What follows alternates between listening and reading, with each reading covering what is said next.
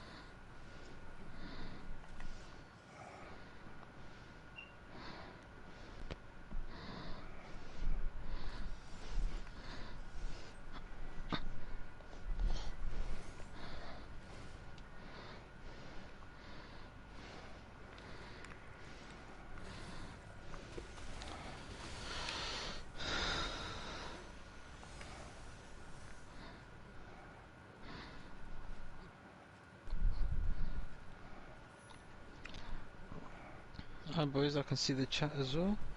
GG! Who won?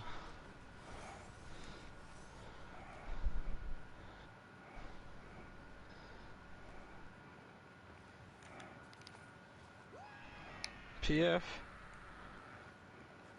I ain't gonna lie, PF. Oh, Shiko from yesterday as well. Yo, Shiko.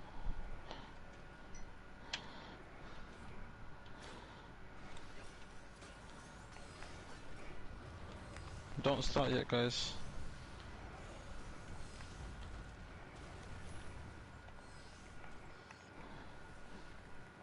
I said not to start it, bitch.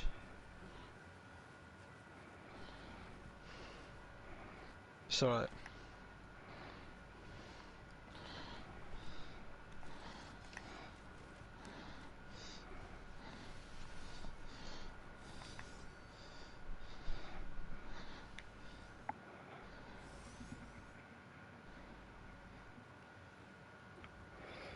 Who's winning?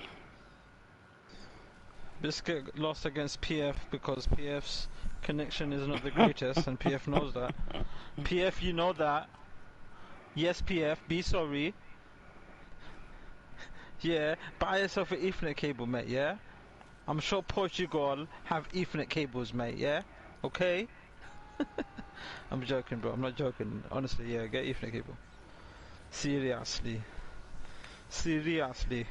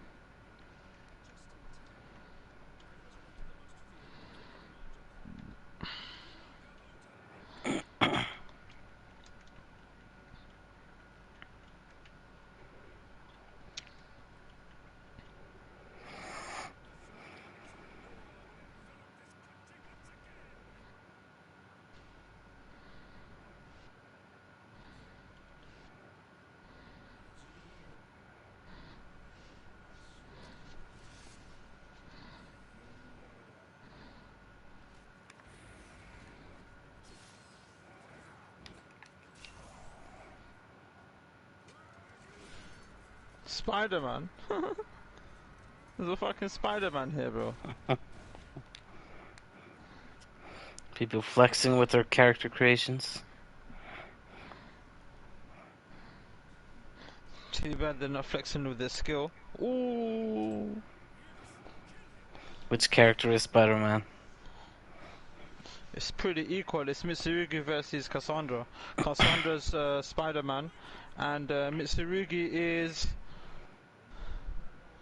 some anime-looking motherfucker. Cassandra is DLC character as well. Well, I understand that, but still originally a Soul Calibur player. Yeah. I Same don't with mind Tiro. that. I don't mind original DLC players, but not fucking 2B. Fuck that shit. There's a difference. No 2B. Anyone else is fine. Yeah.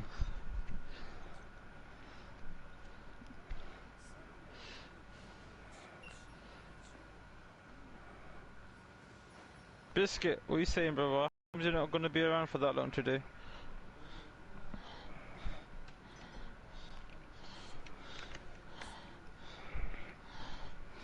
Maybe he has work tomorrow. Nah, man. No, There shouldn't be work tomorrow. it's not. It's Monday tomorrow. It should It's be not. bank holiday. Um, I'm pretty sure work starts tomorrow here. Oh, you got your son here. Okay, bro. How old are you, by the way, Biscuit? And how old is your son? And I'm hoping your son is older than you. I mean, younger than you. No, it kicked me out, boys. I can't see the game. No. That's the pain of being a host.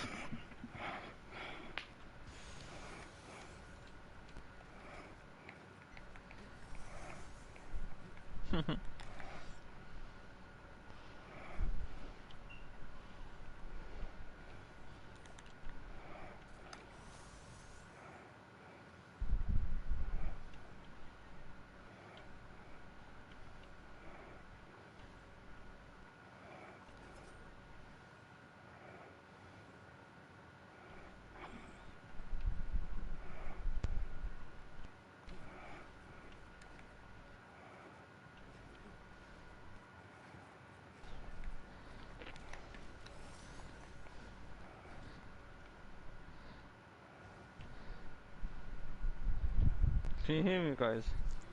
Kev, can you hear me? Yes. Okay.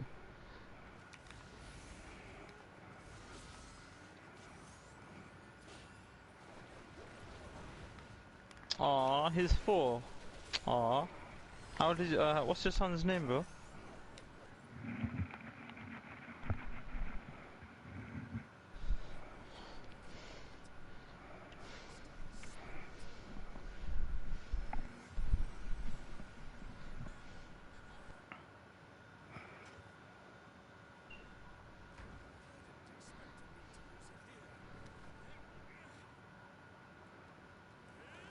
Tenor. That's a nice name.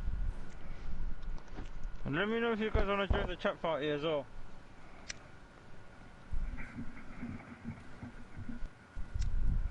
Smoking Jack. Right, join. Look at the size of this joint, guys. Look at Skinny Looks like- joint. I swear, Kevin, I dare you to jump on my stream right now, yeah, so you can see the size of this monstrosity. Guys on my stream, hello to the people that have just joined. I am streaming. I'm just having a quick smoke. If you guys want to join, let me know. And welcome. And please, and one more follow for 130. So please, if you're here and you're just lurking, it's fine. You're backseating, it's fine. But please, hit that follow. He needed for the weed money. I need it for my weed money, yes I do.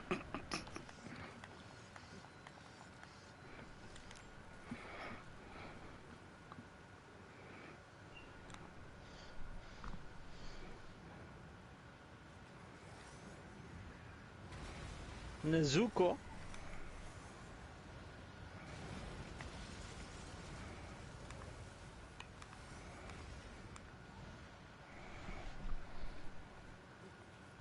Nezuko looks hard.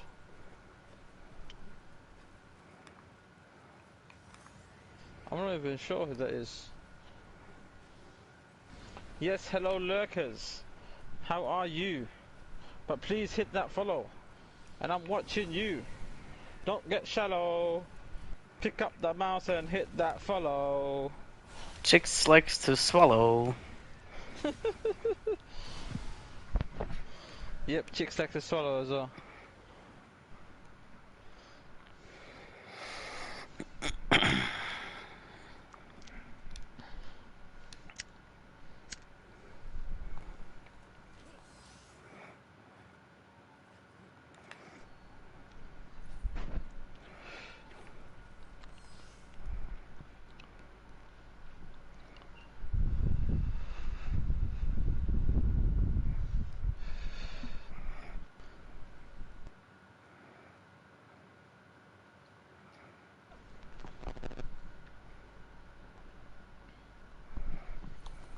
Who's playing now? Biscuit? Go on, Biscuit.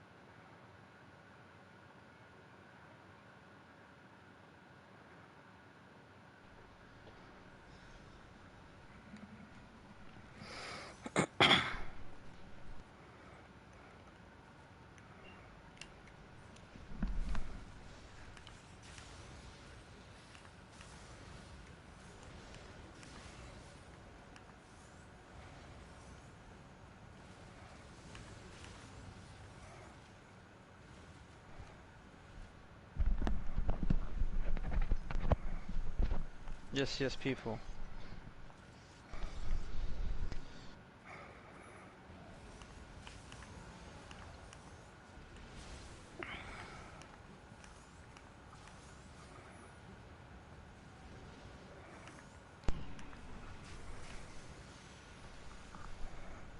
What? Who was that? Hey? Hello? Can you hear me? Me?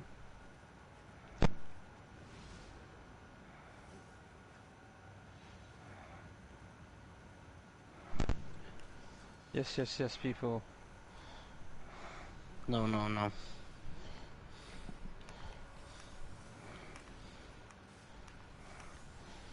You guys can hear me though, yeah?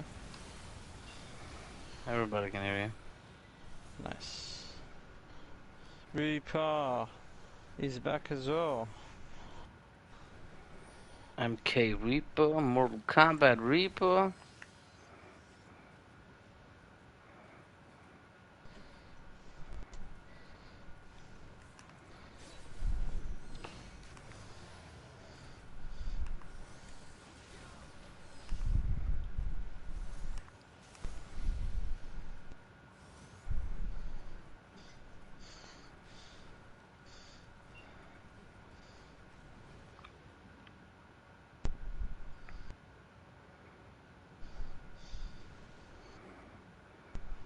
Yes, yes, yes, people.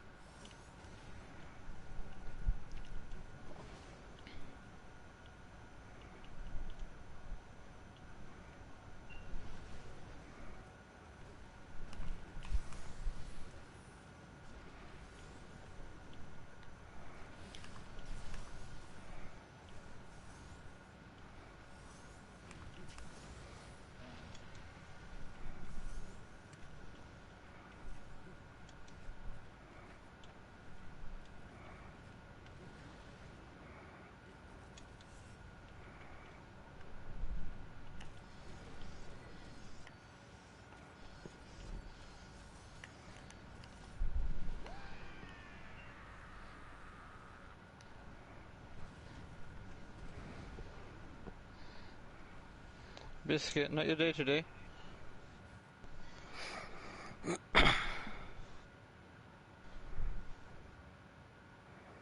Biscuit getting bodied. Biscuit hasn't won yet, no. Hmm. Have you tried Cervantes?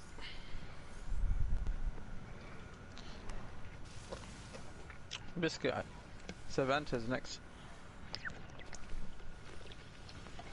Yeah, you should definitely keep playing Cervantes, I think.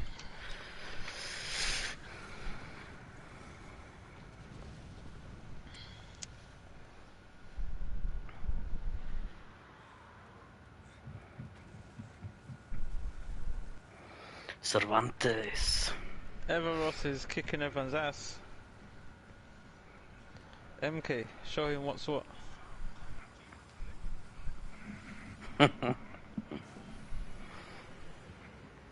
Maybe he's too good. Maybe you need to kick him. Nah, he can get beat. We've got enough talent here. Don't worry, Biscuit.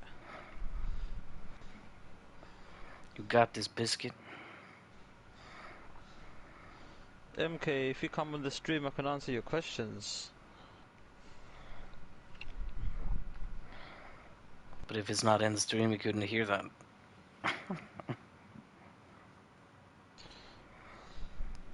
Is he on the stream, MK? Are you here?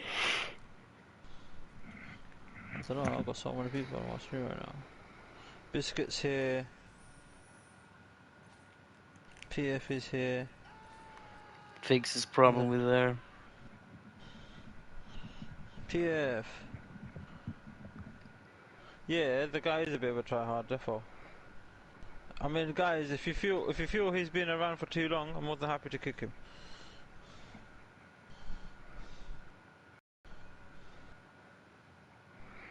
MK lost against him. I think MK was pretty new, so I think he gets intimidated by people like that, so... Yeah. Nah, MK got his ass kicked. Yep. Just now. Well, first round. Don't you remember the fight yesterday? I was losing on purpose against MK, just to... Yeah.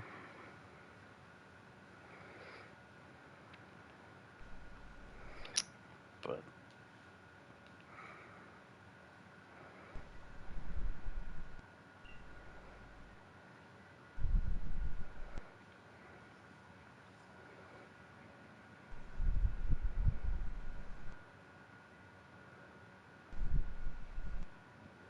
Yeah, he's good.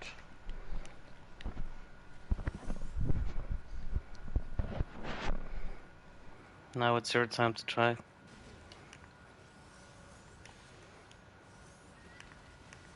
Well, we've got full lobby now.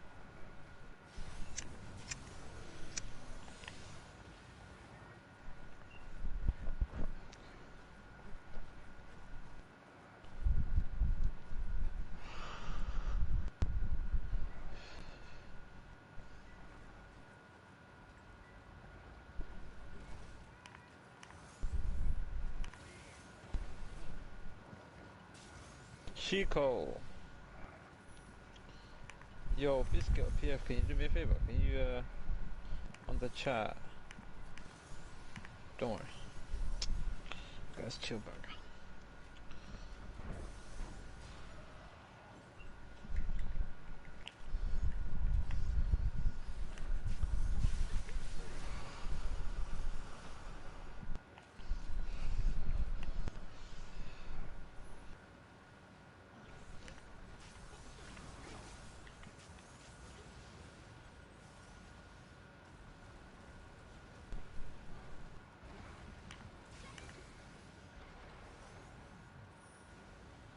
Basically, you know, MK was saying what else do I play? Just say I play Godfall,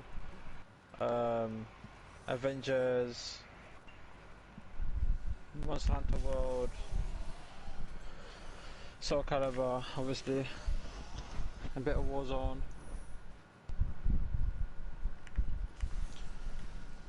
Yu-Gi-Oh! Tekken 7.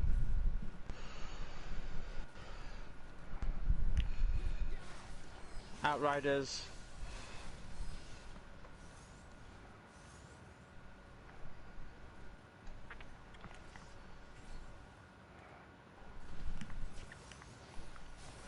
If Yu-Gi-Oh had the same online as Soul Calibur, that would be pretty cool, where you can take turns.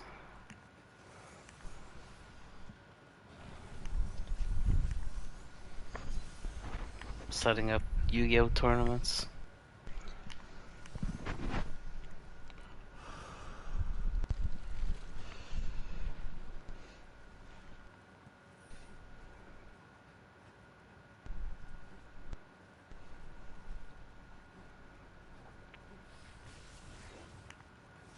Yeah, download it, bro. Download what? Soul Calibur? Whoa. Oh, there's a B2 here. 2B here. Download what? Biscuit's gonna download Godfall. Oh. The free version then? Oh well, you're already max. So.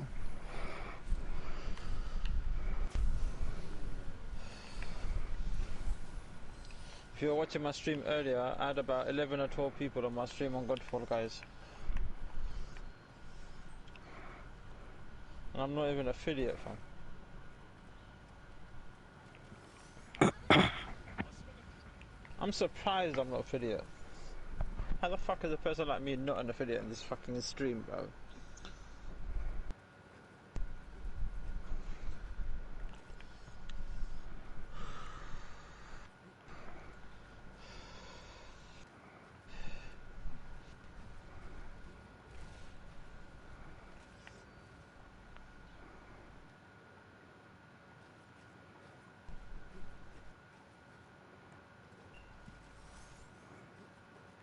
What? B2B got beaten, bro. Bad 2B player? Respect. Probably. More like 2B continued. Yoi. Or to be or not to be. Yeah. You like those jokes, boys, yeah?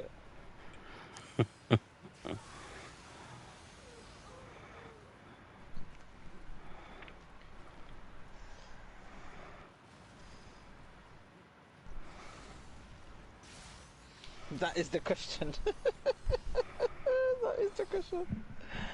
Yeah. I was saying, finish the line on it, Biscuit on my stream. He's like, that is the question.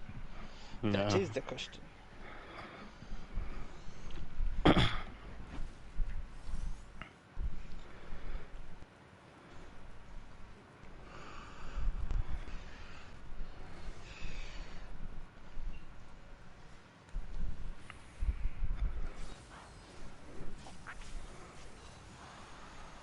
Who's playing?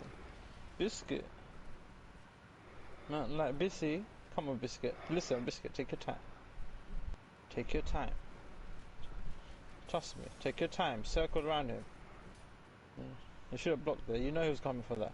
He's gonna go for those grabs as well.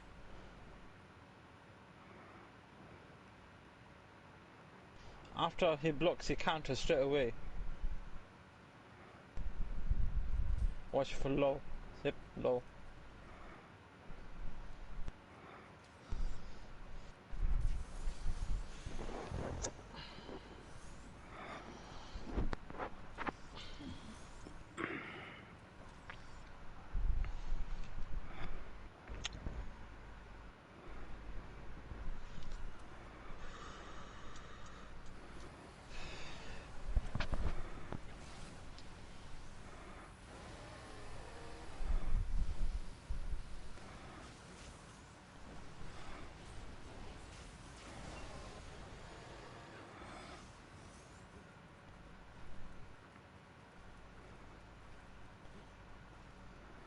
Oh, Who was playing unlucky. 2B? A new guy? Yeah. Okay.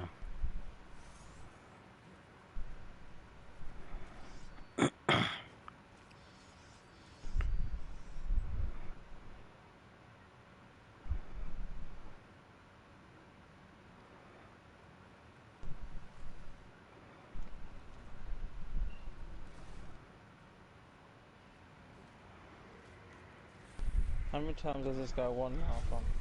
6 times, bro. PF, after you, I'm kicking him. Actually, after Sagil Deep, I'll kick him.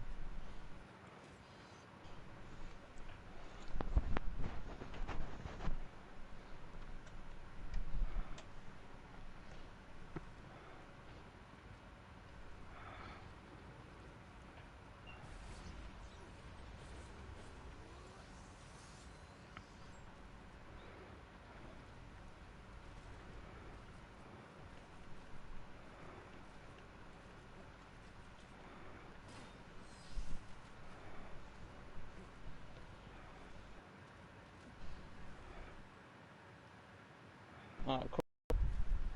Let's see what PF does. PF, take your time, bro.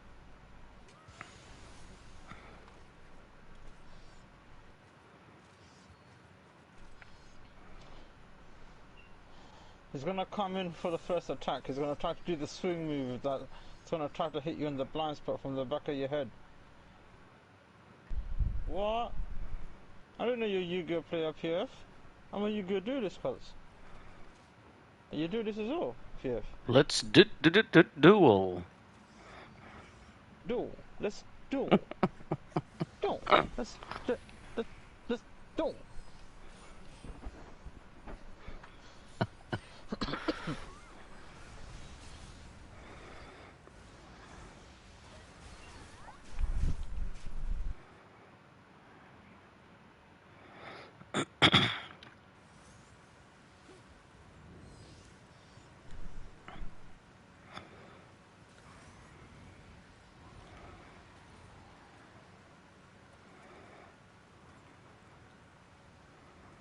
Unlucky, bro. Close.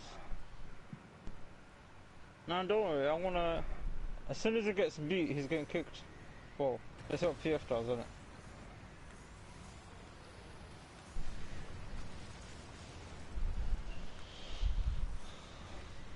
Nice grab.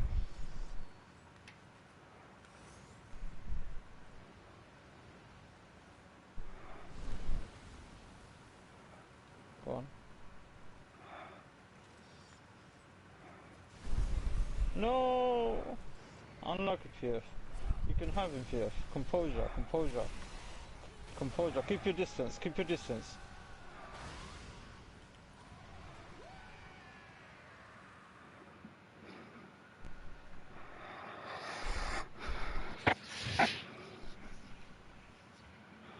Also watch if the opponent only spams straightforward attacks, just circle around him. Beat his back.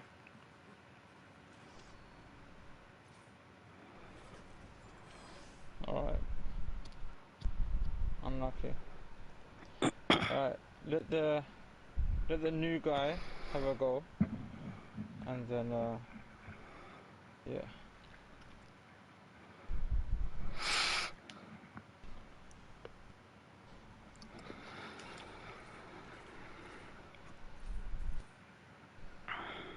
No.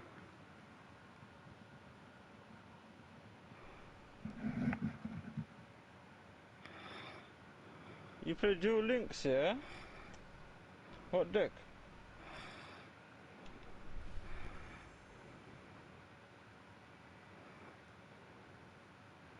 Is Duel Links the new game? It's the new format, yeah. No. You know, link monsters. No idea what that means. I'll explain to you. I won't understand. It's quite complicated, yeah. But if you get it, it's quite fun as well. Yeah, you play D&D, yeah? Didn't it? What's up, Lord of Shadows? You're helping others? Nice.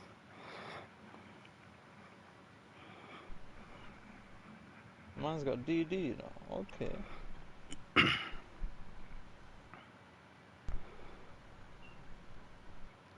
Is your build complete, Lord of Shadows?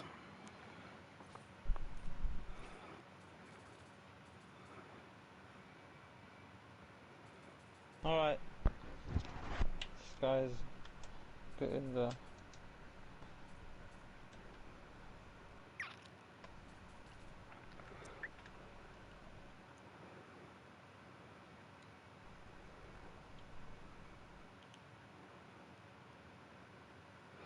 Yeah. So did you finish the build, or? Because I can show you everything I have. So one thing you're probably missing is equipment lightness damage. Lightness damage bonus A. I mean, get that on your gun or whatever ranged weapon you have. That's at least something because you use light armor with this build, so it's going to give you even more damage. Also, Pierce Guard ranged attack. Yeah. This build requires a lot of practice. I've played this build for over 1,000 hours, so that's why I have these fluid movements and whatnot. So, uh, but yeah, definitely get Pierce Guard ranged attack if you don't already have it. So Pierce Guard range attack lets you pierce through enemy guards with kunais and storm kunais. So yeah, but at a low percentage. Also, so these gloves that I use are perfect rolled gloves. So to get these, you need to forge Hayabusa gloves until the star ability damage from ninjutsu items full life is added, or well, it's random when you forge it, or you can get it from drops. But yeah, it's easier. I forged all my equipment from scratch, and I made it orange through Abyss through the defiling system. And then the glove skin is you can easily just reforge everything that I have on it just by, or tempering, I mean.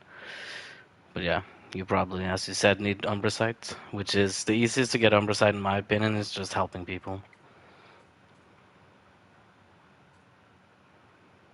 Always loot everything you find and whatnot. Armor on Excite, yeah, I can show you the glitch right now, do it live. So, you can also, there's plenty of glitches that I haven't showed you. So, as you can see, I also have 2 inheritables.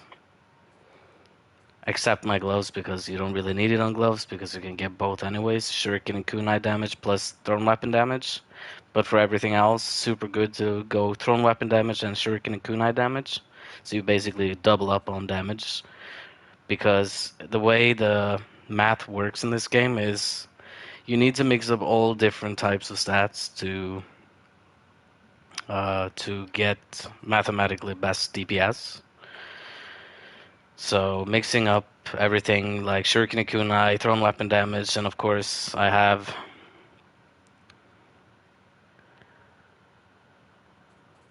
Oh yeah, you tried to do the two. Yeah, you need 2 players to do it. But for the remaining of my equipment, after I figured out how to do the glitch, I just used random people. So you need to do it in Yokai Realm. I can show you how it works right now with an item. No, actually I can't because it'll disconnect my stream. But yeah, the only thing you need to do is you go into Yokai Realm, go into Blacksmith while still in the Yokai Realm. You go to starting point Blacksmith, and then you go into, what was it, Reforge, and then Armor, and then, for example, pick this. And you pick whatever, let's say this is the equipment you're gonna glitch. You pick whatever stat, it doesn't matter which of these stats that is. Then you, wait, not Reforge, I meant Tempering, not Reforge. There we go, okay. So you pick whatever, it doesn't matter. As long as it says yes or no here, that this is where the glitch is starting. So yes and no here is, this is the screen you need to see, and then from there you still need to be in Yokai Realms. It has to happen fairly quick before the timer expires. Then what you need to do is open up YouTube or Spotify or anything that disconnects you from the server. So just opening up the YouTube app is usually what I did.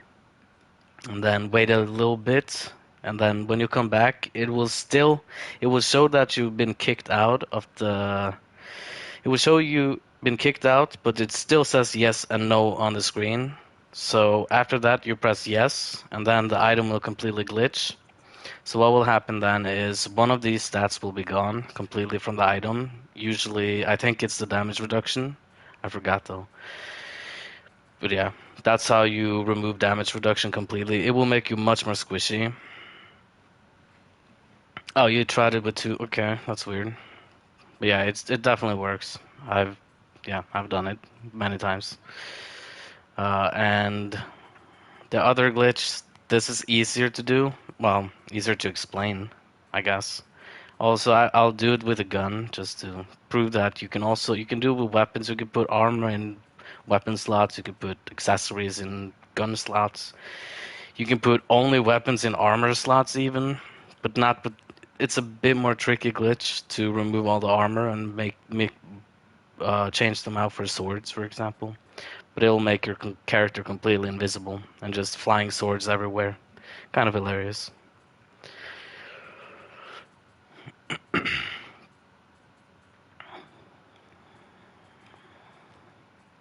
So yeah, let's see. Okay, so the first thing to do is obviously you create two different. As you can see, I've changed the slot of longbow and my gun. These two are the identical, so whatever you have as the current setup, save that, revert it to you want to glitch, like this in this, and then what you need to do then is you switch between these two a couple of times just to make sure, and then make sure which one you select, which is on top, is the one you need to remove. So from here, you back out, then you go into items, scroll over. Since gun was on my top, I need to now send this to my store from inventory. And then I go from the inventory to the storehouse and I find, for example, let's say this item. It's not going to be 100% guaranteed that it'll always work. So what I usually do is craft multiple of that item I want in there, or yeah, depends what item, preferably gloves, right, with thrown weapon damage or something. But lately I've just been doing this for fun, just having weapons or just stupid things that really don't give me anything. So you just have to move it back like this from the storehouse to your inventory, and it'll eventually work. So as you can see, I got it on the first try actually. So now you can see, after the glitch has been performed like this, now I have these in here, which will actually show on the character as well. But after that's done, you need to save it. So I'm gonna just save it here.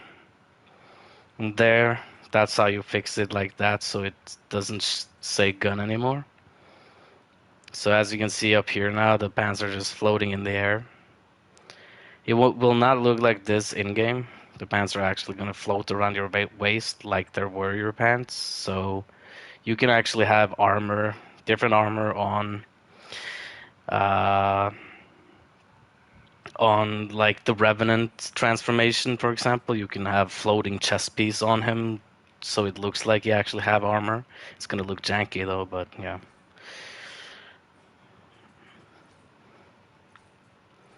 So now I can show you how it looks in game.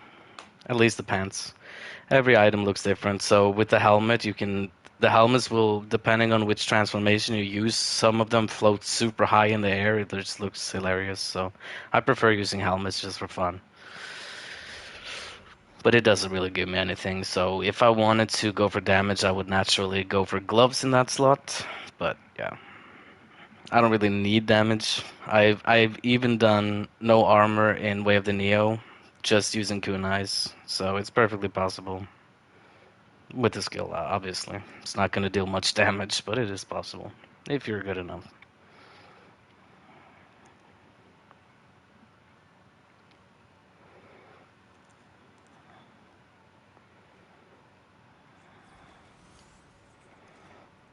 So as you can see, the waist is now slightly floating around. Or if you do this, it will float. It's kind of cool. You can actually see how the model of the armor looks like this. It's kind of cool. Well, I got a nice hat now when I sit down. That's cool. So yeah.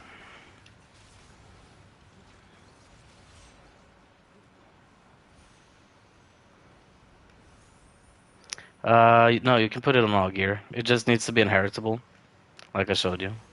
I have it on all my gear. So you see here, chest piece, thrown weapon damage, shuriken and kunai damage, both inheritable. You do need to use the glitch for that to work though.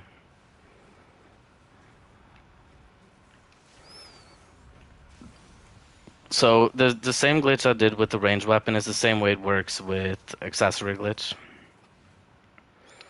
So I ended up getting red demon armor, which doesn't really serve me any purpose. I'd rather have a copy of these gloves with the extra damage from ninjutsu items, because then I could double up on those as well, another stat, so I could maximize a bit more. Yeah, okay. I don't have any method to show you the glitch, but I told you how to do it at least, so are you sure you didn't do anything wrong? Because it sounds to me you did something wrong.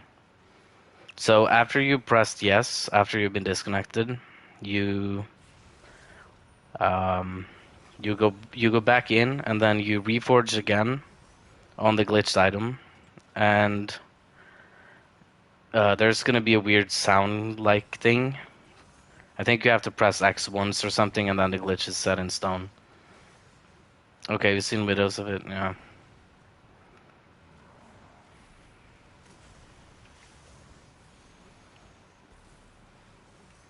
It's still weird why we can't get it to work though.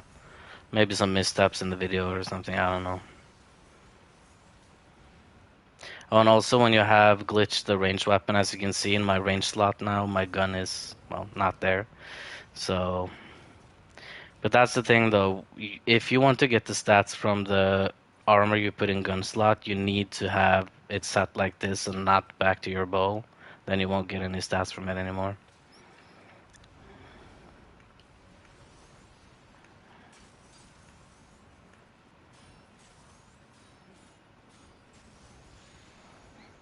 Yeah, you need to temper, not reforge. You know how to temper, right? I assume you do since you mentioned Umbracite.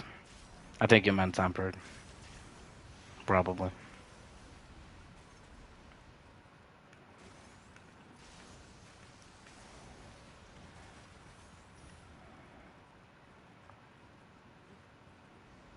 Yeah. Yeah, so you can see that it's been glitched. So what you need to do is go back into temper, press a random thing, doesn't matter what it is, until you hear that sound. There's going to be a sound that comes. After that sound has been done, then yeah, it's done. Then all you need to do is have an inheritable. You need to have an inheritable because there's going to be a blank space on your piece. The only thing that will fit into a blank space is an inheritable. Inheritable is, well, you probably know what an inheritable is by now. The the symbol with the arrow where I have thrown weapon damage, or yeah, thrown weapon damage, the symbol next to it, it means it's inheritable, which you probably know. I don't know how far you are in the game. You sound like you are far enough, probably at the end or something, close to the end at least.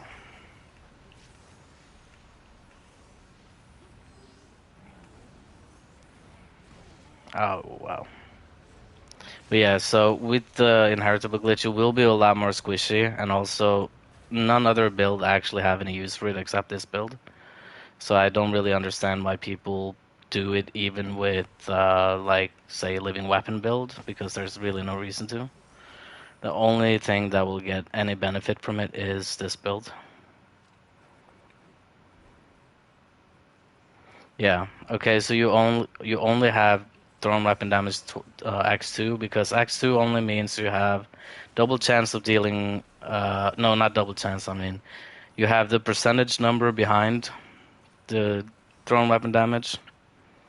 So 22.9% thrown weapon damage X2 means you have 22.9% to deal double damage with thrown weapons.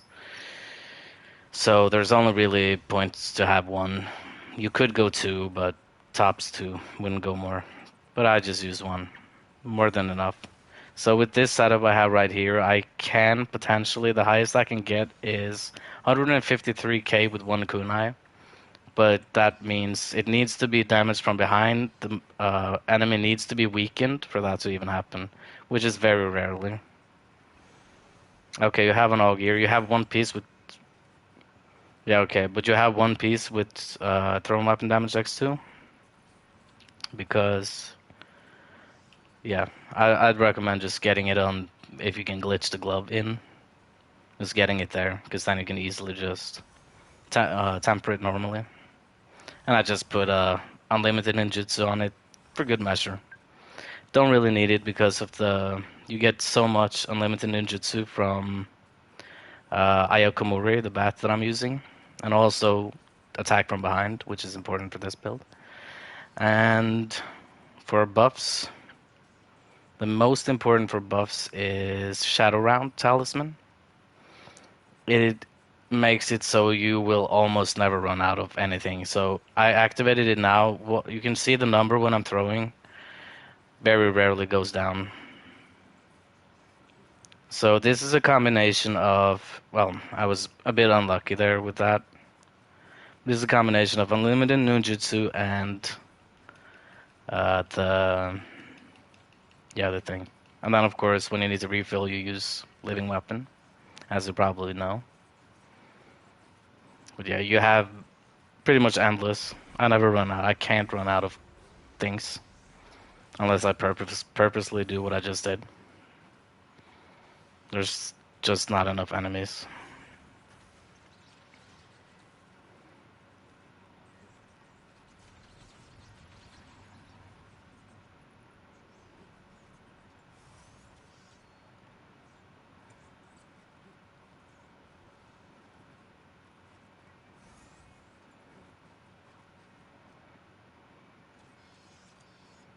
Well, at least this guy is doing stuff, so. So yeah, these four buffs are all you need. I'm not sure what you use, but yeah, don't use Nakamata or Gyokuto. They were good before, decent. But second, do the ones I told you. You'll get even more from Enku because he has 7% thrust damage as secondary. Kunais are thrust-based damage. So the reason you get more from that is because both you have attack from behind from Ayokomori, and this goes back to the math I'm talking about, where you need to mix all the different sources you can to get the mathematically best possible kunai build.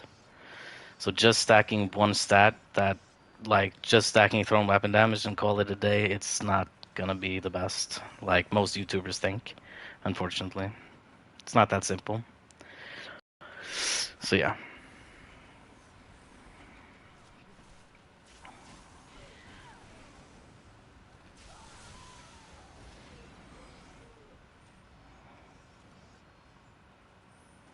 So the Iga is best for if you don't have DLCs. It was the previous best before the DLCs came out, or Hayabusa at least.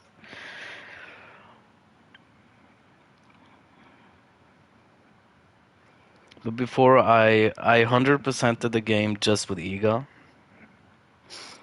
many years ago, back in 2017. So it is possible. It's just not why do that when it can deal more damage. I don't see the reason.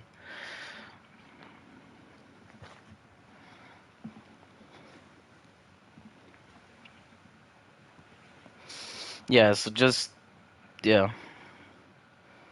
Well, right now you use 6-piece Hayabusa and 1-piece Iga.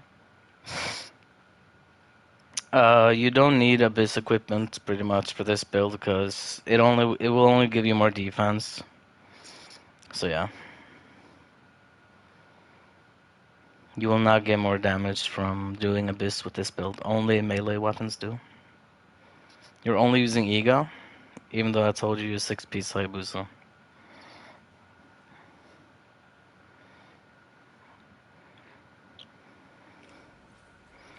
So just like this. And only need Iga boots because the only reason to use Iga is for the recovery of ninjutsu items when you finish using living weapon.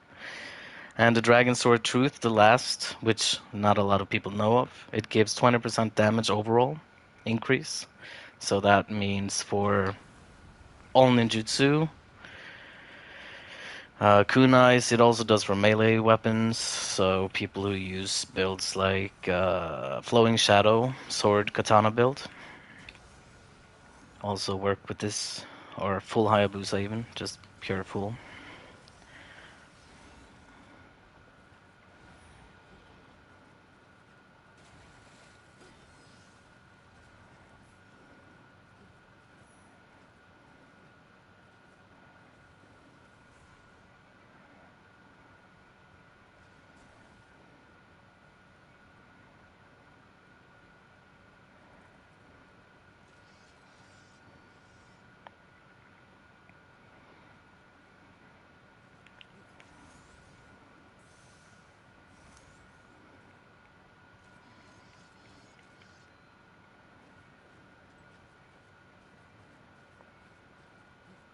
Oh, and yeah, Anku is the horse spirit from. I don't remember if it was the second or the last DLC. I don't remember, but yeah, it's the horse.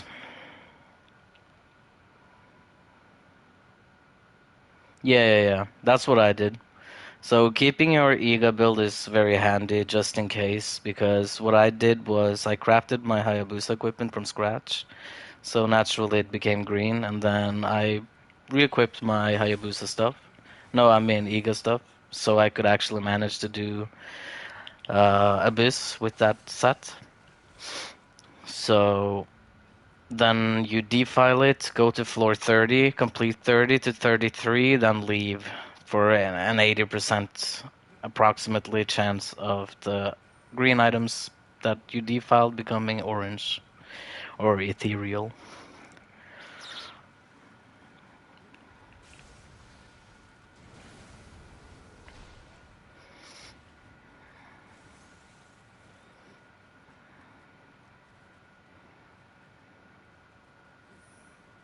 You can't beat 31? Hmm. What level are you? And what stat distribution? Did you copy my stats or what? Wait, you beat in the game and you can't beat Abyss 31? That's weird. Oh yeah. You cannot boss rush with this build. It doesn't work like that. It depends. You have to always keep a lookout on. You have to keep a lookout if because some uh, debuffs in Abyss make it so you can't use items. You have to remove that. If not, you can't use. Yeah, you can't use your build at all. So there's a few things you have to remove as this build. Okay. Yeah, so just get these stats since you're max level. Uh, yeah, there's Anku as well. Thrust damage 7% as the secondary. Oh, and also agility damage bonus also increases your since you have a agility, also increases your damage. An attack from behind 18% is pretty high in comparison to it's probably the same as thrown weapon damage, but since you already have a lot of thrown weapon damage, it's gonna diminish, having diminishing returns. So it's better to just go for another stat like attack from behind.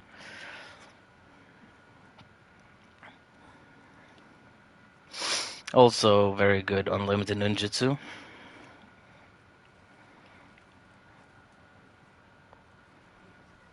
What is this guy doing? Trying to show him Kodama, so he just goes his own way. Okay, whatever then. No Kodamas for this guy.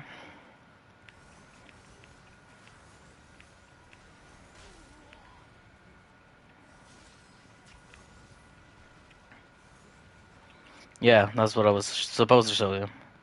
So, and also, let's see. Yeah, and also Kobayakawa clan to get uh, the thrown 20% attack from behind. Yeah, so here's the stats. I sent you a screenshot of it as well.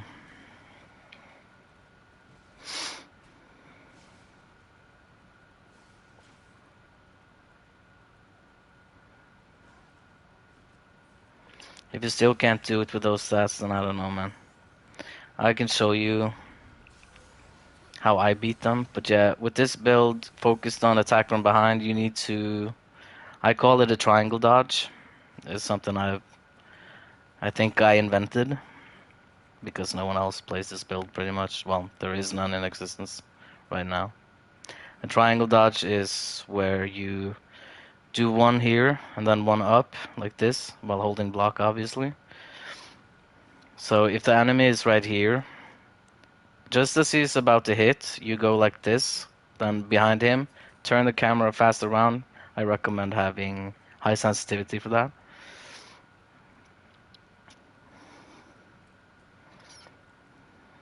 Just respec. Let's use one of the books.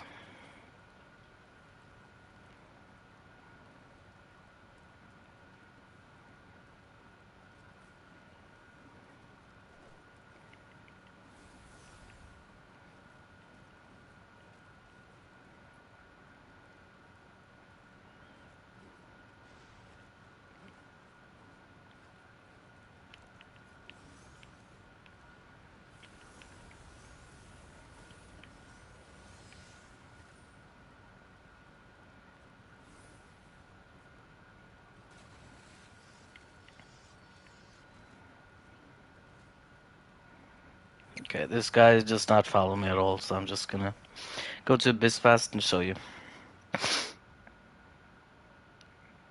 I stopped at floor 123 in Abyss because I got bored.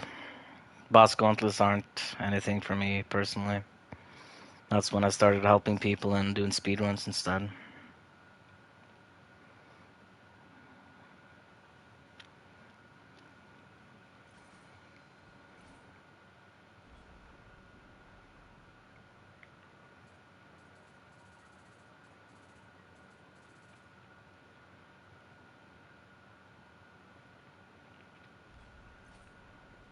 So the thing is with this build, uh,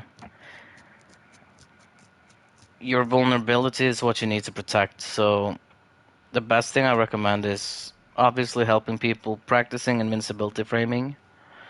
So what I always do when I invincibility frame, I hold block at the same time as I use this dodge. So always use low stance for dodging. That's why sword is just overall better, and also it's a part of the Hayabusa set, so it just comes with it. So yeah. Where's my? Oh no, I put my gun in the store. Well, just have to do it with this. Wait. Okay, so checking buff. Yeah, so I think stench, inflict stench. I think wasn't that also enemy reinforcements is something you should always remove, in my opinion. I think stench is what when you get stench on you, you can't use your items.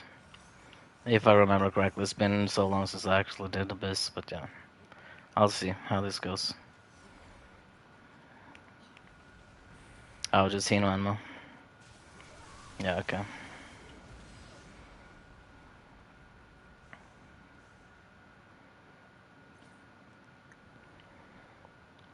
I did do this with the Iga set though, so it's definitely possible. I do way more damage now though. So I think floor 30 to 33 is only supposed to be like Way of the Samurai, Way of the Strong difficulty-ish. So it really shouldn't be hard. Always go Storm Kunai in the back. Use weakness first, obviously. Wait, what? Why did I get kicked out? Oh, I left by accident. Okay, I'm just gonna go with 31 now. So I'm assuming 31 is the DLC guy, because I remember he is the hardest part. If it's him, then yeah.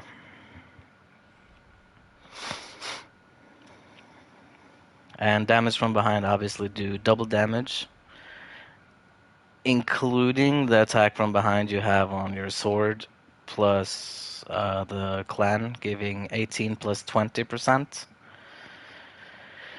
So yeah, it's damaging.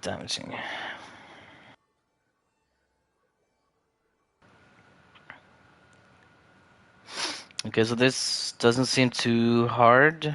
Paralysis, I would probably remove for safety because the risk of doing this while defiling equipment is if you die and you can't pick up your spirit and you die again, all your defiled items will be lost forever. So keep that in mind. It's a trade-off, win-win. No, yeah, you get what I mean.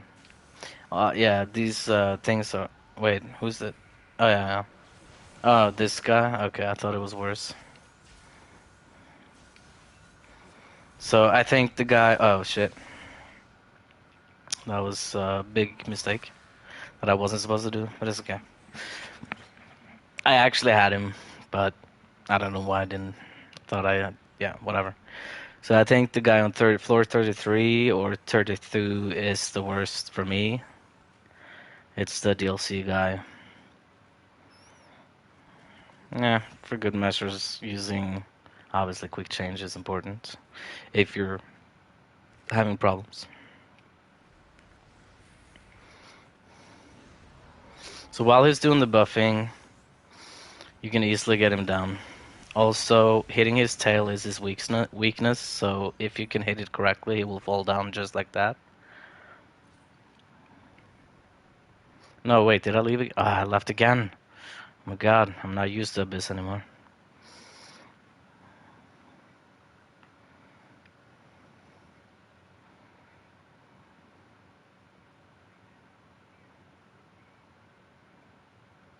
But yeah, weakness is very important for the majority of the fights.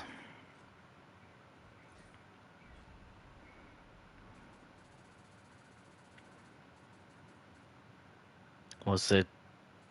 Yeah, 32 now.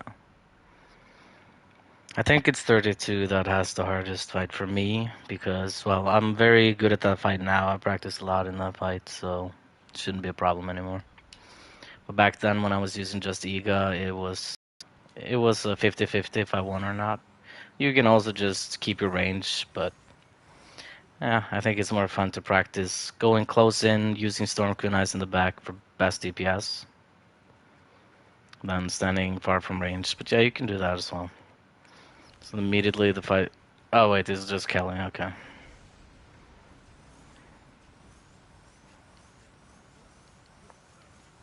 So yeah, you can also just do that for certain bosses at least. No, I left again. Oh my god, can I stop doing that? Uh, well, load times. Yay.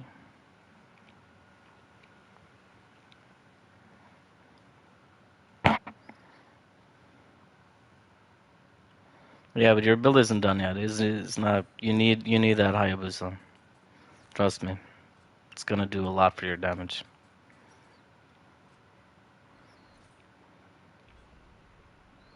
That's the thing with people on YouTube make pretty bad builds, in my opinion, which is why I never use YouTube for guides or anything. I just usually make up my own. In Nioh 2, I made a lot of builds in comparison to this game. I've only stayed to this build forever because it has a very high skill cap to actually get good with this build, which is why I like it because you will die in mostly one hit. So it's a constant risk out there. Okay, here. Yeah, sludge. Yeah. Yeah, so uh sludge is something you have to remove because once you get sludge on you, you cannot use items. I remember now. So this is the one you have to at least remove. Unless you're confident. I'll try without just because I have enough confidence to do it, but if you're risking defiled items, I'm not sure I would want to risk that.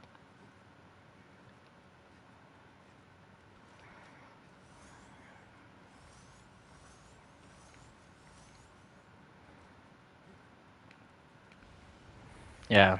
Data Masamune, that's the guy I meant. Because he comes in with that quick jab right there. Luckily, I've had a bit practice on him. I think I got hit with slug now. No, never mind. Oh yeah. I forgot. Enemy reinforcement has to be taken out, obviously, because you need to be alone. It's very tough to deal with three cannon guys at the same time. So yeah, I'm gonna do just that. Remove those sludge. I don't remember if that was the one, but I do think that's the thing that. Let's see, enemy reinforcement, the blue one. Thankfully, it's gonna go pretty quick to clear this out.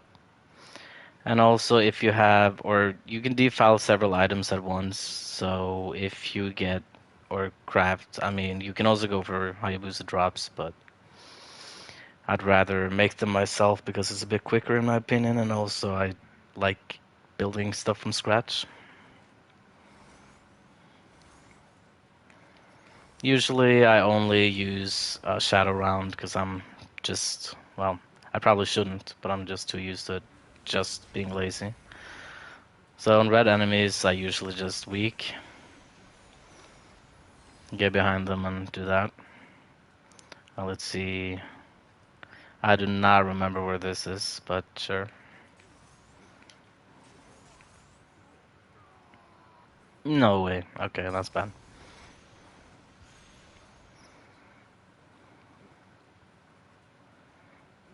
So I have not done Nioh 1 Abyss in a very, very long time. I did everything, the whole Abyss in Nioh 2 before all this, or, well, I've done this before I did everything in Nioh 2, so it's been a very long time. Let's see. Probably down here.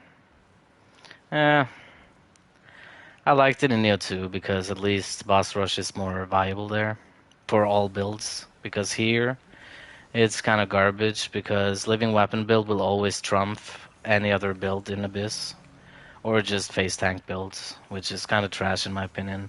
Which also is one reason I really like using this build because barely anyone other people use it because most people use living weapon builds because they don't like learning invincibility frames. So oh, I forgot. Wait, didn't I get my spirit? When the fuck did I die? I don't think living weapon is awesome. I think it's pretty disgusting personally, but that's just my opinion. Man, I don't have my spirit. Where the did I seriously leave it at the boss? Oh, I did. I remember now. Okay, I know what to do. Can I get it from here without being damaged? Probably not. I can't see anything. Ah, this is very bad. Yeah. Okay. Yeah, okay. I really don't care if I die. I don't need Amrita, so let's see. It's probably there. It is. I can't use it. Oh wait. Oh yeah, it's a different item in the abyss. I remember now. Man, it's been too long. I need to use the bell. That's what it was. But now it's too late anyways, it doesn't matter. Rip, I'm Rita. It's okay. I think I have my whetstone. Wait, I'm thrown out of the abyss now, I think. That did not go as I expected, but okay. Let's see. Now I can get my gun back. Use living weapon to do that, you really don't need that. I have a better method. Also, using living weapon is you will lose a lot of Amrita gained, so it's gonna take you longer.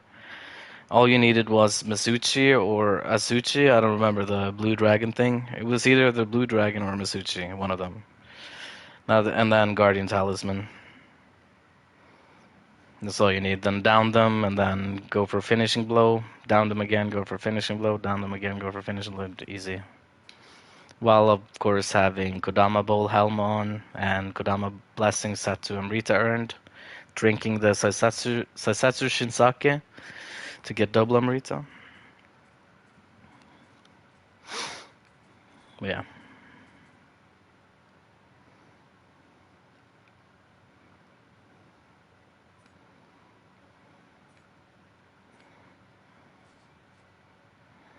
My trusty gun.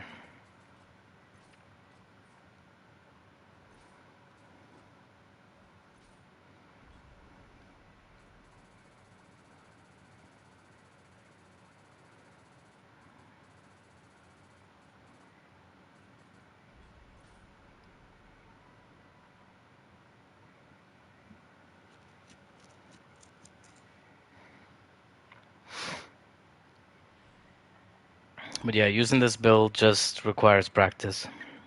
Best practice, in my opinion, is just to help people because it's a safe way to practice. If you're afraid of losing Amrita or anything. Wait, looks like okay. I didn't know the debuffs were random. Interesting. And I'm pretty sure in. Wait, is it? No, it's not. Well, it's obviously not random in U2. So this should be fine. I don't know. No, oh yeah, I went on the wrong stage. Okay, that's fine.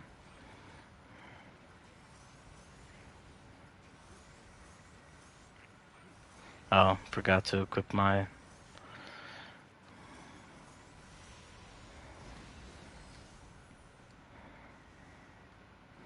Now I can at least get to next floor without leaving.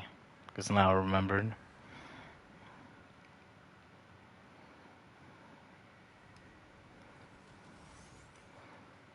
Oh yeah, they are random. Okay, great. Perfect. But yeah, so if you get sludge or enemy reinforcement, you need to remove those, I'm pretty sure. Anything else like this, all these are fine. Wait, what? What's happening? Okay, where's the boss that I was supposed to fight? Huh? I'm at 33. What? No, it's not. Okay, so yeah, stench is also bad, but it's okay. Oh yeah, you need Nikawa glue. Yeah.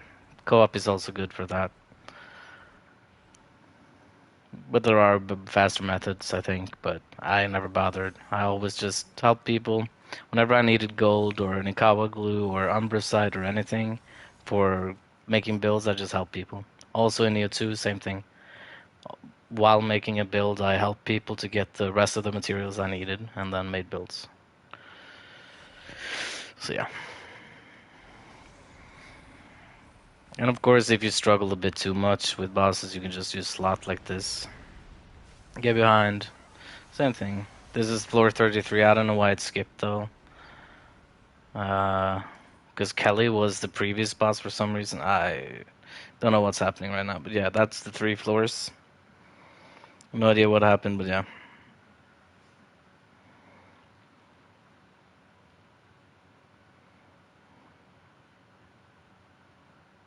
I'm gonna quickly go into floor 123 and see if there's any bad debuffs, because if there are, I'm not gonna bother right now. But I kind of want to. And also, as you can see, I have 9,999 Ochoco cups because I never summon anyone. Just stacking them up, and of course, helped over 13,000 players now, I believe. Okay, both Sludge and Enemy Reinforcement. That's a no for me right now, unfortunately.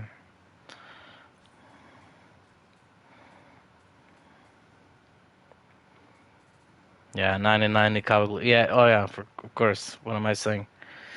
Um, yeah, let's see how many people have helped. Starting point. So you go to starting point in here.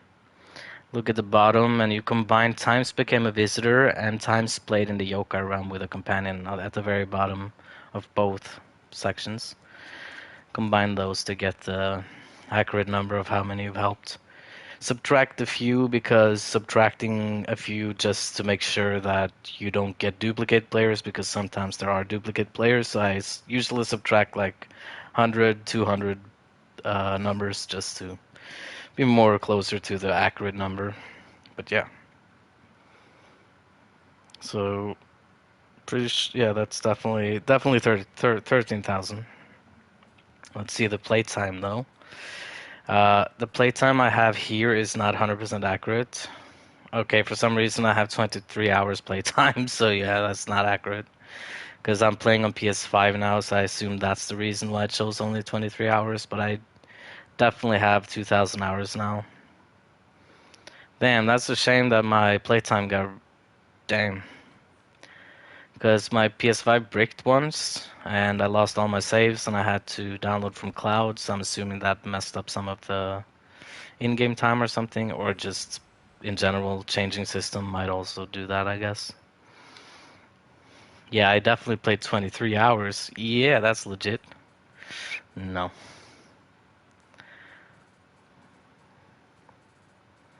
Let's see, where's the stupid blue fragment? There it is. Branch, I mean. So, yeah.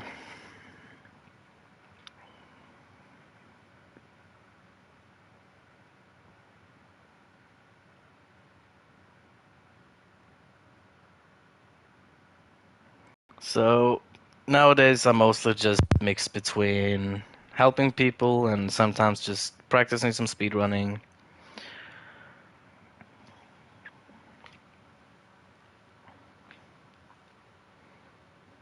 My latest speedrun being 4 hours, 17 minutes, and 54 seconds, if I remember correctly. So definitely getting that down to at least around an hour is my goal, which these new strats that I'm practicing will do, but it's pretty not easy to do.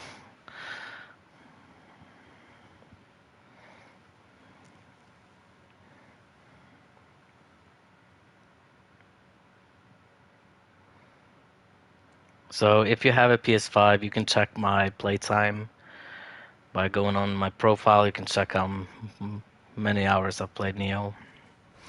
It's my most played game of all time, so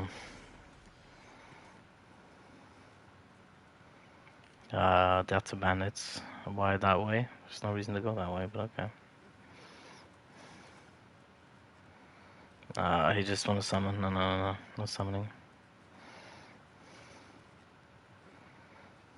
Okay. Just speed through here.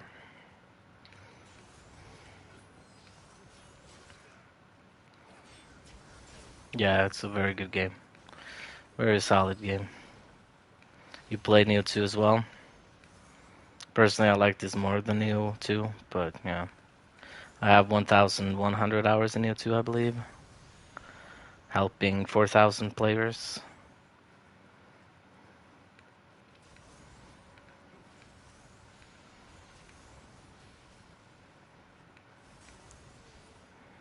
They completely messed up the invincibility frames in Nioh 2, which is one big reason why I don't like it.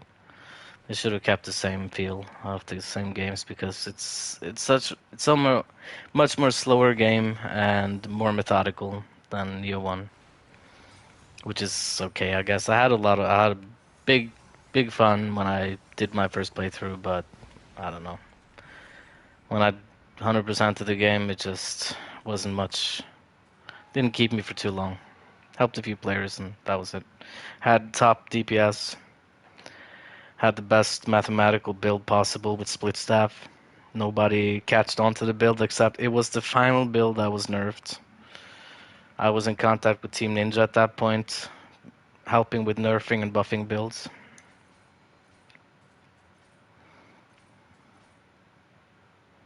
Yeah, understandable.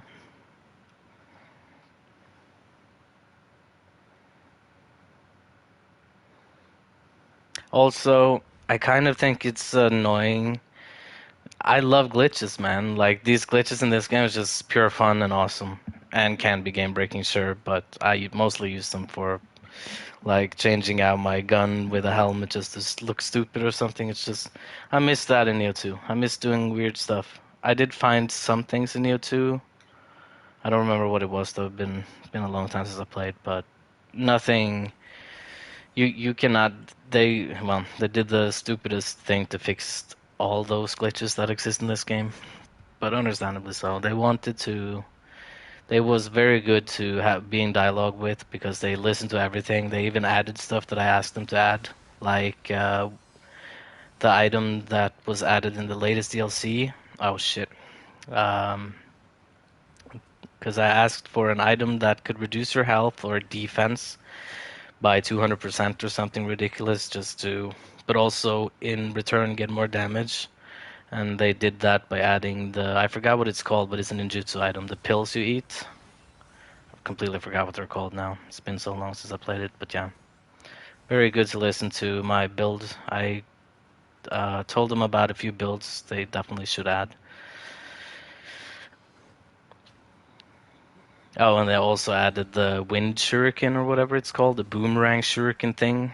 That was also something I requested because I told them about my build in Nioh 1, uh, where my build is focused around going behind enemies. So I told them about damage from behind builds, and that was their answer. So it wasn't exactly what I wanted, but it's something. But I don't think it's so far from the meta, so I just didn't really want to use it. I tried it a little bit, but no, it wasn't as good as I'd hoped for.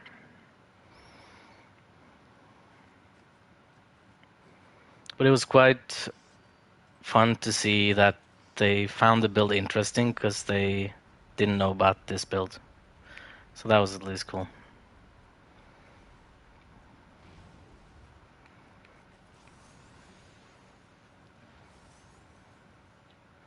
Yeah, it was pretty cool. I'm a big Team Ninja fan after this game, for sure. So I'm really excited, well, kinda excited for Final Fantasy Origin. Unfortunately, it's gonna be a bit more closer to Neo 2, which I have wrote to them several times about, but they can't really do much. They did tell me about the second beta that happened in Final Fantasy, so I at least knew about that before it came. And um, Yeah, but the problem is Square Enix. Oh my God, yeah, Square Enix is funding the game, so they can't really change too much. So that's the problem. So if they make games, they are really good listeners. If you show that you really love their product, if you show that how much playtime you have and all that stuff, they really want to listen because they want good feedback, not just from random people, you know. So wait, did we get all the fragments? I completely forgot, but there's a secret we can get here. Kind of getting sidetracked with talking, so forgetting our goal here. But yeah, getting the secret for sure. If the player will follow me, that depends.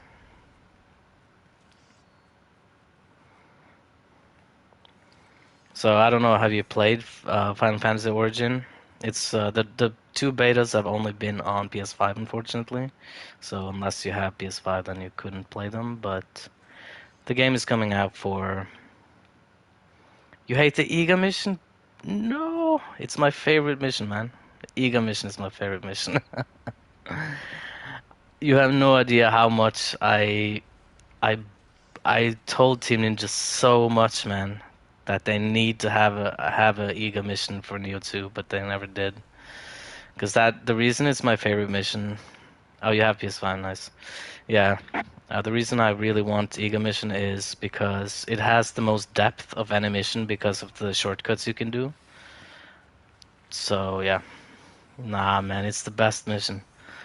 If you really learn all the maps in your head, you'll start to appreciate the. So you know the shit mission where wherever you walk you get the stench debuff on you. That's a mission most people hate, but now I love that mission. I love that mission, Iga Escape. I love all those missions that I didn't. Also Omebosu with the early game, the water mission where you can fall out in all the water. I love that mission now. Hated it before when I was a new player. But I don't know. I guess I just started to appreciate the more depths in the levels after I got used to everything. And I just love trick houses, so Ega Escape was perfect for me. But I do know the best routes in Ega Escape, so it's getting old. That's why I kind of wanted a new Ega Escape for Neo 2. You love Omibosu mission? Interesting. Very few people do, I think.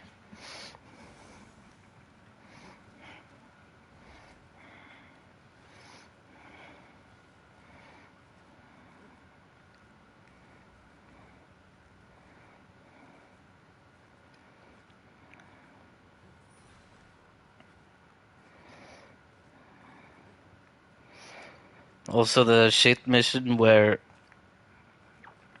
there's two bosses. Okatsu is the last boss. That mission is a hated mission, as far as I know. I like that mission. Yeah, I hate when people players don't follow as well. It's frustrating as fuck. Oh my god, man. Please come up here. No way. No. So in this chest here, you might not have it, but this chest right here, in the Silent Crow mission, go get that chest if you haven't grabbed it yet. It's gonna give you... Yeah, I usually just leave as well. I have no patience for that anymore. Not after 13,000 players of madness. Just, just have no patience for that anymore. So yeah, completely understand. Also, I usually leave when people have living weapon builds because they can usually complete the game themselves. So no, don't need my help.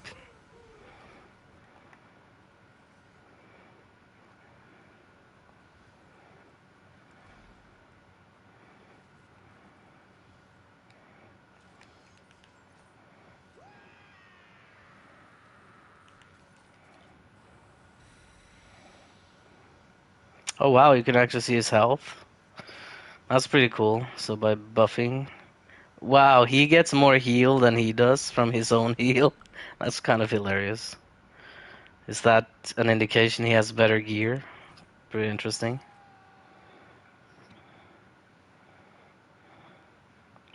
I like finding those weird things about this game because it's pretty much all I do now.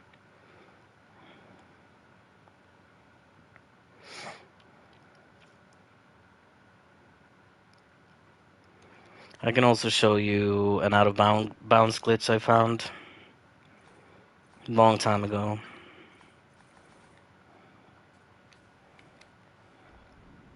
If you don't know about it already, I haven't seen anyone mention it, or yeah, I rarely research anything about this game. I just play and find stuff out. So the last samurai, just gonna rush through almost at the very end.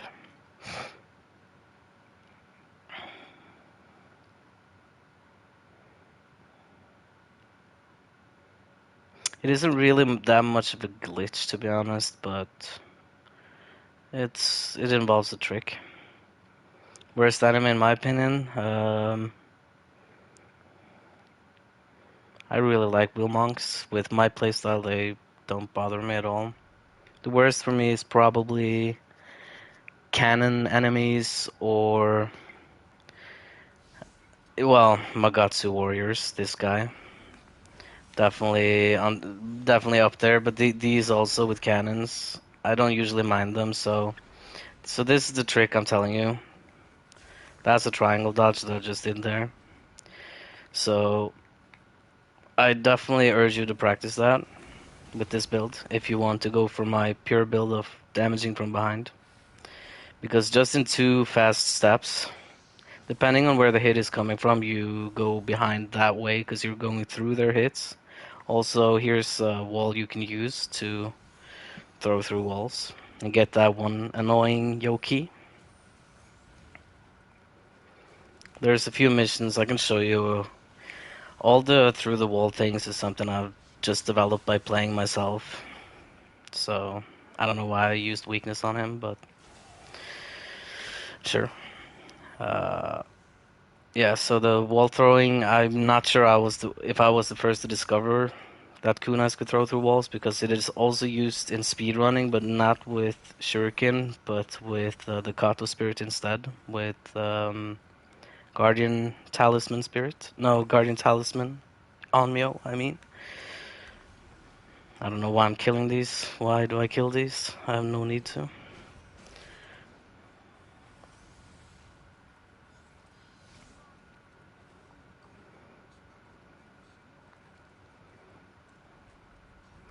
Coming up here is also a good place to throw kunais.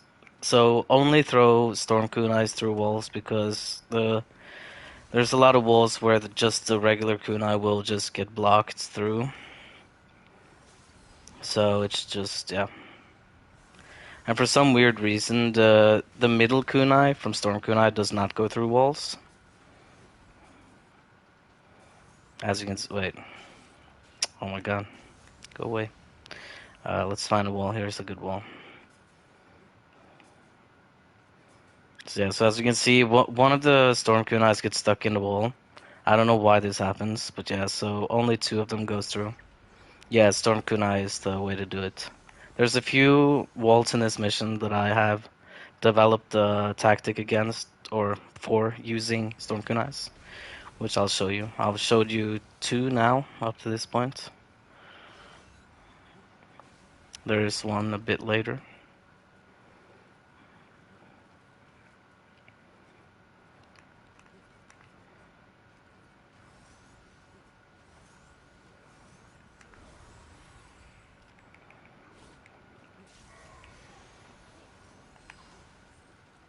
I just play this game too much. I think that's the... Why do I open this? I don't need... Stop it. I'm so used to helping people. It's just happening. So yeah, always... This is also a very good thing about kunais, the storm kunais. Just getting rid of the crystals before you go into the boss fight, so you don't have to accidentally aggro those. So the charging phases of these bosses makes them very easy. Just kill them before their charging up is complete.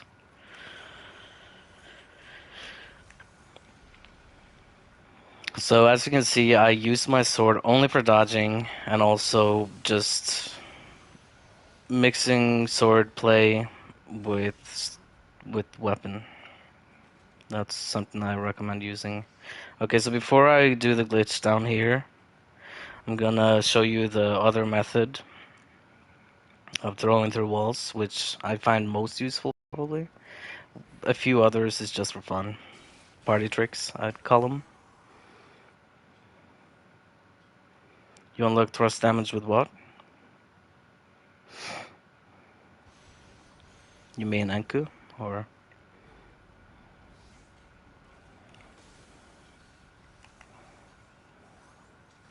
so yeah, right here if you align correctly, you can hit the crystal on the other side by angling like this. And then the crystal from here. Now you don't have to deal with 2 additional ads. So yeah, that was what I was. Well, I can actually open the door and show you how it looks like. Oh yeah, thrust damage with spear. Yeah, I don't use spear. You also get that from sword. At least in Nioh 2. It's been so long since I've checked through these, but I'm assuming there's some thrust maybe in here. But I might be wrong. I know you can. I mean, what I just did is my sword got messed up, and as you can see, this was the first item I ever did the 2 inheritable glitches on, which isn't really necessary because damage towards Namahage is completely pointless. It's just one enemy type, so yeah. It helps with kunai. It was very good in Nioh 2, not here. So yeah, just get attacked from behind. Oh yeah, thrust damage. Yeah, there's no thrust damage on sword here. Was it? Maybe that was only in Nioh 2. Because yeah, that was part of the meta build that I made. I was the first to make a kunai build in Nioh 2, even before the popular one released. Because I also got the game 1 day before release, so I got a head start in that department. So yeah. So what do you do here? You go to this weird chopped up wood right here, or you can actually just hug the fence here. So you drop down and then you hold up while at this angle to get behind these stairs. There's no way to get back from this, so you need to just leave the mission to actually get here. There's nothing to do here as I've found out, but hopefully someday someone will find a way to get all the way through the map. The camera angles go super weird in here though. But I did discover this though. So with the Kusarigama, with this specific move, you can actually climb. So I have actually made it where I can climb all the way back up, but it is very frame perfect to do, so yeah. I don't even remember how I did. Yeah, okay, I went a bit here, and then jumping. No, I think that was the wrong angle. Yeah, it's been a while since I did this, so you. The way to do this is you see the thing right there. That's the thing you should be aiming for. I did a lot of testing with this part, so angling up with that, then using this move, then you will, well, you should be able to grab onto the side. I don't know why I can't do it now. That should be it. Really? So I did a lot of testing the last time I did this. It's been a few months ago now. I wanted to see if I could get further on this glitch. And I actually made it so I could glitch back up through the stairs by just climbing, but it was not easy to do. But what my ultimate goal would be to go completely out of bounds by doing something around here. I'm assuming should be correct, but yeah, I have no idea. I'm not gonna do too much messing around with that now. But yeah, you cannot. There's no way to get out here again unless you know how to climb there. But it's a climb challenge for people who want to have a very hardcore climb challenge.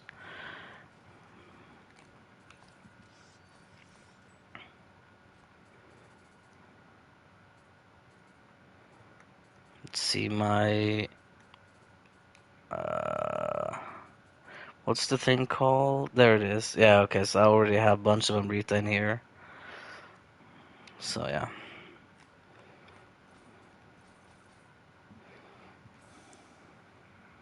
I've had so much more Amrita before though, but then something happens with me testing something and I die twice without realizing, losing all. I would have probably had max Amrita by now if I didn't lose it or didn't care about it.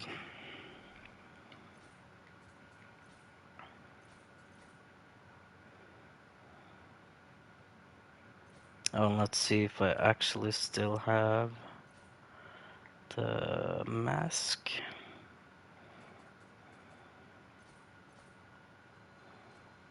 Oh, I still have the mask, nice.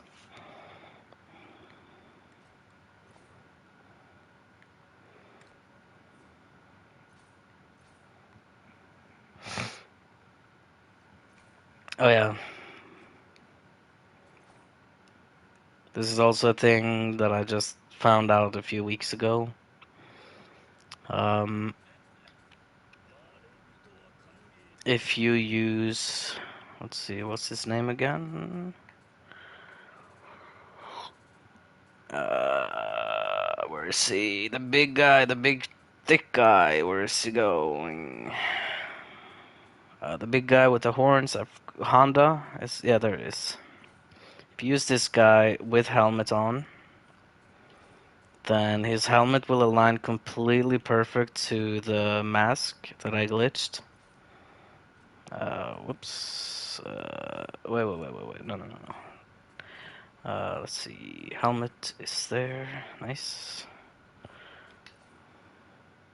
Okay, so it will not display here for some reason, so I'm gotta go in a mission to show you how it looks. But I just think it looks pretty cool. Looks like the mask is stuck in his horns from the helmet. Just looks pretty sick.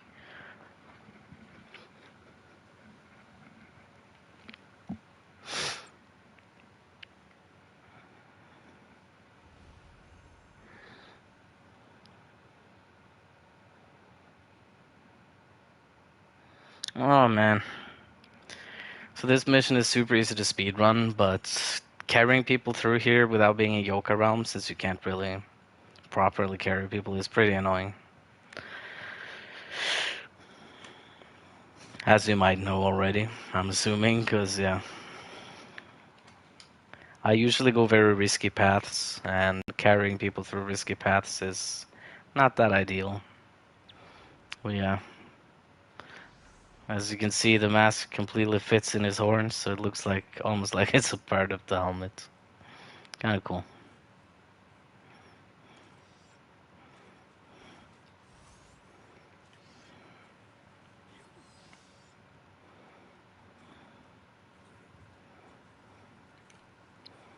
Okay, so this is the way of the strong guy.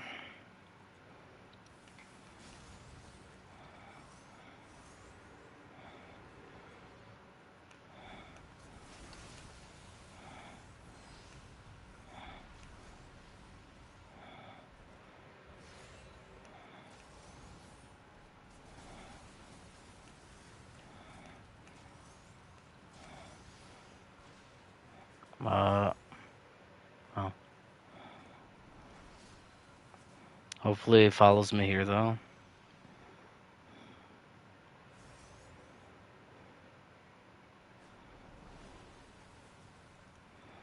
So I usually take this route by just rushing over here. Straight ahead through the fire and flames. Oh, wow.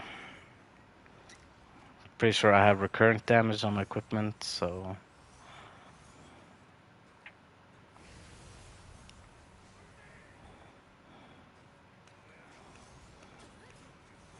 At least he made it to this part, but that's the easy part.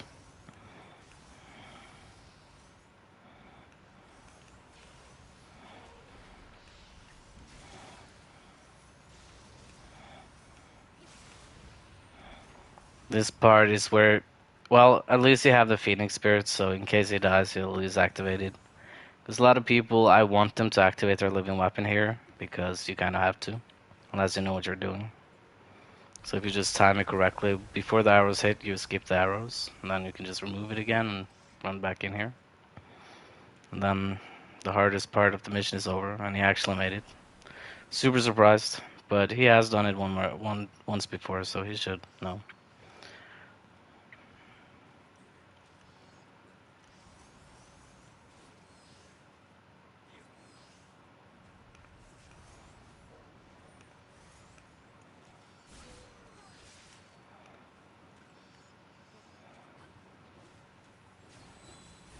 Oh, okay, so skill loadouts actually get saved by the loadouts you make. I didn't realize that before now.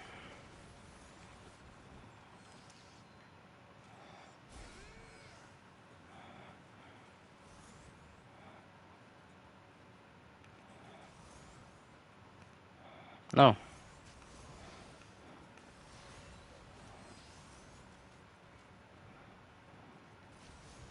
Another wall throw by killing the dog inside by using Storm Kunai's right here. Something I always do. To save me from at least the ambush, which I know about, so I don't really have to, but just for fun.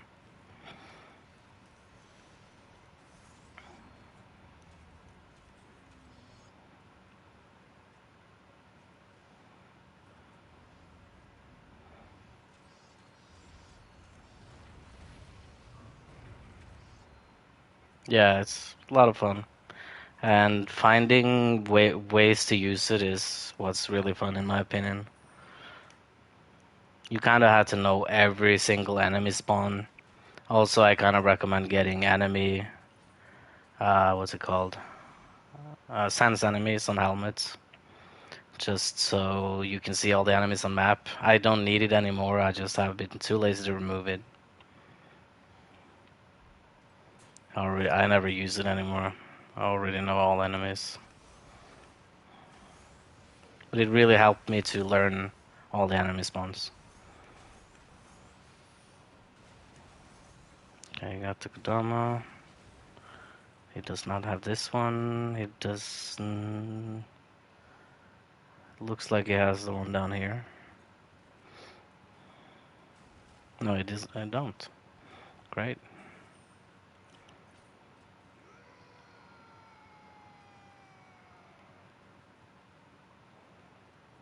So that's all the Kodamas back here. So the other ones are earlier in the mission, which is also something I know. Almost all Kodama locations. I don't remember all anymore. Whoa, okay. I did not expect that to happen, but sure. Surely it did. Which, yeah. Even the best player can potentially die at any moment, especially with this build. Super squishy. I can even get insta-kill in... Well, this was way up too strong, so... Yeah.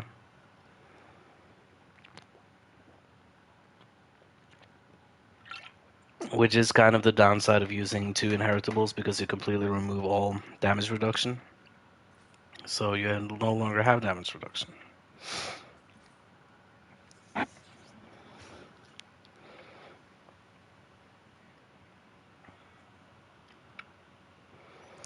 But let me know as soon as you have made the change to Hayabusa. Well, I'm assuming you're able to beat Hayabusa in at least Way of the Strong.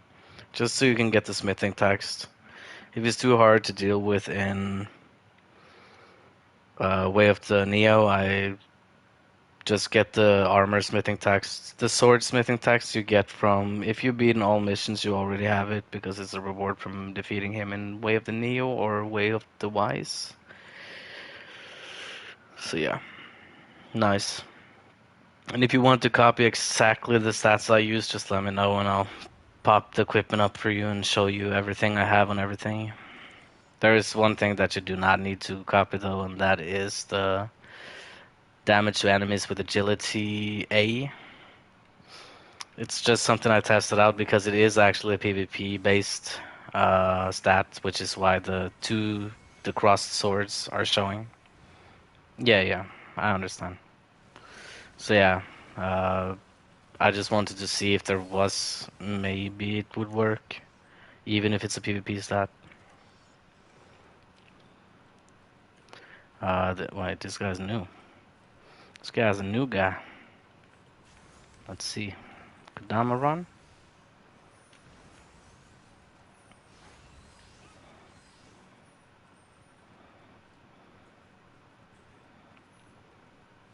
Oh, and also sword low stance is also the fastest way to move in the game. Another thing that you definitely should get on your helmet is what's it called? Amrita Amrita bonus? No, wait, what was it? Bonus for Amrita, absorbing Amrita, increased movement speed. Definitely get that. It'll make you super fast every time you hit an enemy because the Pleiades talisman you have. No, extract talisman, I mean. Because extract talisman lets you absorb with every hit. So yeah. And then low stance dashing with sword is just fastest, used for speed running as well.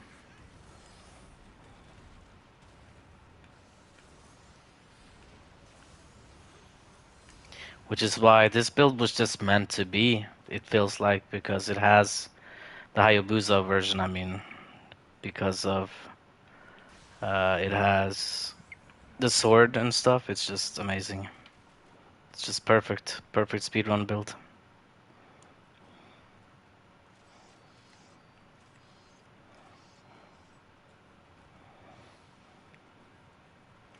Oh, I didn't activate this.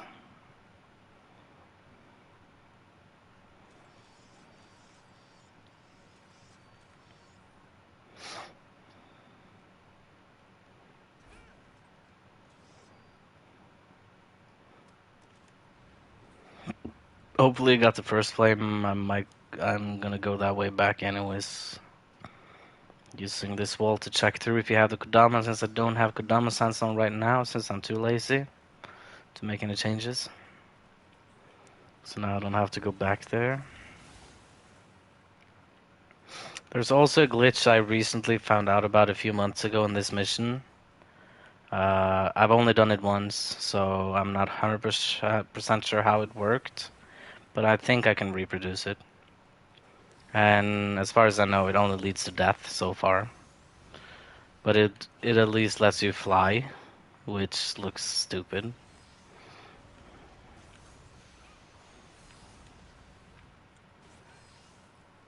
Oh wait, yeah, we're actually going that way. What am I doing? We're actually going this way. So if the glitch that I did was right here, completely by accident.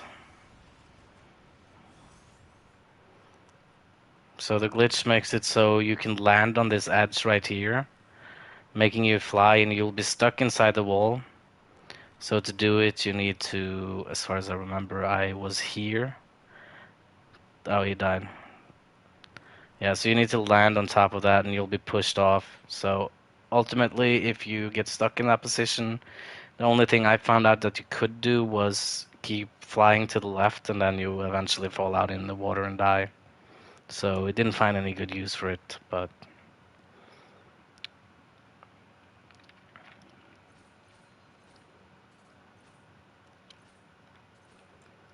I'm always interested in finding stuff in this game that I always sometimes see weird things happening, and that's kind of why it keeps me wanting to play, I guess, because I feel like there's more stuff out there that can be found.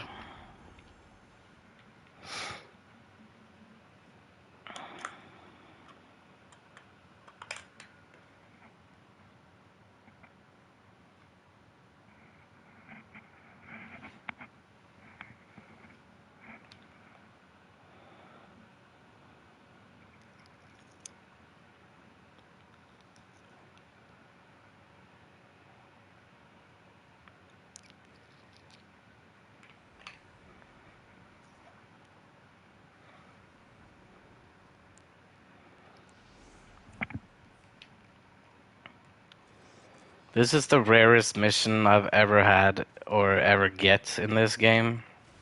The unrepentant thief. I think I don't know how many times. You got all the good eyes. Yeah, so if you have enough glory, you can buy the materials, which is also a good reason to do co-op, obviously, because glory co-op, the best glory farm in the game is doing co-op, and it's not as many people think. Farming revenants all day, it's not a good way to reach number one on the leaderboards.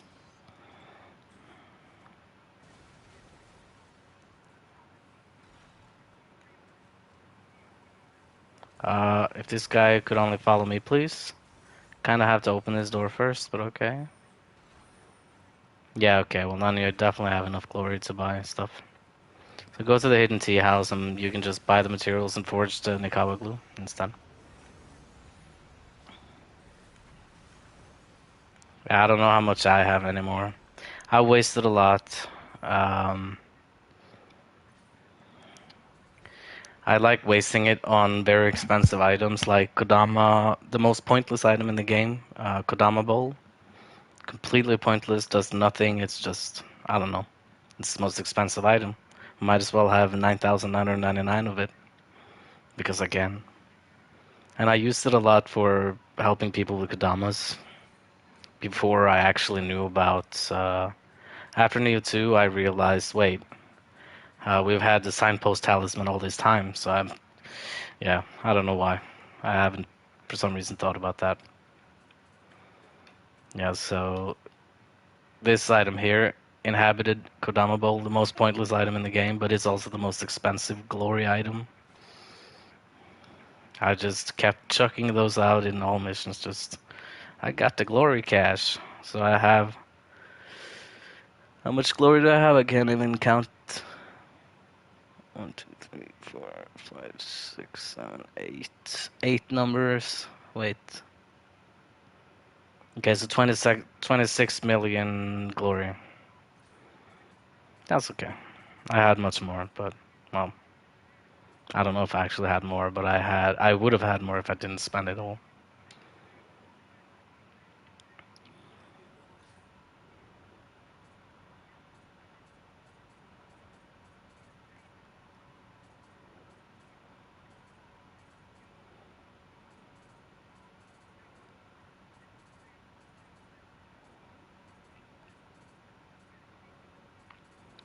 Wait, am I wrong? Is this not the most expensive item? Okay, copper shell is more expensive. Okay, all these materials are more expensive. But since I don't need materials, I guess. Well, this is all some well, at least usable items, 500 per, and it does nothing. It's completely pointless. Wait. So already buying 999 is quite a lot of glory, as you can see. That is 400, almost 500,000 glory, man. That's quite a lot. So yeah, it's a very expensive item, but it's fun. Just buying a few. Oh, what? My storehouse is full? I didn't know there was a limit to the... Okay, interesting. I have quite a lot of them then. 9,999, I think.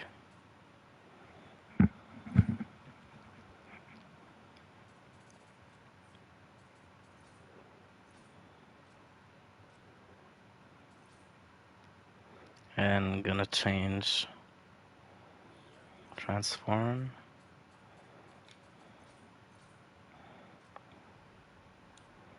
Yeah, this looks... Gonna have a mask.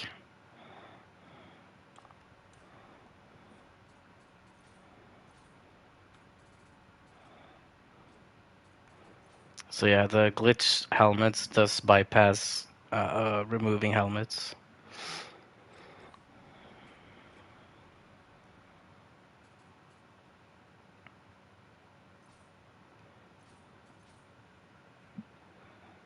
Oh, I forgot to check.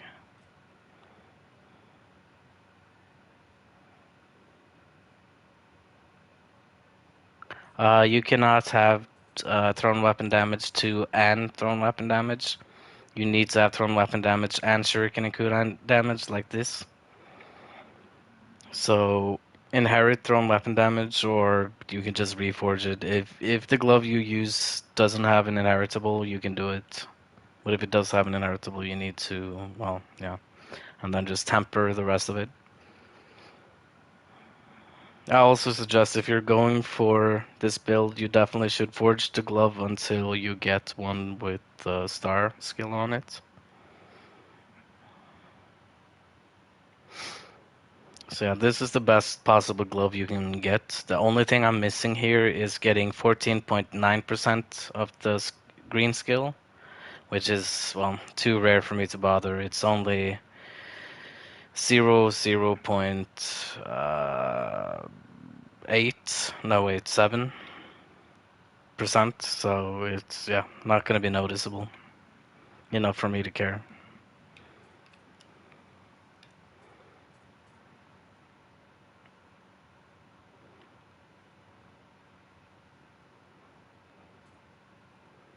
So the best stats you can get is the gloves, like ninjutsu damage bonus kunai and ninjutsu damage bonus storm kunai. Best stuff.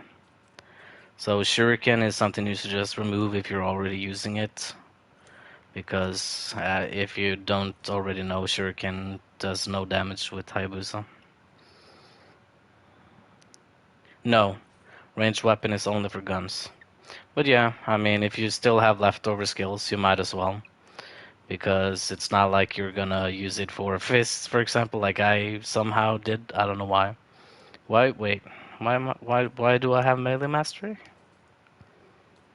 Oh yeah. Because I remember. I don't really need ranged weapon because I rarely use my ranged weapon because I already have range. There's a few missions I use my ranged weapon on. So I'd rather have a bit more powerful sword damage. So yeah, melee damage for sure, in my opinion. You could go. I did use Deadly Eye before, but it does not help with kunai. It's only ranged weapon.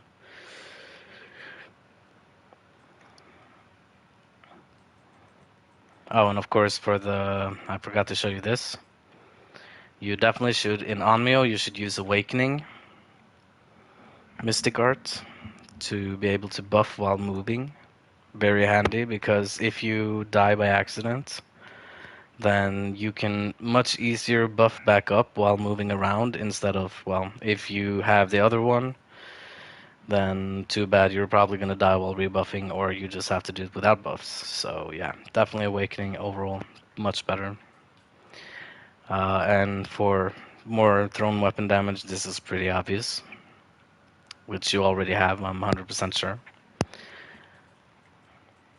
And yeah, the thrust damage you mentioned, completely forgot about that. Um, no, never mind. Yeah, so I've maxed all the trees anyways, so I'm not sure if you have.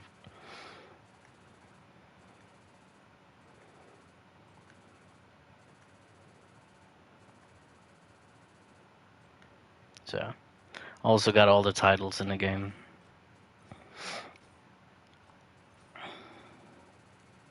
Some of these titles I really liked, and I actually begged Team Ninja to make a return for the titles. Like the speedrun titles are my favorite, which is actually what got me into speedrunning in general. Seeing how fast I could beat a mission. This is definitely the fastest you can beat a mission with any build. This build is it. For sure, 100%. And you can do this in Way of the Samurai, so there is none other faster build. So yeah, it's very tight timing for some missions, but some missions are ridiculously high time. So yeah,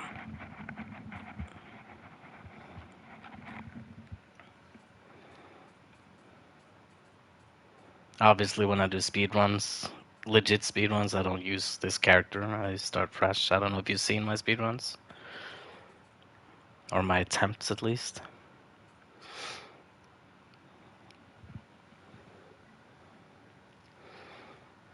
So yeah. So yeah, for titles, if you don't have all, if you're planning on getting all, Then let's see, where do I see that? Uh,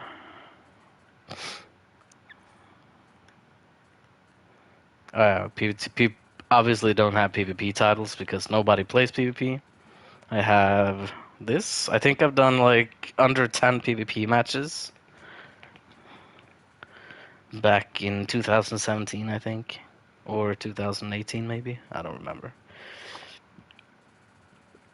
But yeah, um, obviously we'll never get these, and these doesn't count towards the prestige point anyway, so it doesn't matter.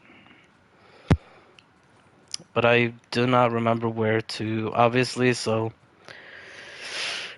if you've messed up this tree, you can respec it and go for ninjutsu power as much as you can. Always ninjutsu power and Onmyo power. So ultimately, you should have 711 ninjutsu power. That's what you should end up with by copying this build. Pretty easy number to remember as well, 711, you know.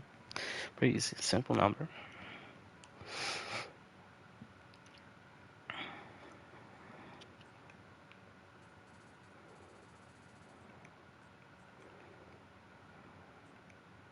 Yeah, I don't know if there is a way. It doesn't look like it might just be Nioh 2. It's been so long since I actually checked through here.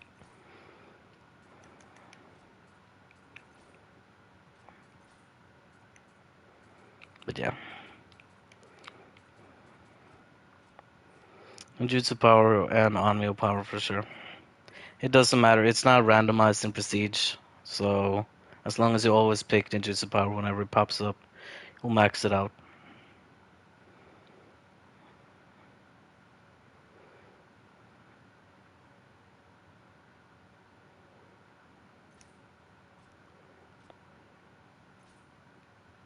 Oh yeah, I was checking leaderboards. That's what I was doing. Completely forgot.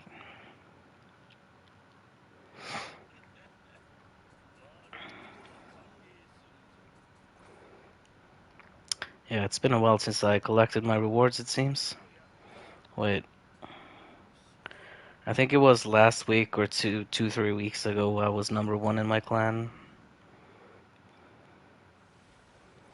But it doesn't really matter. It's all about having luck with getting people from Way of the Neo to get most glory. Yeah, I'm number 4 now. 22. Yeah, it randomizes, but how it works is that it'll always go back to the ninjutsu powers after you picked several others. So no matter what you pick, it does not matter. It looks randomized, but it's not randomized. In the end, after you spend all your points, after getting all titles, eventually the ninjutsu power will just disappear when you hit the limit. Same with all the other skills. So yeah, it's not randomized. It looks randomized, I know. Let's see if any of my friends are above me on the leaderboards. None of my friends are. I think the highest I've been here was second place. But I don't play Nioh as much anymore. I play it every day, but before when I was aiming to get top position, I obviously played day in, day out for a week whole just to make sure no one took my place. So it's not really skill. Unfortunately, definitely wish the leaderboards were more skill based than just glory based.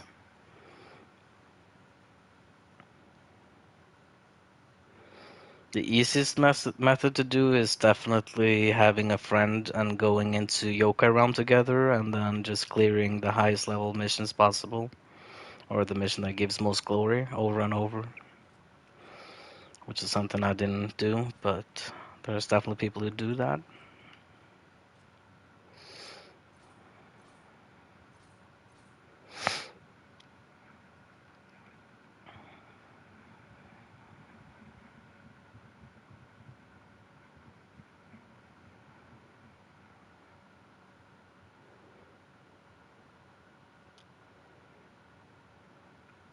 Man, I keep having this bug now. Hate that bug. Gotta go back to Yokai Rum then. Yokai Rum has been pretty dead lately. So I do notice in comparison to last year, perhaps, or 2 years ago, the game had a lot more players than it does now. Oh, and yeah, about Team Ninja's next game, Final Fantasy Origin, which is basically Final Fantasy, just or Nioh 2 with Final Fantasy skin, with a bit more simplistic building and stuff. It's coming out in March, in case you didn't know. Also coming out for PS4 and PS5.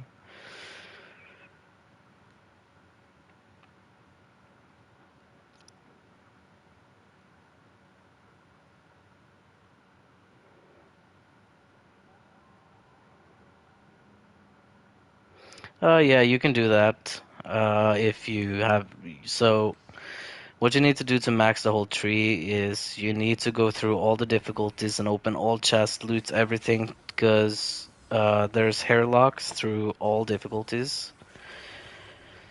There's definitely guides out there that you can also use, I guess, to get them, but yeah, I just went through all the difficulties again after I'd beaten it to get everything and max out all the trees, so yeah, if you can get more bullet damage and whatnot, it doesn't hurt.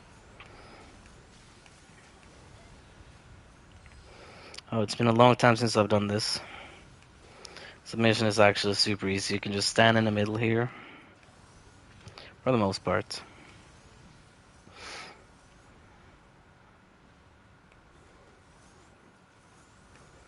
Gonna have to move a bit. All these yokai realms on the ground, Jesus.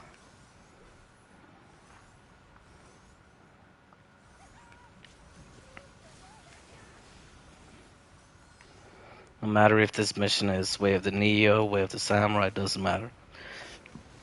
It's always equally easy in my opinion. Because the enemies here are pretty squishy, because there's so many, so they actually tune down the health they have in comparison to all other missions.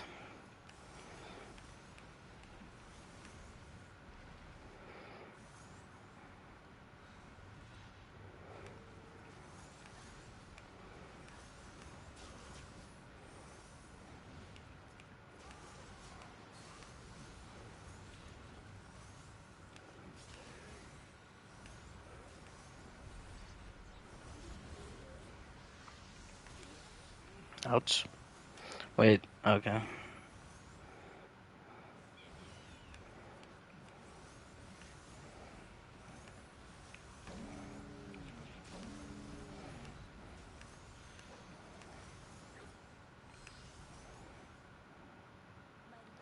And yeah, for this build, there's also a few settings I forgot to tell you about in settings menu that I recommend putting on to make kunai life much easier.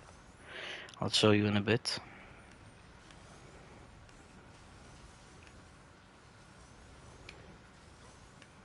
So as you probably notice, when I lock onto an enemy, it automatically changes lock onto a different enemy without me having to keep pressing the button 100 times. It really, really is good because you could just keep throwing as long as there's enemy there.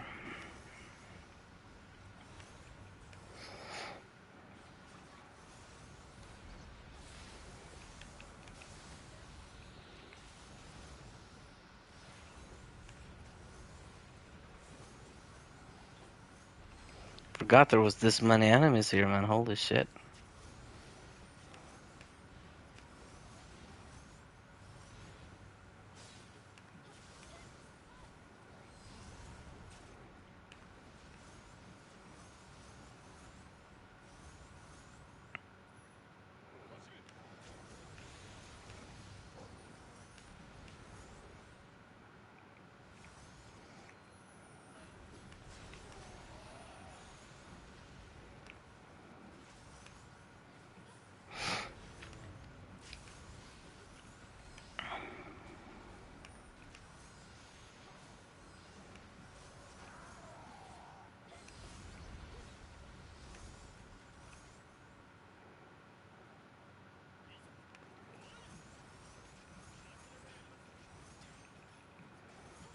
So what I usually like to do here, there's gonna be three bosses spawning here now. I usually just stand here, which I forgot about now. Just nuke them in the back. Same with the last guy. He unfortunately made it to turn around before I got to take him down. Or, I mean, before I got to hit him. Oh yeah, and the final ones as well. Forgot about those.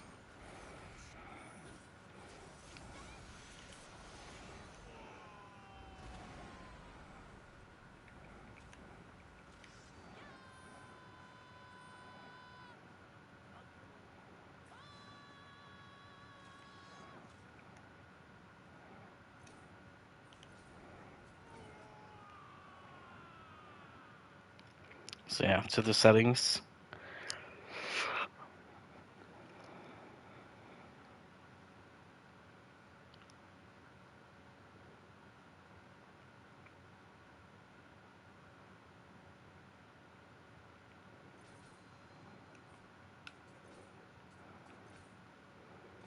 Let's see.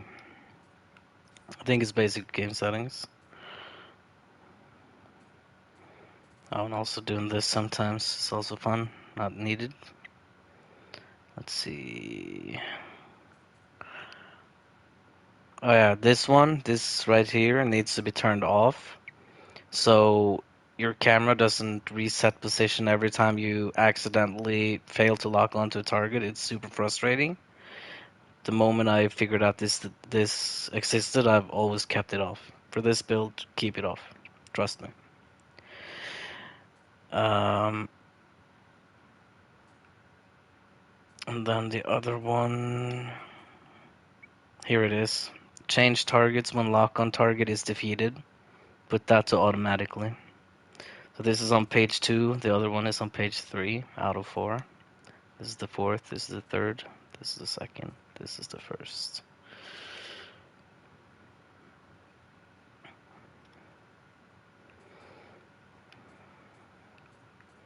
So this one is set to manually by default. Put that to automatic and then the camera to off. Then you're good to go. You will have a much more pleasant time using those settings.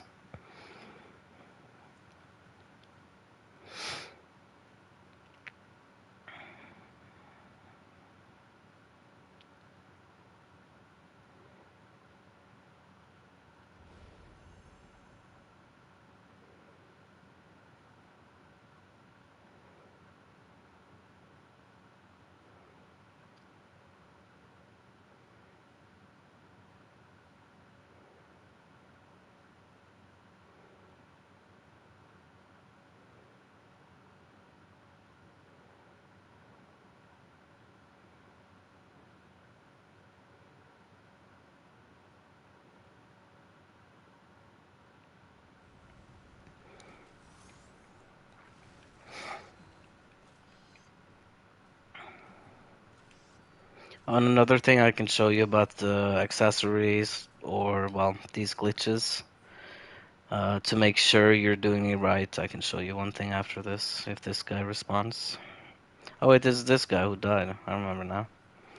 He didn't go here.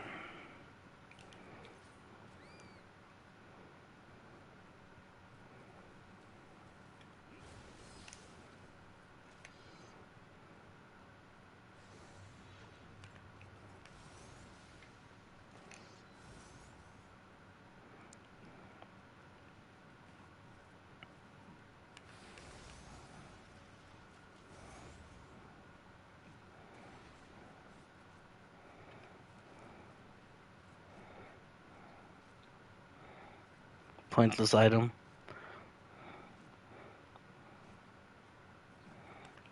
Yeah, one of the favorite missions. So the reason I really like certain missions like this is, well, first of all, it's just the more intricate design than a lot of other missions, and also for Kodama runs, it just, I don't know, there's just something satisfying about getting all Kodamas for new players. It just flows really well into, I have the perfect Kodama routes in this mission that I've made up over the years.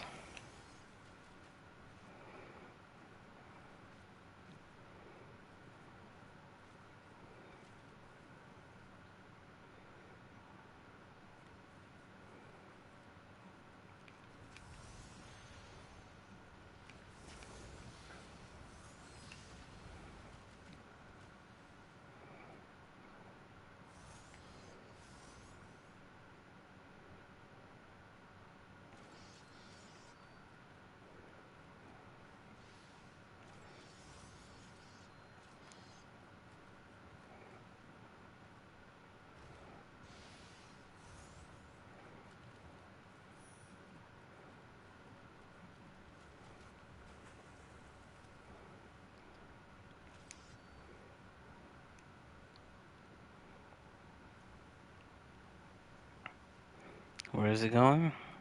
Oh my god.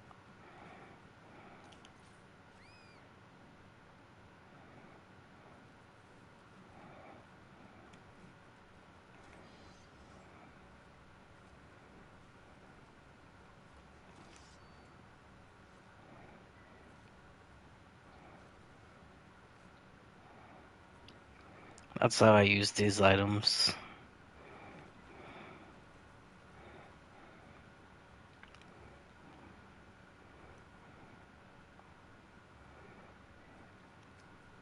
Or if you really hate Kodamas, you can also kill them, I guess.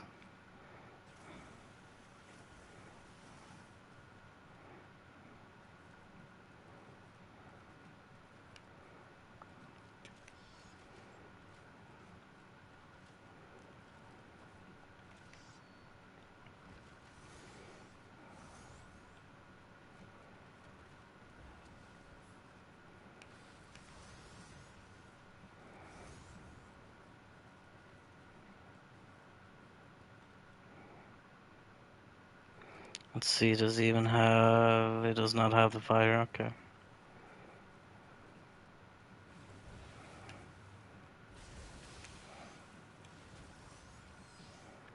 So with this build, there is no reason to use your melee weapon anymore. Like, that's the big difference between the Ega version, because in the Ega version, it's okay, I guess, to use the melee weapon because you already have 200 dexterity, which does help with Kusarigama. It's just that sword is better overall. Oh yeah, you already took this, of course. Well, one other interesting thing about kunais like this, kunais travel infinitely across the whole map in any map. No matter how long the map is, it doesn't matter. Just travels infinitely at the end of the map at least, where the edges are, which are invisible. But yeah, so as long as you have the correct trajectory where you're throwing it, just like I showed you right there, then you can hit anything. The way I discovered that was through the use of Nekomata, by using Nekomata's triangle and circle in living weapon type, where Nekomata comes out and throws a storm kunai, or at least 3 kunais. Then I noticed at certain levels, depending on your height, uh, you could actually throw infinitely. That's how I discovered you could actually throw kunais infinitely range.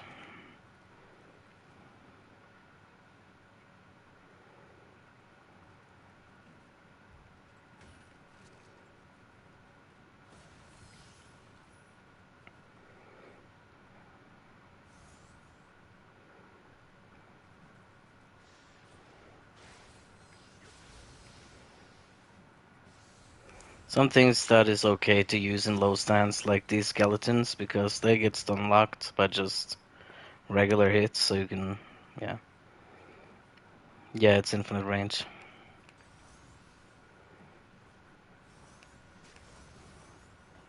The only thing that is making it so,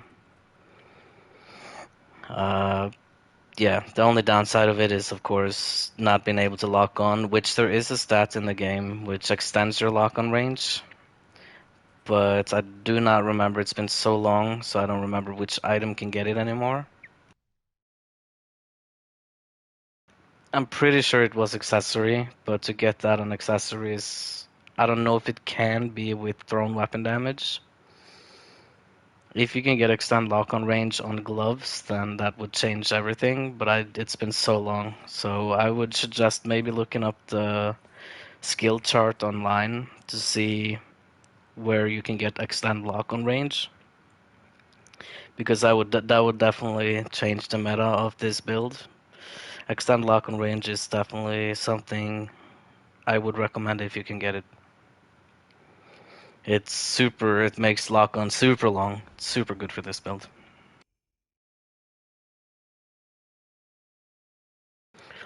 Or you can do what I just did against that Yoki by practicing your distancing and timing with Shuriken. You can actually get good without lock on, but yeah, it requires heavy practicing, man. But it's very fun to do. like that stage just for show. It doesn't. It's not like I needed to do it or anything. It's just fun for show, I guess.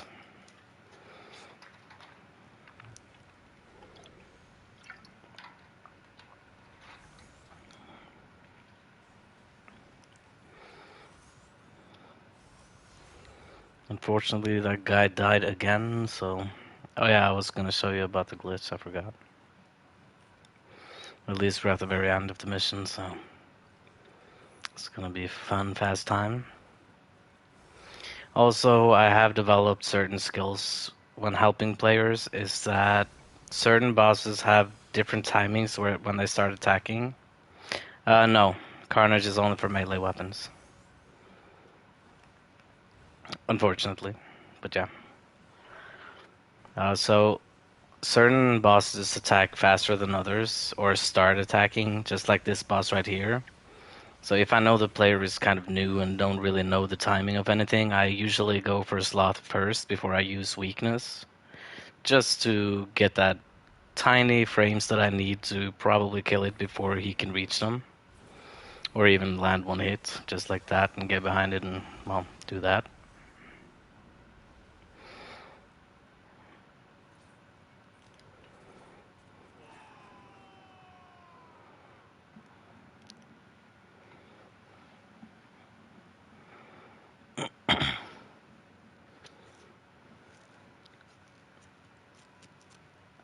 I've been in a debate with a few YouTubers who claim that the Iga build is better.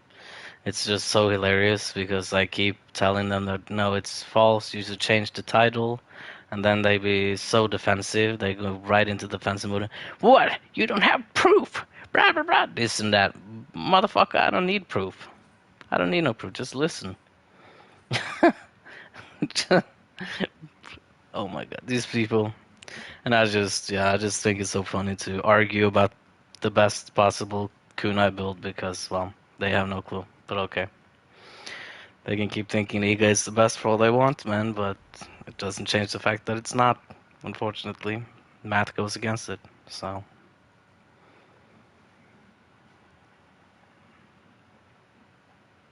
Oh, and there was also this Dragon Shuriken YouTuber who made a Dragon Shuriken build, I remember, that I just had to comment on because it was so ridiculous. It's so not viable. It deals more damage than this build, sure. It can deal 200,000 per kunai or something stupid, but it's so not viable.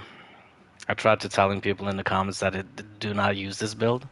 So basically what you have to do to deal that damage is you have to drain your stamina either by doing this or just doing hits through the wall or to the wall or whatever, or just in the air. Because you get a buff if you have the correct stats on the equipment. Like I got a buff now that increases my key recovery when my stamina is drained, which does help for recovery time for me. Have saved me a few times. But also yeah, so they basically have a stat that increases your damage. But the problem is, how the fuck can you use that? In which situation in the Abyss can you drain your stamina and get that buff? I would really, so when I look for those builds, I call them theory builds because they work in theory. They're very good in theory on paper, you know, but in practice it just is not viable at all. So yeah, that's the reason why a lot of builds out there on YouTube is only in either the dojo or a specific mission because it only works very well in that specific mission. And a lot of new players get immediately fooled by it because, well, they have no experience with the game, understandably so. So it's kind of cheap, I think, because they get a lot of views from coming with these theory builds, and sure, it's fun and all, but I've never seen anybody use that in any situation. It just doesn't work. Good luck doing this in Abyss. In the middle of a boss fight, I'm gonna drain my stamina to get the damage I need. Just all day long, going for this and probably getting hit in the process and going out of key and then dying. No, it's it's a cool, fun build, I guess, just to show off some damage. But good luck using it.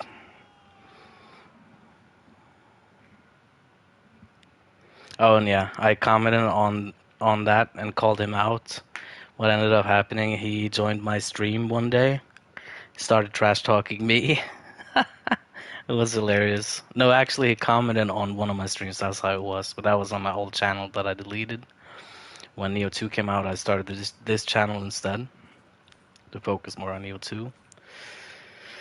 Unfortunately, Neo 2 was a little bit of a disappointment in comparison to what I was hoping for. I hoped kind of it was more similar to Neo 1, just the ultimate Neo experience, kind of, but they changed a bit too much, in my opinion. But it's a good game. It's not a bad game by any means, but it's just a bit too easy.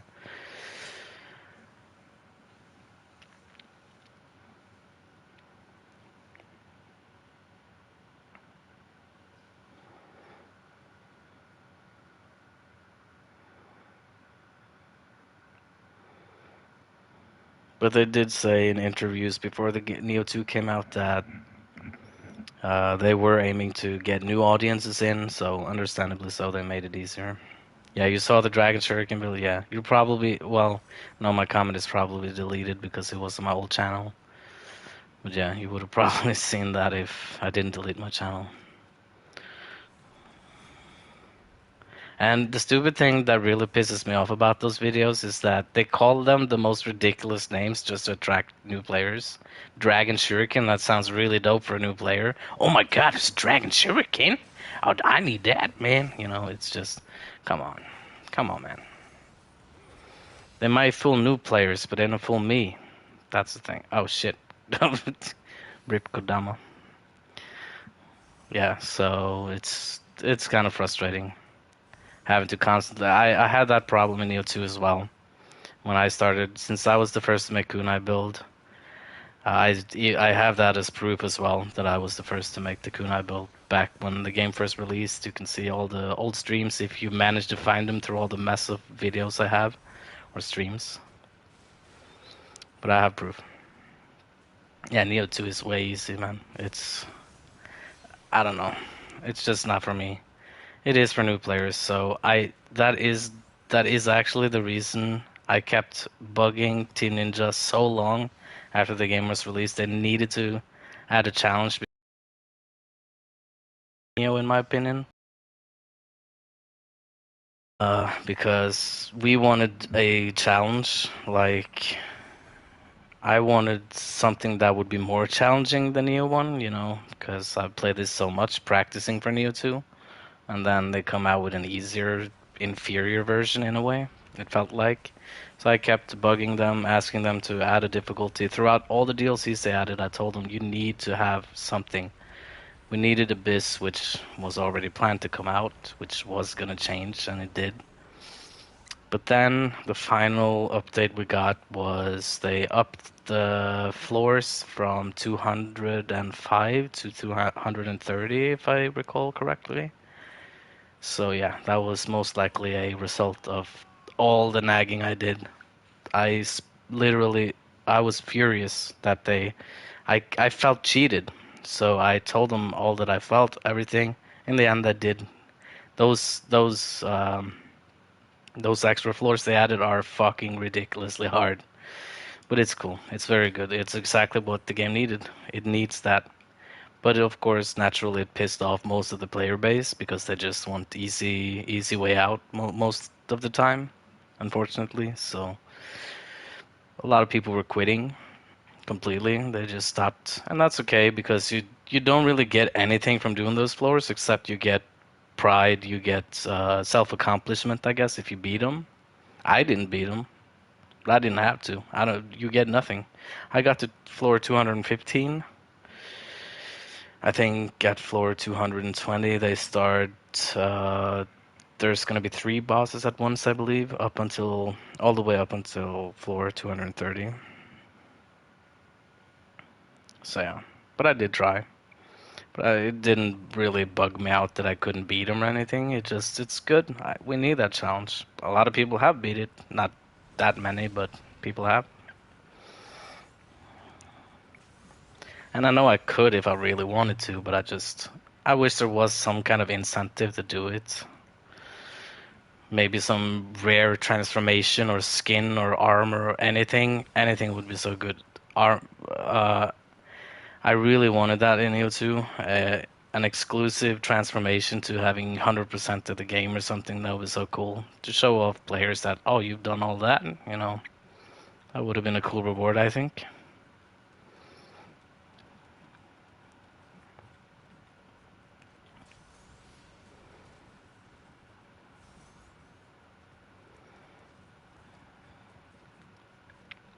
Oh, I keep forgetting that I'm gonna show you the glitch.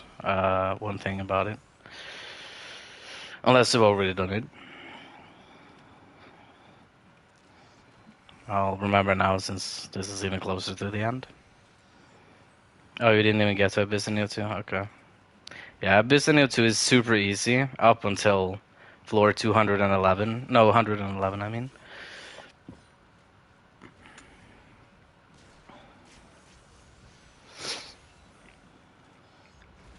But yeah, I already have min-maxed the whole build. There's literally nothing else you can do to the build in Neo 1. No, Neo 2. So yeah, I just have no incentive to do those last places. Don't need to. But yeah, I would definitely argue that that abyss is a bit harder than in here because, well, what you could do here is just go live in weapon build. You cannot do that in Neo 2. You actually have to get good. So yeah, but that's all good. Some players are gonna love that challenge, and that's what I felt like the game really needed. So okay, so back to the glitch.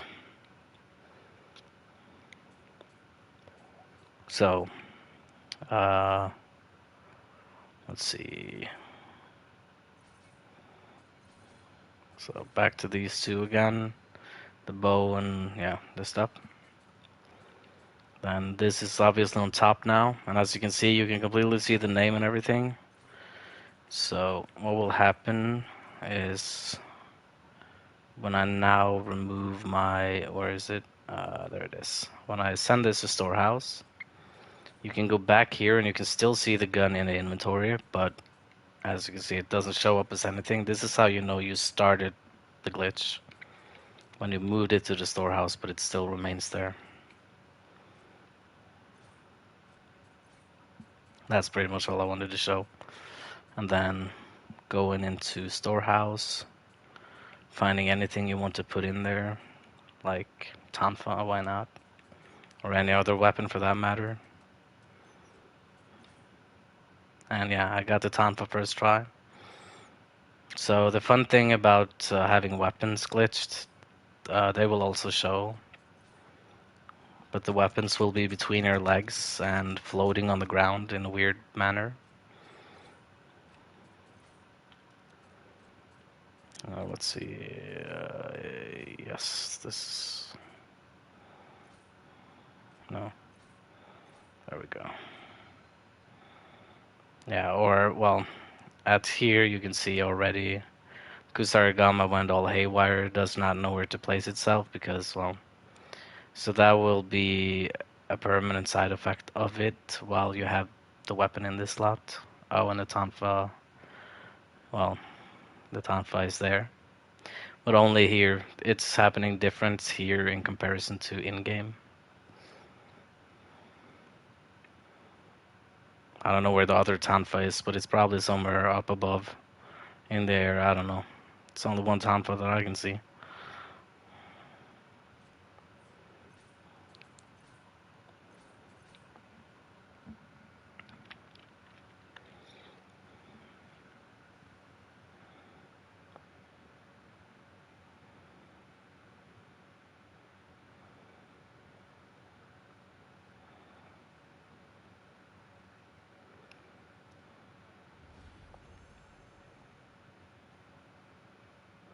Yeah, you can definitely try the glitch now. Just keep practicing the glitch so you can do it faster and faster, and then it'll stick in your mind and you'll always remember it.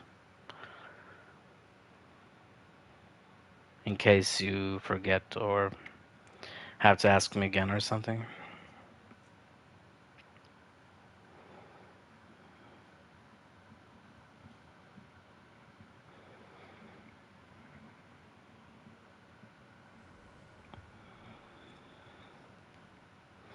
Yeah, so as you can see, my Kusarigama is still very buggy on the back here. It's upside down, sideways, while the Tanfa is between my legs. Not sure what the other Tanfa is, but okay. Apparently that's what Tanfas look like.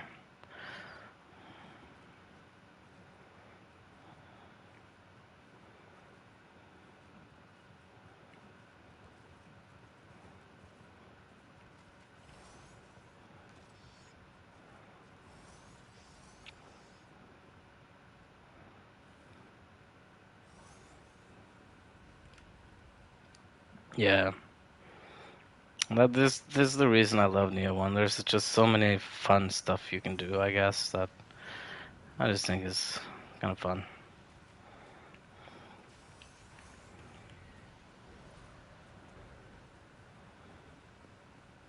But yeah, so the changing all the armor, I haven't learned the glitch yet, but once I do, um, I will definitely try it out in speedrunning, because apparently the speedrunning community do not know about that glitch.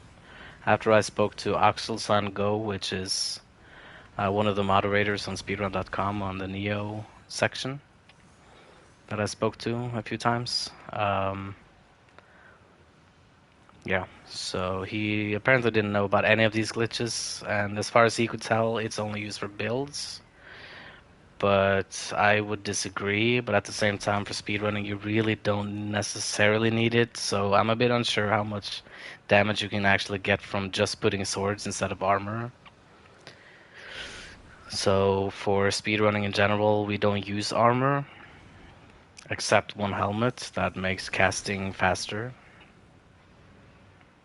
So yeah, no one has, as far as I know, and he knows, as far as anybody of the speedrunning community knows, nobody's tested the glitch for any speedrunning purposes. So I really want to do that, but I've just been so lazy.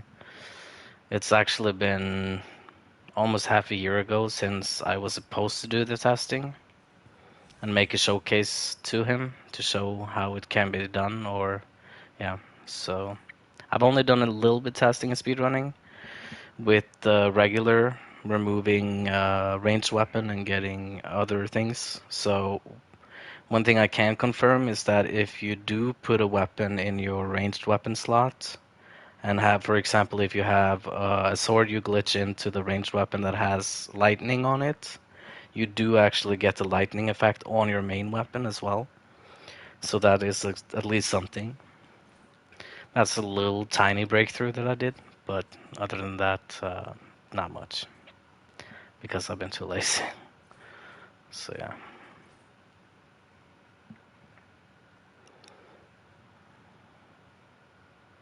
And also one thing that I am a bit unsure if it's going to be viable at all is because a lot of the equipment you get early game is pretty useless, as anybody would expect. There's not a lot of skills on it that you could have much use for.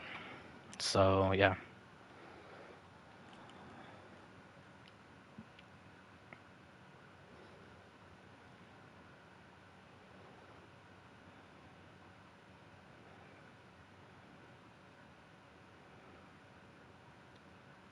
Are you still fixing the build, or what are you doing now?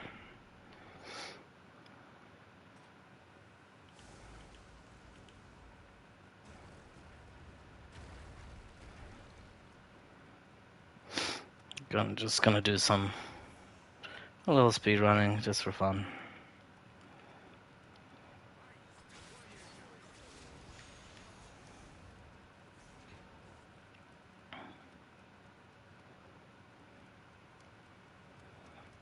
In case you haven't seen it as well.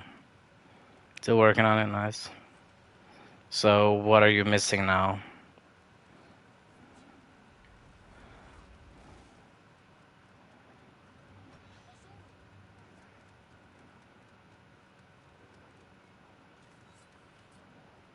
Yeah.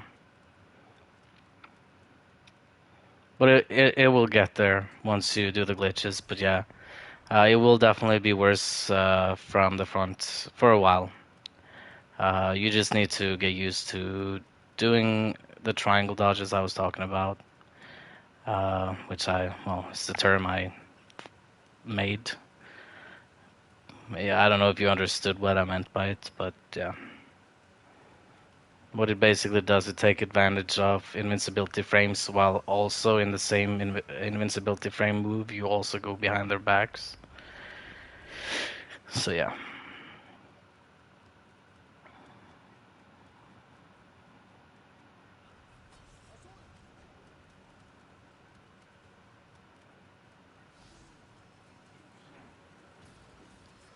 Oh no.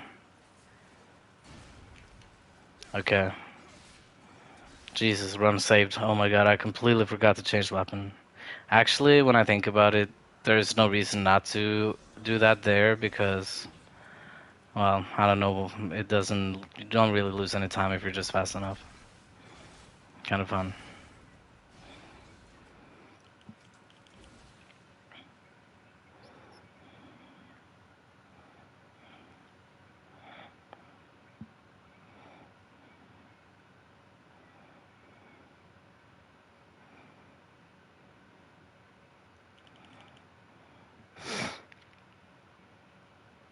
So the timer when you're done with Hino Enma, the second boss of the game, will be 12 minutes.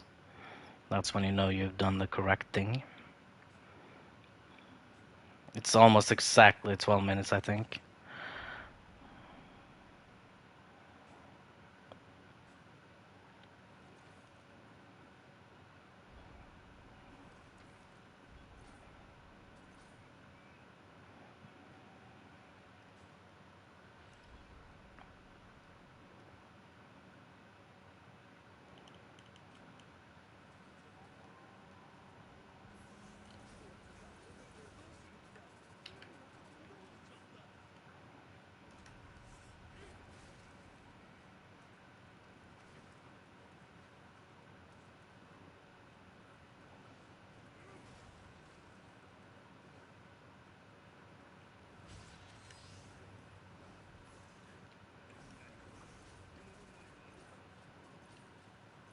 Oh my god.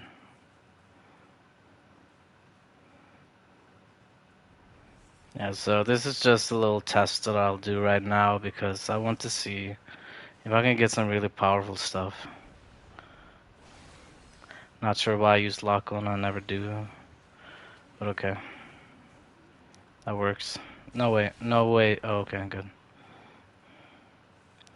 Yeah, so also practicing block dodges like that is also important. So if you hold block while spamming X, you will most likely, if you hit the right frame, then you will do something. I also, I don't know if, it's not a term anybody uses as far as I know.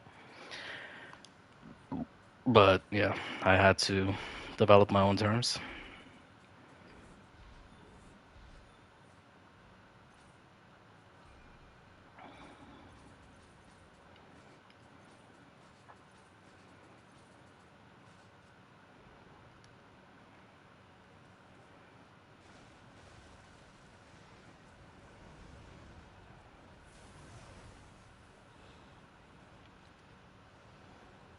That skip right there is kind of hard to do, in my opinion. It's kind of like a 50-50 for me. I just recently saw a YouTube video on the PS5. You know, you can see like people, the most popular stream video or whatever it is that pops up when you hover over a game. So I just saw one that had like 13 views or something with a guy doing this boss without taking a hit, which is, well, what speedrunners have been doing for a very long time. So it was kind of hilarious, and he didn't even do any good strats or anything. He just, well, was super slow, super careful. That's the way I did it now, is how you're supposed to do it without taking a hit. But okay.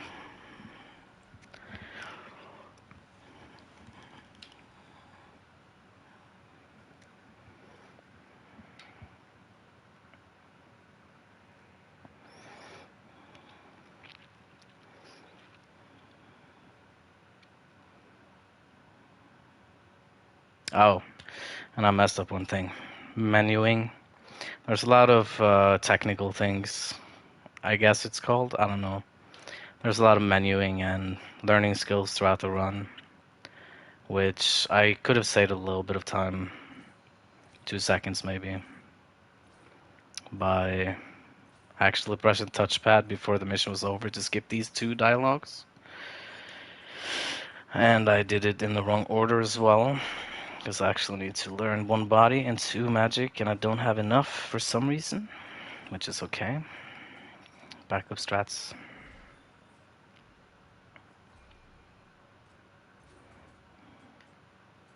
Yeah, that is pretty bad. Pretty, very bad. Wait, shit. Yeah, I think the run is over. Okay, yeah. No. No, what am I doing? Oh, no. Okay, good. Okay, never mind. I was thinking completely wrong. I thought I was in the third mission for some reason.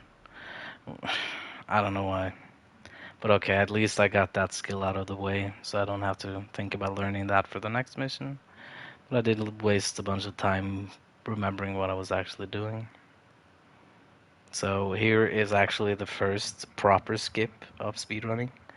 This is the only one, and very late, much later in the run, where you can actually run through two walls or doors, which you cannot do in co-op. I've done a lot of testing with that. There's no way to do it in co-op, unfortunately. So it will look pretty cool, I think, if you could do it in co-op. But yeah.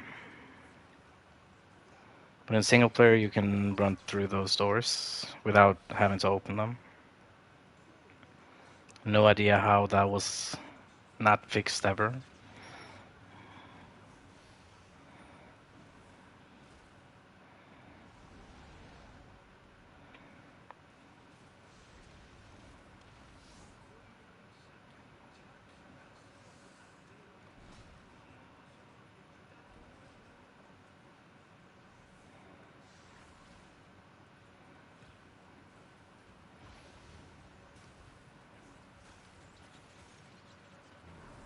So the reason I pick up certain items is used for later in the run. It's very specific items.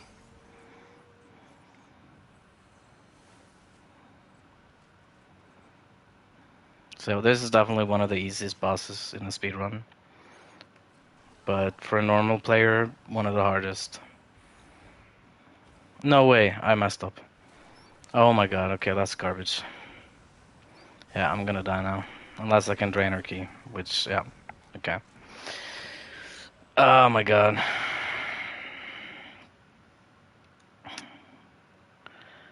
That rarely happens by messing up a dodge. I wasn't even supposed to dodge in the first place, but it happened. So there went the 12-minute mark, unfortunately.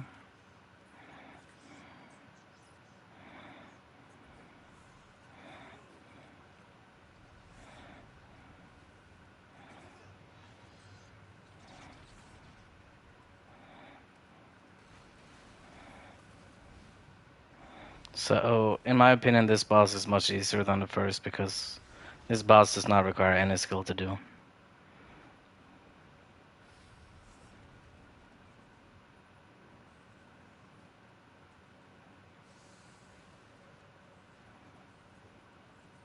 Almost the same with the next mission, except the last fight is a bit timing based, and if you mess up, the run is over.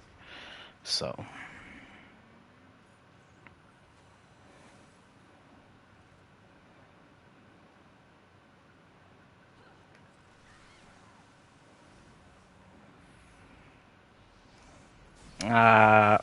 Okay, good. Very good. She's dead. Oh, wow. No way, dude. Oh my god, I've never missed that before. Oh, that was a new chance. Well, I messed it up.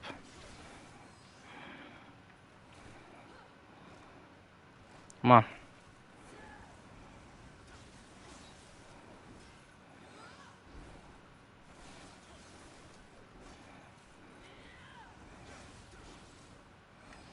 This is not viable. No, no, no, that's not what I did.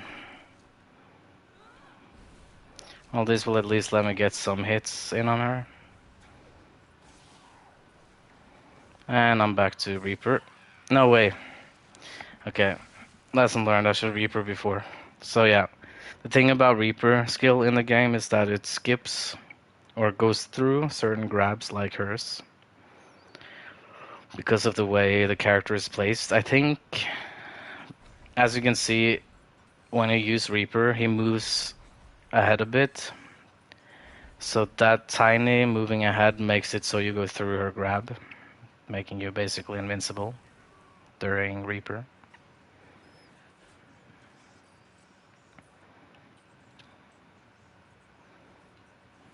So yeah, but I pretty much fucked up everything. This would normally obviously be a restart, but I'm just having fun right now. So you can have a bit more people to help so I don't steal all your people.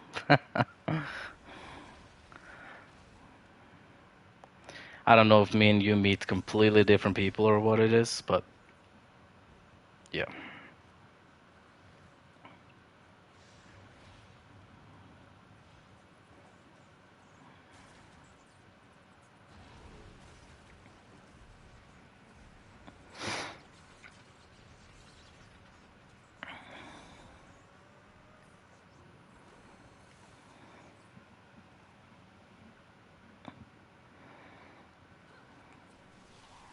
This time I will not fuck up. There we go. No way! What is happening? No, okay, I'm done. Okay, enough about this. Okay, what the fuck? I just, for some reason, cannot get that hit landed. Because what's supposed to happen is when you land a hit when she's out of key, she falls back down. So she goes for another grab when she comes back up, which by that time she's dead. But yeah, I somehow couldn't do it. That's a first for me. But okay, it's whatever. It's whatever. Back to my main character, I guess.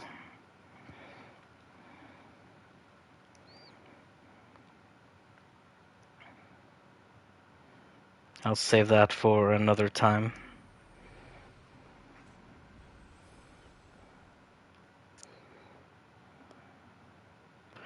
So the furthest I've got with those new strats I'm practicing now is Okatsu.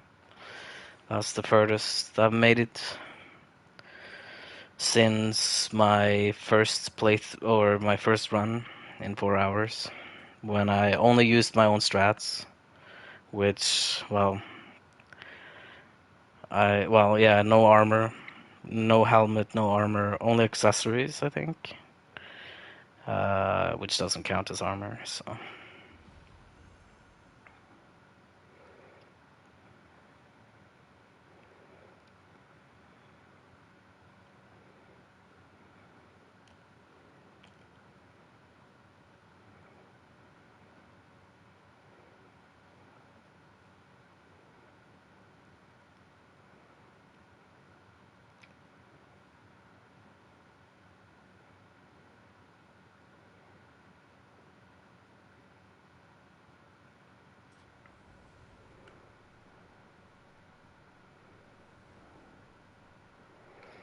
Oh, you sent the message. I couldn't see it. So did you leave the stream maybe? Because I couldn't. I couldn't see the message because I've disabled messages from when I'm streaming, so it doesn't disturb me.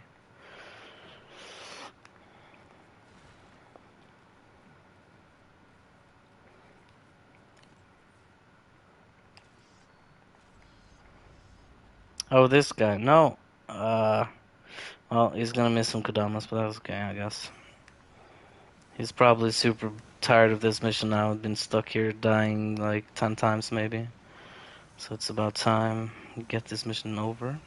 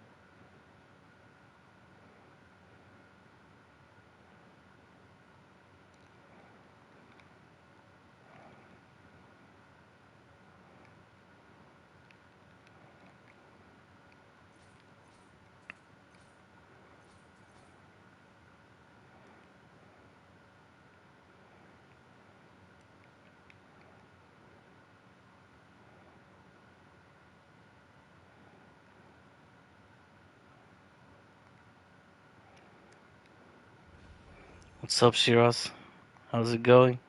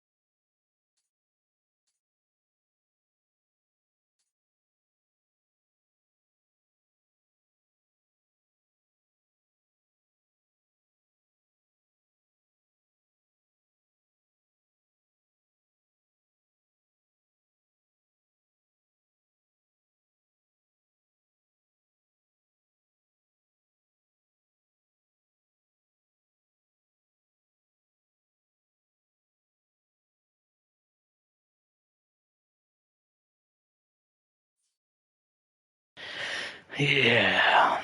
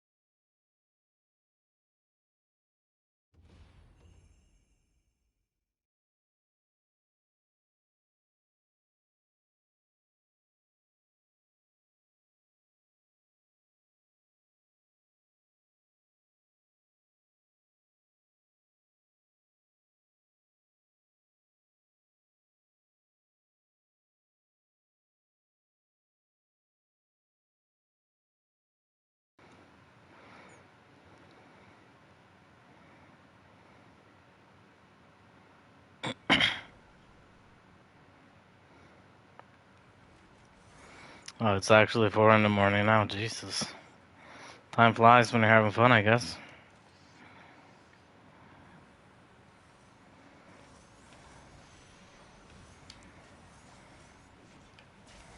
Wait, is this? We have the Nioh, okay. That's what I expected. Ah, okay. I don't know why I did that, but okay, it's whatever. What's up, man? You left? Is it late where you are right now? It's looking for in the morning here. I didn't notice even. Time flies, man. Time flies when playing this game. Yeah, it's super strong from the back. That's the point of it. Ah, phone died. Okay, rip phone. Yeah, so, uh, yeah, that's what, okay, wait, before I go into, okay, 10 p.m. Oh, yeah, you're in US. Okay. Let's see if there's, e-submission I can do some show on. Let's see. Oh, yeah, I remember. I have a very specific mission to show what I mean, what you need to practice. So, do you use a sword right now?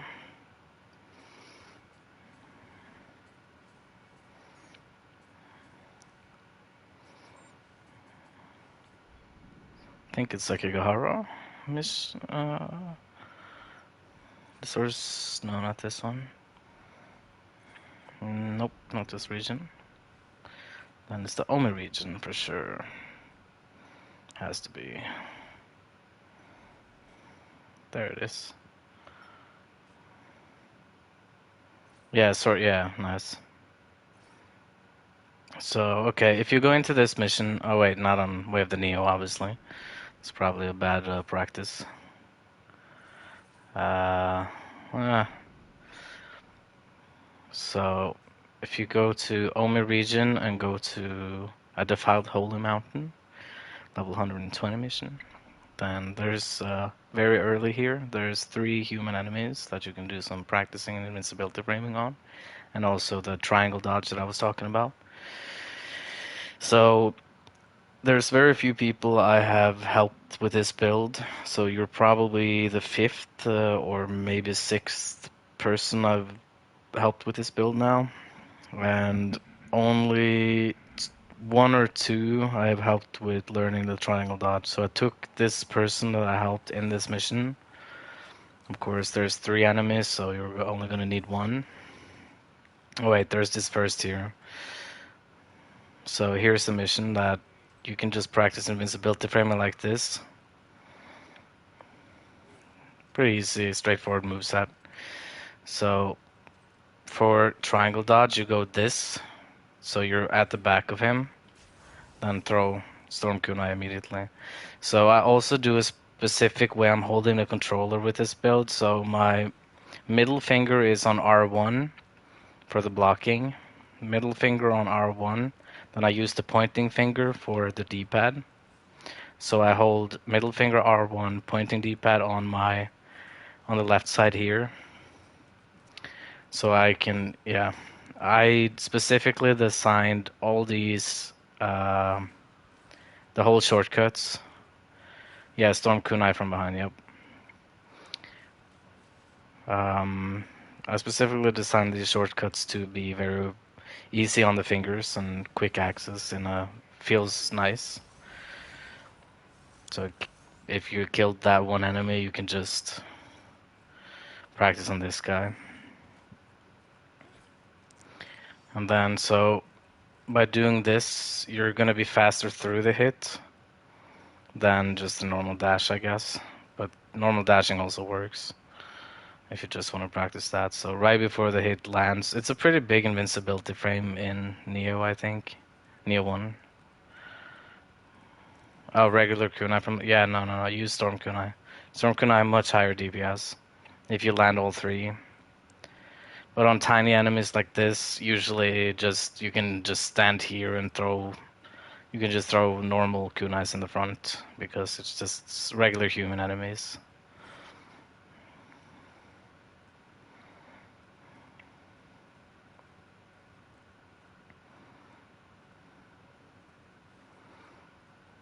And then, so once you've exhausted training on this guy, there's a Yoki down here.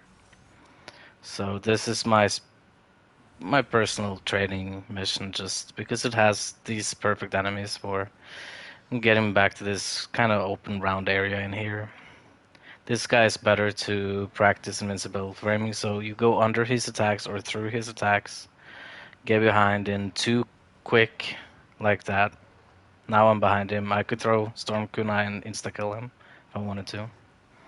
So in just 2 steps, just 2 button presses, you are behind.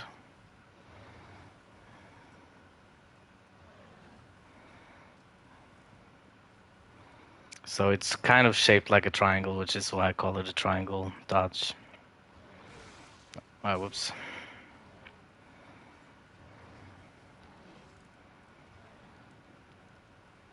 So since I've practiced it so much, what it usually looks like is just this. It's just moving on from one enemy to the other, trying to hit their backs as much as possible.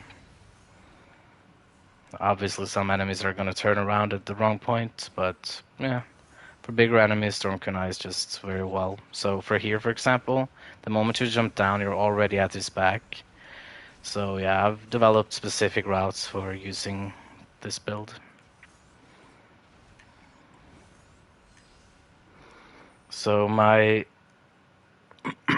old thing that I always told people was that use Storm Kunais on bigger things and one kunai on, well, just from range or, well, like this guy, the Tengu is a big guy, already at his back by doing those 2 quick movements.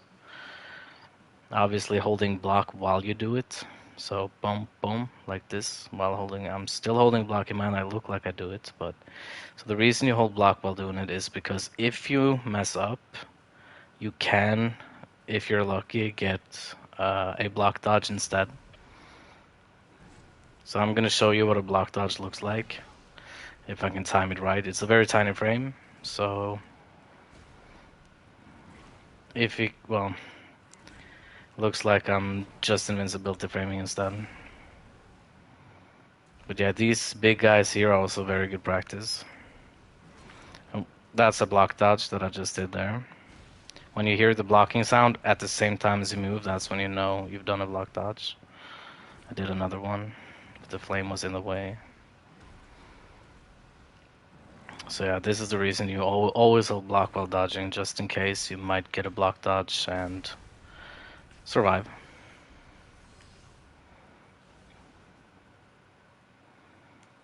Not sure why I opened that, but okay. The same thing with the boss of this area, which is the one you couldn't manage to do in Abyss. So this mission is great for you to practice by learning the moves of the boss. So I'm gonna rush right to him now and show you some things. Oh, and also throwing through walls here. This is one of my very, very old strats. When I first found out about throwing through walls, which I did by myself, but yeah, that was the first probably enemy that I discovered that I could do it with. I haven't done that in a very long time though, because don't I don't go that route anymore. Oh, just not regular. Okay, yeah. Do you know why you don't beat him regularly? Does he hit you? What is the thing you need to practice on? That's kind of what you need to figure out to know how you can beat it. Figure out about viable strats to do against it. Obviously, this is going to be a bit different because while you're here, he can't hit you with charge beams because of his height difference. A lot of people don't know that until he moves down, though. But at the very beginning, you have a big opening because you're a bum. Well, so a lot of block dodges here. Oops. Oh, okay, okay. A lot of block dodges. So yeah, just basically try to always keep at his back and you should be fine. There is one move he can do if you're hitting him from behind, he can turn around. Wait, that was 121k? I don't think that was it. No, it can't be. Now it's Storm Kunai. Um, yeah, so uh, if he's very tanky, then he will most likely, the moment you start attacking him from behind, he will most likely quickly turn around, jump up in the air, and try to grab you by slamming down on the ground. So this build requires a lot of practice in timing. You need to know when you should stop throwing kunais and do dodging low stance instead. That's pretty much a very important aspect of the training is learning the timing. Sometimes certain bosses you can only throw two kunais at, for example, and then you have to start dodging. Or certain enemies, even like the Magatsu warrior with four swords, you can maybe the moment they spawn out from a yokai realm, you can maybe hit it once or twice if you're lucky. What I usually do is just use weakness on them and then dodge their incoming attack, then go right behind them and finish them.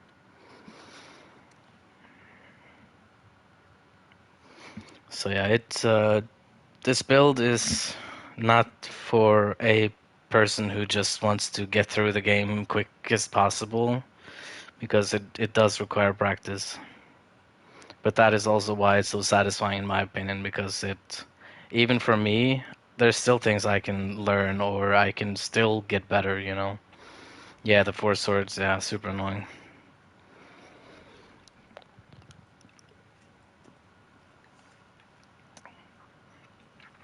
I recommend either trying Sloth Talisman or just like I do. If you get enough practice, you do have enough time to always use one weakness or Sloth. I prefer weakness so I can kill them faster. And then right after, you need to hold block and do these dodges back and forth until their hits are done. Requires some practice because unless you know which move they're gonna do, then it might be hard to know where to dodge. But yeah, I know every single move in the game, which just comes with time pretty much. So give the build enough time, and you'll. 2 weeks from now, you're gonna notice the difference from today. Trust me, because it was super clunky build for me to use when I started. I was like, huh? How can people use this build? Because it was my friend who told me about the build, or who helped me make it. So yeah, many years ago, 2017, when I was a new Nioh player, I had no clue, as most people don't when they make builds. So, but he only had the Iga version. Then after, let's see, I had almost 1,000 hours, I believe, before we figured out that hey, wait, Hayabusa is actually better. But it's very like without any testing, it's very hard to know that. I mean, on Dragon Sword Truth, where does it say that it does? It doesn't say that it does. It is an overall 20% damage increase anywhere. It says it increases your attack, which usually means melee weapons. But this is the only exception of the game. So yeah, that's the issue with Nioh 1. It has quite a lot of translation errors, and they fixed a lot of that in Nioh 2, but they also added some new translation errors. So yeah.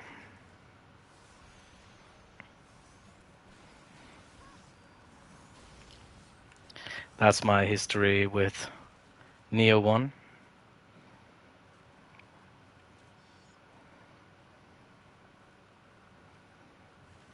Yeah, it's overall 20% damage increase.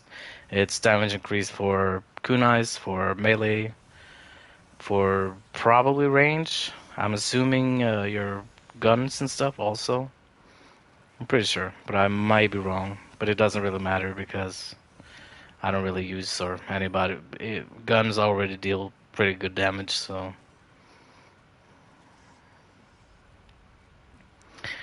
And also, if you want to make a sword build someday, one of the most viable ones is Flowing Shadow Hayabusa method. Like with full Hayabusa, just Flowing Shadow. But that is a melee build. But you can easily deal 60 to 70k per hit. That's pretty decent. For a melee build, that is. And obviously a lot of damage when you go into living weapon. So yeah, it's a very popular build though. I'm not personally a fan of using very popular builds. I prefer to do something other people don't.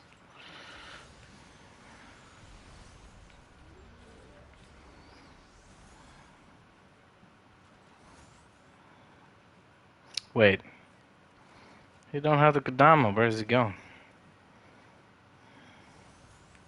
This guy just want to get through the mission.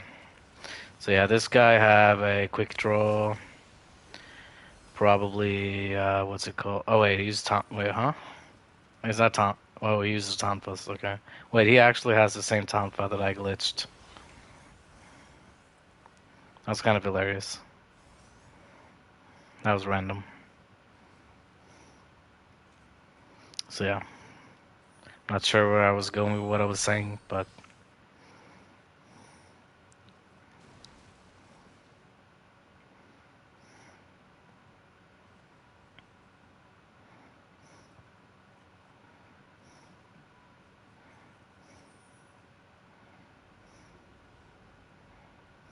oh my god, can this guy please follow?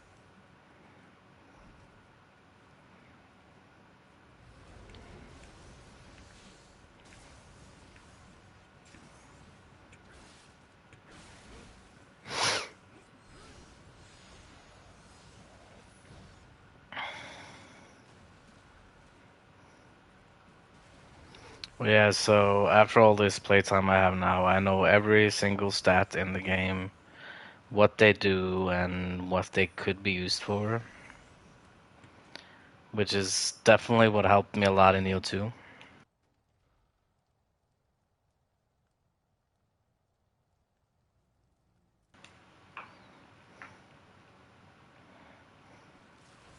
Ooh, I never done that before. I didn't know that was possible. That's the first time I actually skipped the web completely. And it didn't cost any health. Because that was like a very frame where I kind of hit the web and the game thought I actually hit it, so I didn't lose damage. Something like that. That was kind of interesting.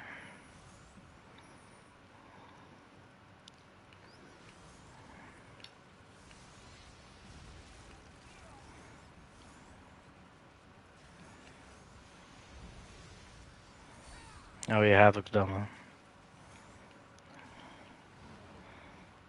Uh, I'm actually out of kunai. How the fuck am I out of kunais? What have I done wrong? I've done something seriously wrong if I'm out of kunais.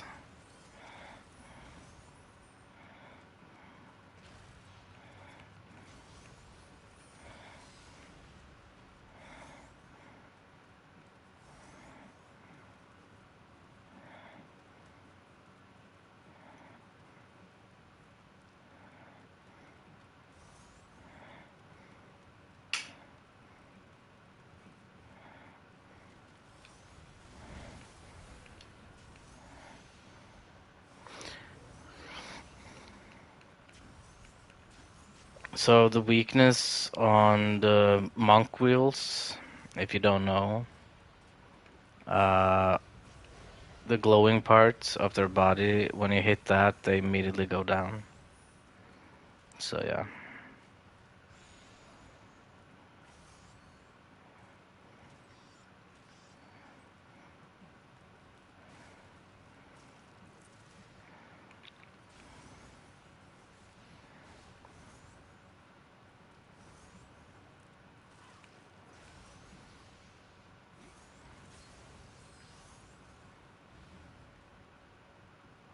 You hate monk wheels?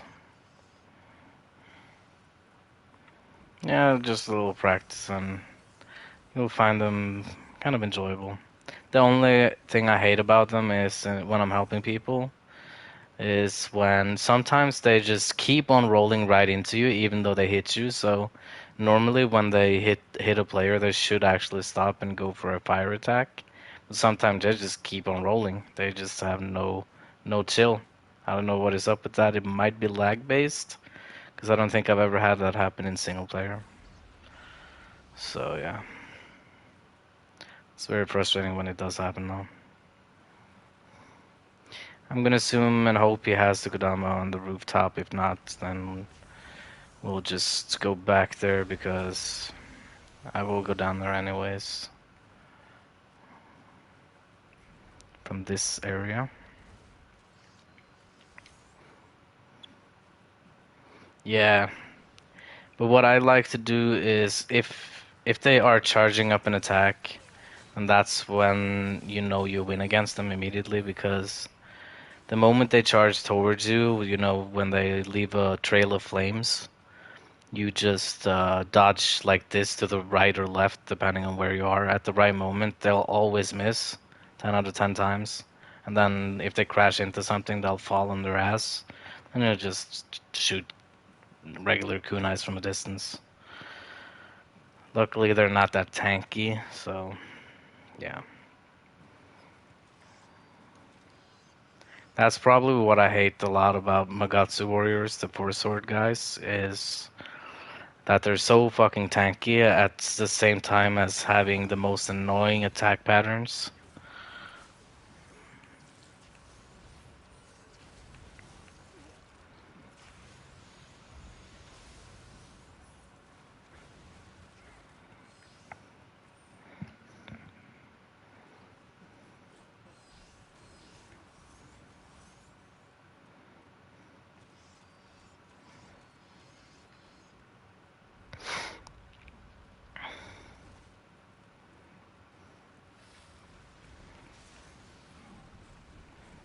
So when these big guys do that sumo move like that, that's a very good thing to just sidestep like this, get behind them, and they'll just keep going, you know. So here's the showcase of just normal sword attacks will just unlock them to death, no matter the damage on the weapon. No, what is it doing? Okay, I'm gonna have to save him. Okay, good. Also, for a lot of other tricks, I recommend starting to practice using yokai incense, which I've never seen anyone do. But the item that I have right here on my left, that's yokai incense, attracting all enemies, yokai enemies, not humans, obviously. But it can be used to skip a lot of missions very quickly. Also, if there's like, for example, I can show you after this. If there's an enemy through a door or something that you need to kill to complete a mission, just use Yokai Incense to trigger him from the Yokai realm, and then he'll come running up to the door, and you can just storm kunai through the door and kill him. Making, if the host doesn't follow you, there's certain mission you actually can beat without the host, which you normally couldn't without kunais, or well, storm kunais and Yokai Incense. So yeah, there's a lot of cool things you can do with Yokai Incense. Just be careful where you use it because it is very hilarious though to go into, for example, Way of the Nioh with random people and you use it in the middle of you know there's tons of yokais everywhere. And then oh wait, I forgot to check the rooftop. I'm gonna quickly see. Yeah, it can get really hectic in certain missions if you use it at the wrong places. A lot like Magatsu warriors, Yokis with guns, Tengus, and everything can just group up on both of you. It's just hilarious.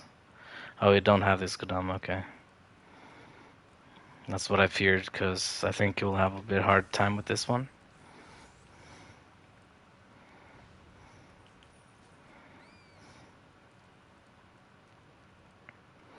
Unless he knows how I function now. Ah, that's unfortunate. Okay, good. Don't jump down.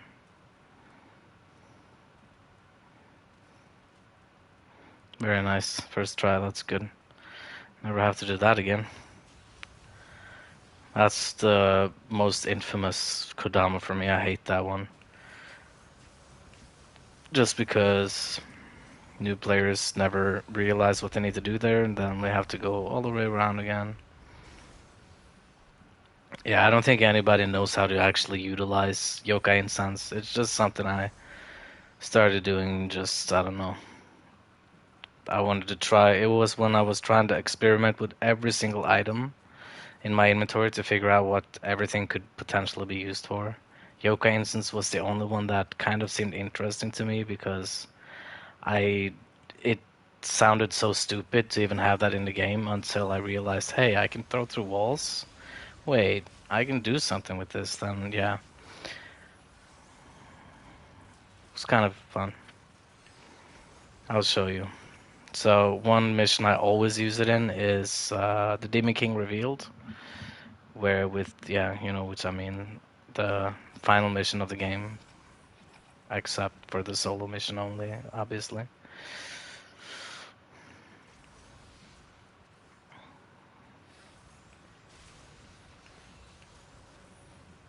Oh, and also there's some. Completely forgot about another glitch I found, which is actually a wrong warp, if you could call it that. I assume it's a wrong warp, probably in speedrunning terms, which is completely useless in this sense. But yeah, um, it makes it so for the new mission, the new boss, the dog, lightning dog. It's like yeah, it's the third mission of the game. You can actually kill New before triggering him, even in co-op. So if you ever help a person there, you can kill him through the door. But yeah, yeah, I really like Spider-Man's Castle. I hated it at first, but now I really like it. Also, a very fun mission to speedrun sometimes. You hate New? Okay. Yeah. Yeah, I'll show you how. But it is kind of bad in a way because no, what is this guy doing? No, no, no, no, no, it's the final Kodama, man. Come here, don't ruin it. Where's it going? What is it doing? Come here, man.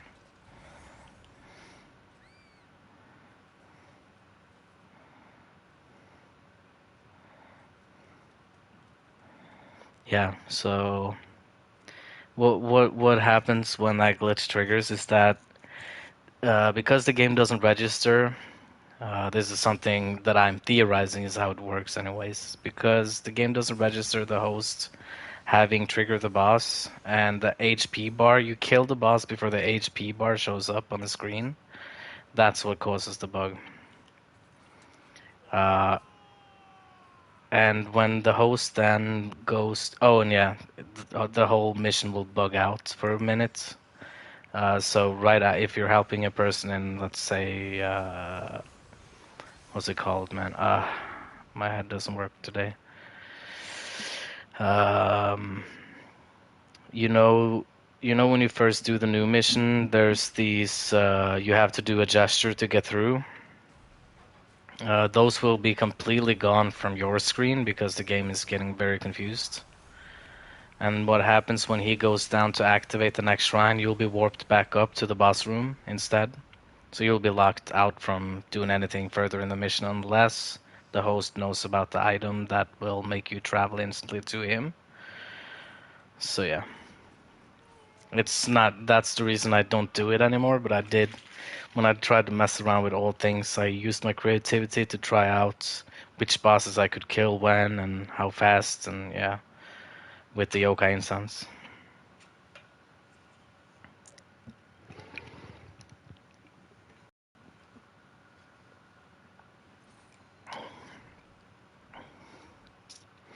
So let's see here.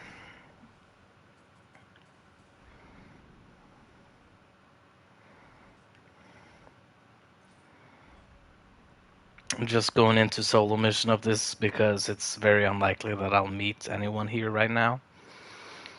So, or that the next mission I try to join someone in is gonna be this. But luckily, this mission is very popular for people to get help in.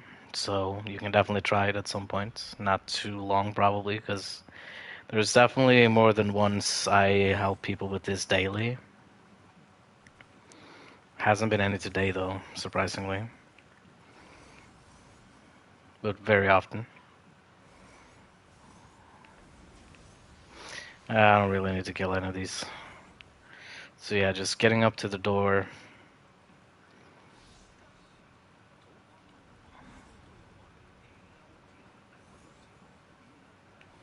Killing this guy. So before I realized I could do this, I'm gonna show you my pattern of how I learned to do this. I was thinking, hey, there's walls all around here, and at that point I already knew I could throw through things. So I was thinking, does it actually go through? Because depending on the thickness of walls, uh, it's not always they can go through if the wall is too thick. But doors always works because doors are never that thick. So I aggro the boss now, as you can see. Because, oh, okay, because of that. That's one indication, obviously. So yeah, you can actually get killed on the outside. But that's the good thing about here. Because here you have a rooftop. Which also is something I found out about. Yes, you cannot get killed here. Because, but yeah, you also have to keep in mind that everything else in the area will also aggro. But now that Nioh is out, you can just do this until you eventually hit him. I do not know for sure where he is now because it's easier if you stand here and use the Oka instance because then you'll know he'll immediately be at the middle. Okay, I hit him now. So I have no idea what will happen when I do this in single player. I don't think anything will happen. But yeah, that's literally how you defeat Nioh without opening the door ever. Which I am pretty sure I was the first to discover. Fairly sure, because I don't think anybody knows about that. So yeah, with these two, when you do this in co-op mission with other people and kill it, these two will be completely gone for you, but the player can still see them.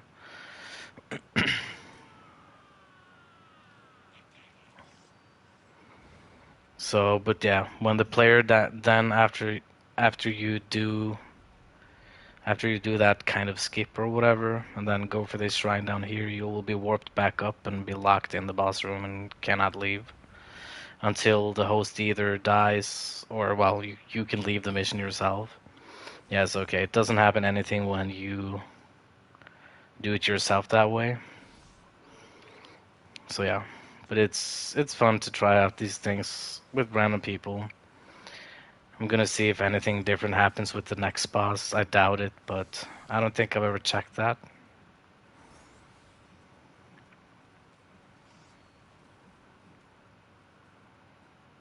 But I don't think so, because the wrong warp doesn't happen solo.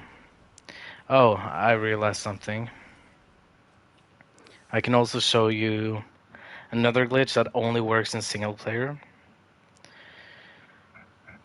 which is used for speedrunning only, because, well, you could use it if you still haven't done all missions.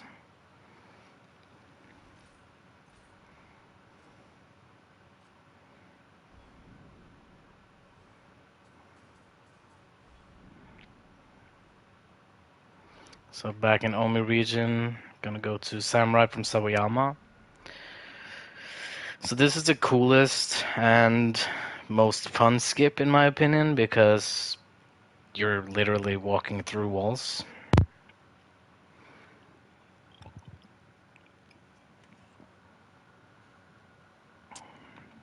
Hopefully it will work with this character because I think I did some testing and it might have not worked. I have no idea what's causing it. I tried with and without armor, but if I hopefully remember wrong and I actually did test that in co-op because it did not work in co-op because it's very easy glitch to do. Oh, this is your glue farm. Interesting. So yeah, you can skip this room immediately by doing that. That's the first skip. The second door, same thing. Just a bit harder, so it's actually better to, well, you could do that as well. The camera will do some weird glitching here. Okay, I might as well clear these enemies because this wall isn't as consistent. I have no idea why I'm struggling with this wall now.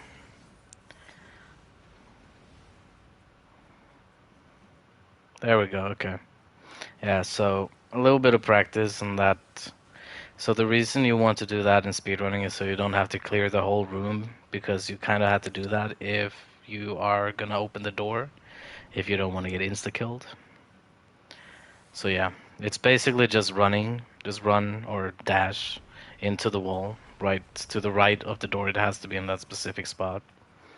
But yeah, I've tried tons of testing in co-op. Every time I'm in that mission, I try over and over, but it just doesn't work. And also, that was also a stone skip that I completely forgot about. It's just happened on its own. But yeah, if you just keep on dashing here on the right side, you skip the stone.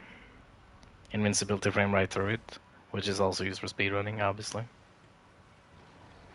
There's no more skips in this mission though, so yeah. Might as well leave it for now.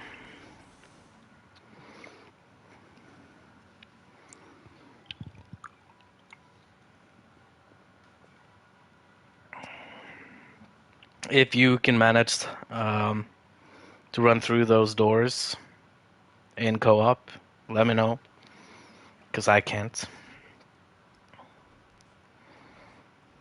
So there's another mission I kind of want to show you. Yeah, go through door. What? Go through doors? What you mean? No, no. Go through walls. That was a wall. But yeah, at that point, with this character, it would obviously be faster probably to open the door. If I had a little, it's been a long time since I did those skips, so if I had a bit more practice from it, then yeah, I would definitely gotten it faster than opening the door, but I was a bit unlucky there.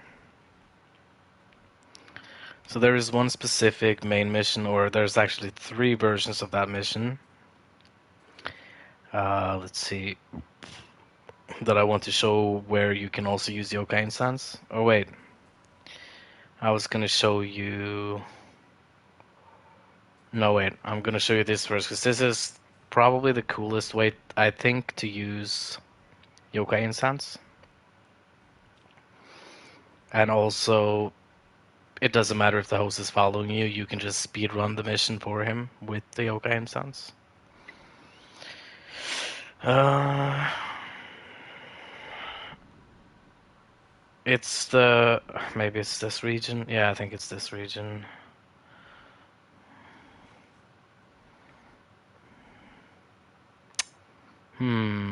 Weird. Is it really the first region? It can't be the first region. There's no way it's the first region. Oh, it is actually. No. Okay, so request from Ginshio. This mission right here on the screen is what I'm talking about. There's 3 missions. This is one of them, but this request from Ginshio, you need the player. It's called man, what is it? The 3. It's called the 3 something.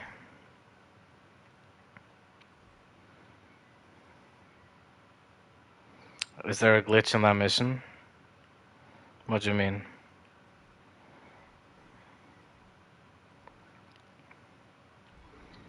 Apparently, how is it not this region though? I thought request from Ginshio and the 2 other ones were at the same region. The 3 the 3 no, not the 3 souls. Yeah, well, that's another one. You don't need you can throw through walls. You can actually kill them without opening the door, which I've done several times.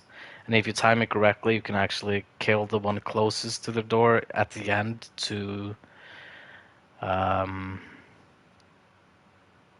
yeah, I don't know what that glitch is.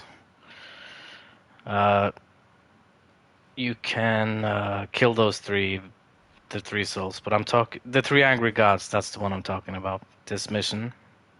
So if you ever get the 3 angry gods with a random people or a random person, I mean, um, just I can show you the fastest route to beating this mission by using this method. There is no faster way to beat this mission, literally. No, nobody can tell me that this is not the fastest method, and I figured this method out myself, which is kind of satisfying, not gonna lie. So obviously, first thing first, you go for this, kill this guy, run up to the second one. That's the first yokai instance you use, because if the host is too slow, you need him to open the door. Use this, attack, he's dead. No wait, didn't he die? No, he didn't die. Okay, there he is. Normally I kill those ads before, but I'm just gonna go quickly through. Then you jump down on the roof, down here in the caves, get through normally.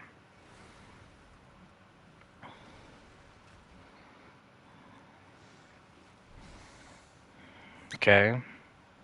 Never heard about that glitch, not sure what it's supposed to do.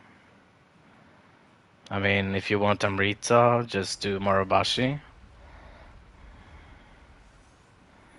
So this is the last. Oh, well, my thing is already active and the mission is over. So what I usually do, since I'm not gonna wait for the host to open this door, I just Himorogi fragments out of this place. And he can find the way himself. That's the quickest way to do it. And it's utilizing the yokai instance. So yeah, you do not need a host to open the doors.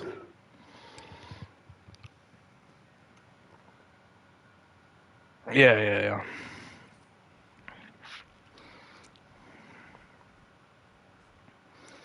Okay, so the next thing was the Demon King revealed.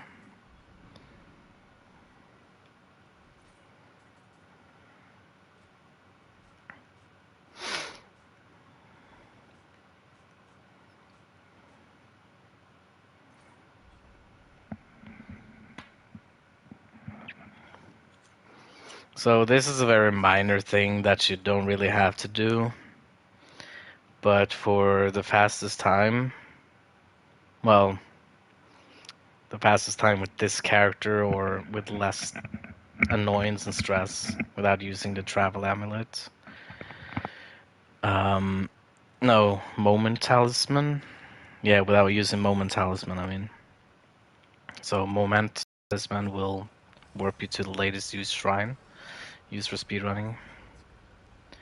The gourd mission sucks on Nioh, yeah.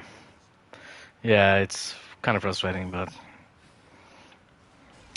what I recommend, it's all based on timing in that mission with this build. You have to, right at the moment that all the three bosses come out, you have to throw sloth at least two of them, and then maybe weakness on the third, and then just hammer them down from a distance. Oh, another use for yokai instance that I do here for depending on which difficulty I play this at, I can do it in any difficulty, but it's obviously easier. So I put this here just to kind of trick the player to so he can stay here. Use the yokai instance here because it's kind of annoying to fight everything up there, so it's better to just stand here and storm kunai everything as they come down one by one or two by two. They always come down in pairs, except for the last one, this guy. So that's another thing you can do with this mission and yokai instance, making it a little bit easier so you don't have to fight at this tight location here.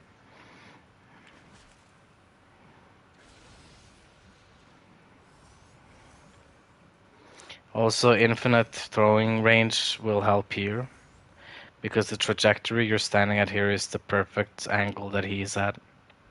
That was a very old trick that I've found long time ago. Oh, I'm thinking, for some reason I thought I was helping someone. I don't know.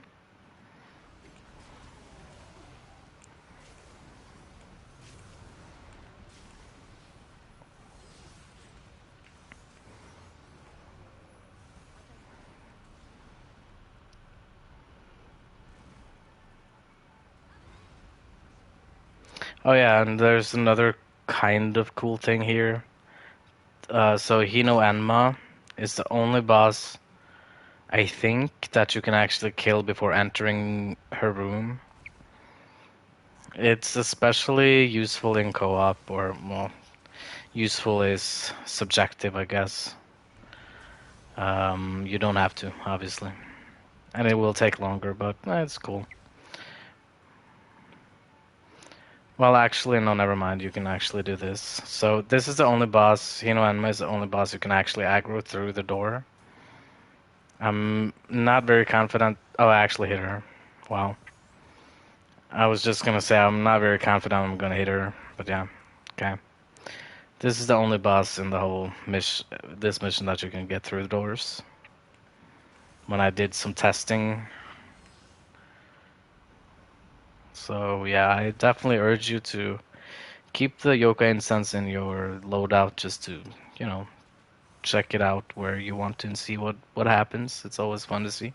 Oh, you can, yeah, okay. So this is the second boss you can actually kill through the door. I'm gonna try not opening the door and see if some weird thing happen. So for this route here, going this way, I'm getting this guy through the door as well. So this is assuming that you're playing. So this guy you cannot get through any door. You have to actually get in here. He will always do 4 lightning attacks, so just evade the 4 lightning attacks if you get bad RNG and he actually starts with that. It's very frustrating when he does. But yeah, Nioh is super easy in my opinion. But I fought him I don't know how many times, but very many. So these doors are pretty much what I wanted to show. Just I already killed that guy by accident actually. Because I always go Hinoenma first. And this boss is so far away from the door that he's also not gonna aggro before opening the door.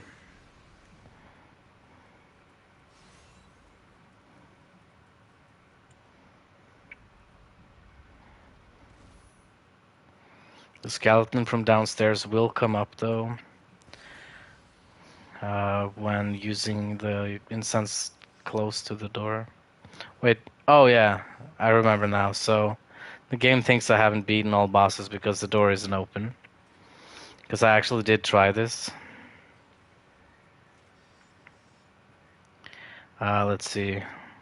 Which one? Yeah, it was the spider. Is it this one? Yeah. Yeah, it's this one. No, this is new. Huh? This is definitely new, isn't it? Yeah, it's new. Okay.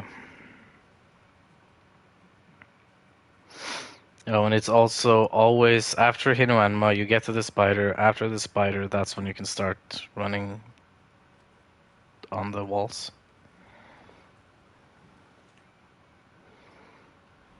So yeah, you have to open the door. I think you might need to go in here and then out. I'm not sure. Maybe opening the door is enough to trigger the elevator.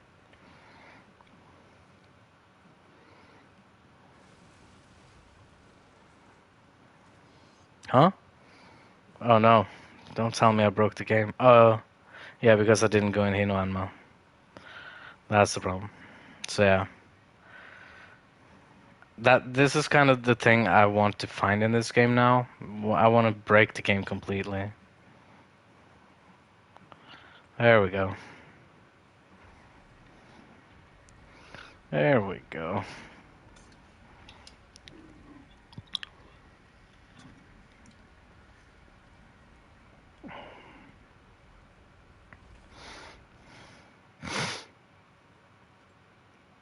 This is also very fun animation. I don't think you can consider this a glitch, but it looks stupid. The way his foot is standing on the thing. I pretty much broken it already. Well, I guess you could say that. But I want to break it even more. I just want to keep on breaking it.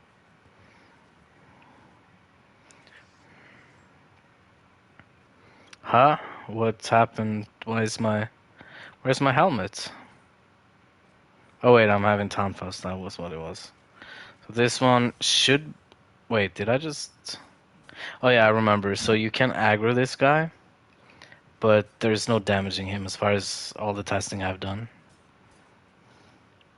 Maybe from the correct angle. That would be fucking amazing if I could figure this out now. But as you can see on the minimap, he's not moving, so I'm pretty sure you have to open it. No, it's a Tonfa. It's a town, but not a sword. Yeah.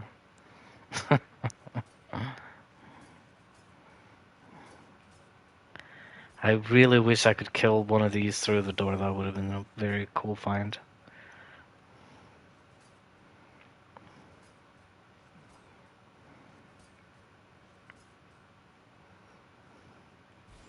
No, there's no way. But I have another thing I can show. One final thing in this mission.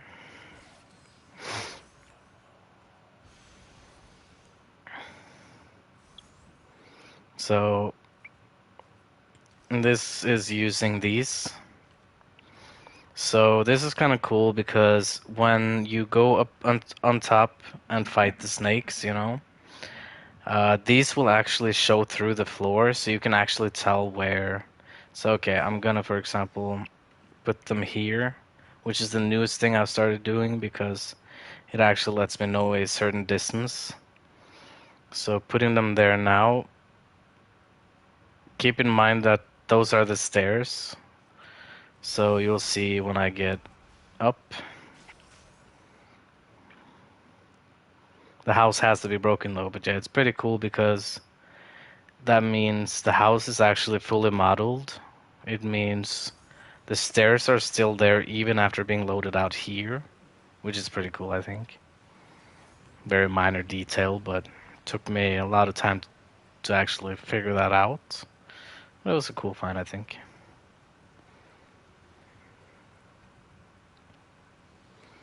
Just a little tiny detail, I guess. Nothing big, nothing glitchy or anything.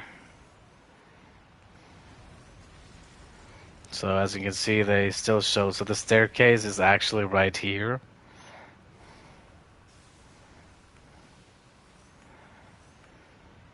It's just a bit cool to get that perspective.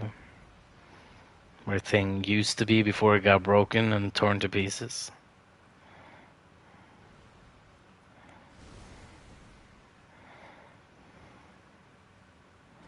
And also, the reason I started doing them in the stairs is this is the perfect angle, or what can I call it? The perfect range, because there's this yellow snake that comes here. It's perfect range because he's supposed to break these stones. So this is the perfect range when he does break this, so it doesn't really matter anything. But if you just want to relax and don't really, because he's going to push you back. He's not going to do you any damage though, but you're going to be pushed back if you stand a little bit too far back. He's just going to push you back, and you're going to have to get closer to him to kill him faster. So this is the exact perfect distancing. So the stairs are a very good way to line that up. If people care about that, I mean, I think I'm the only one in the universe actually obsessed with those weird details, but yeah. So the reason I found out that those actually show through the floor is I started doing that when I was helping people. Then I was marking the door with those, the door into Kelly boss fight. I just put them on the door, and then I noticed when the house broke, hey, they're still there, and then that's how I figured that out. So yeah, that was kind of my journey when I started experimenting with all items I had never used. That's when I figured weird stuff out, when I started using things I'd never used before and that I'd never seen anyone really use. There's still a lot more. I can show you another thing that is more of a party trick, or actually it can be good if you struggle. Let's see. It's in the last DLC. So this is gonna be the final thing that I remember to actually show. None of these. Might be the first DLC. No, here it is. Sign of Virtue. Second DLC main mission. This is also where you get Anku, the spirit horse. So at the very end here, there's actually several walls, or I wouldn't call it walls necessarily, but well, it's kind of I think it's called a wall, even though it's not really a wall.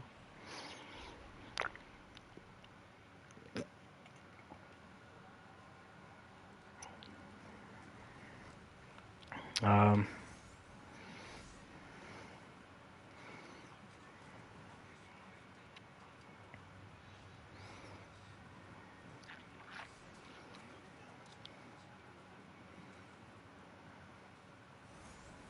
this was actually my first trick that I discovered because I had never found any reason to actually be able to throw through walls before this mission. So this was the first thing, and it was so cool because there's huge visual. You can do this easy as fuck when you see this. It requires no skill to do because the aligning that you have to line up is so easy because of the visual cues. So yeah, I'm just gonna get rid of these annoying enemies. Probably gonna get shot. Okay, cool.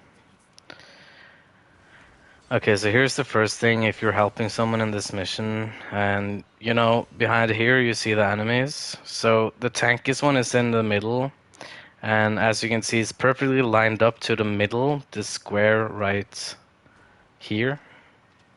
So if you align your head towards this coin, and then Storm Kunai is dead.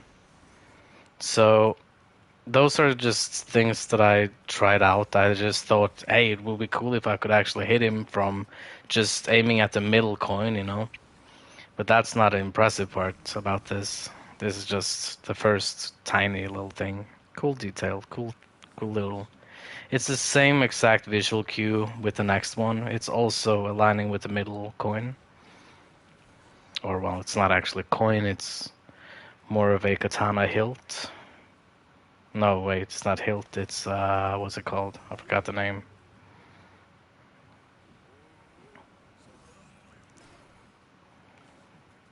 Coin trick is cool, yeah. So yeah, same thing here. But now there's two enemies, and they are not, as you can see, that there's one.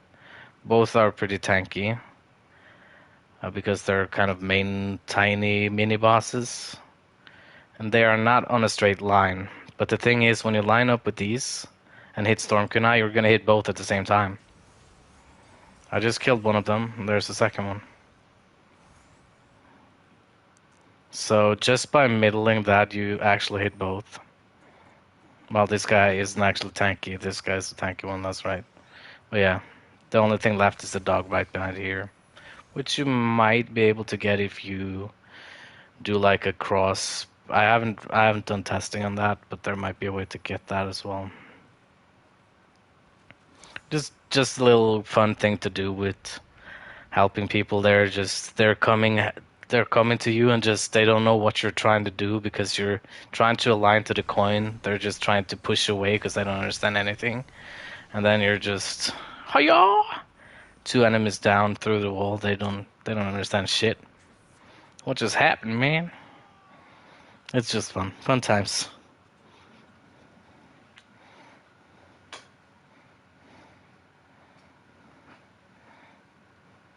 Yeah, so this is the main reason I love this build. These things that you can do with it, you cannot do with any other build.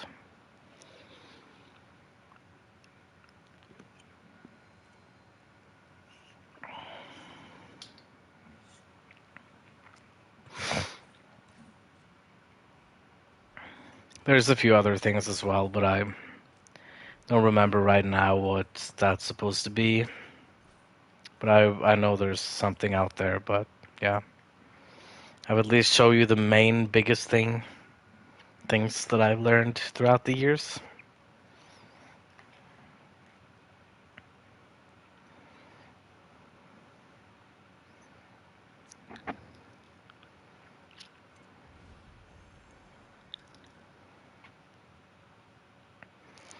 But I'm pretty sure there's more things to find out there, so just use your creativity and yokai incense and experiment. That's what I really, really recommend doing. And also, yes, enemy sense or sense enemies on your helmet is very good for doing that experimentation. Because then you can see if the enemy is aligning to your arrow on the minimap.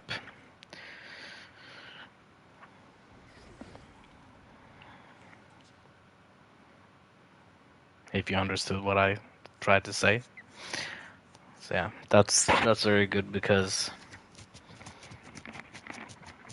in most cases, if your arrow on the minimap aligns perfectly with a red dot, that is an enemy, and he also is vertically on the same plane as you, you can hit him with a kunai, no matter the distance. Well, of course, if there's as long as there's no obstacle between you and them. If there's a wall and you can throw through it, then yeah, you can hit him. But because of the way Storm Kunai works, that the middle one is removed because it gets stuck in the wall, you have to sometimes do some weird angling to actually hit anything. So yeah, keep that in mind.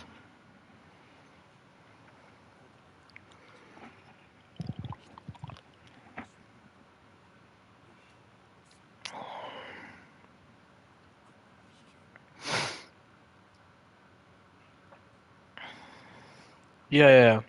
We can do the inheritable glitch now if you want to.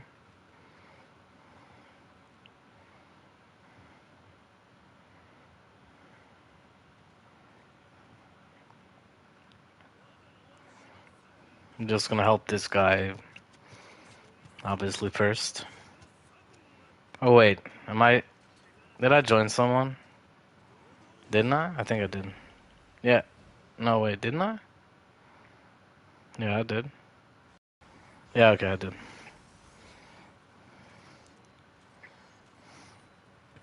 Oh, and this is a new player, so I'm gonna go for a Kodama run here.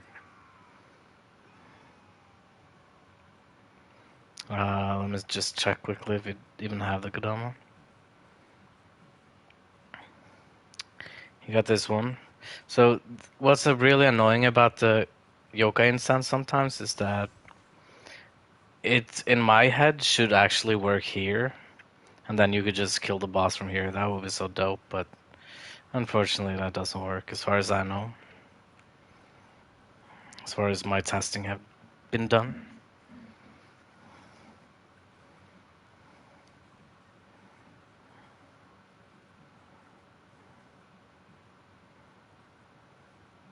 Okay, got the first Kodama, good. Yeah, so just let me know if you want to do the glitch. You can do it now if you have time to. It's gonna be very fast, but also you need to disconnect 4 or 5 times. Yeah, because the gloves don't need to be glitched, so yeah. Probably 4 times unless you want to glitch the sword, which isn't really necessary.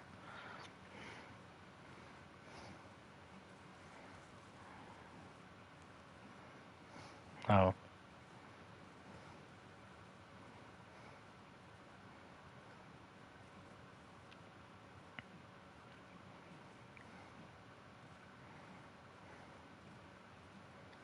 But also make sure you have enough. I suggest forging gloves until you get 4 inheritable shuriken and kunai damage. That's what you should get, because you need that for the glitch.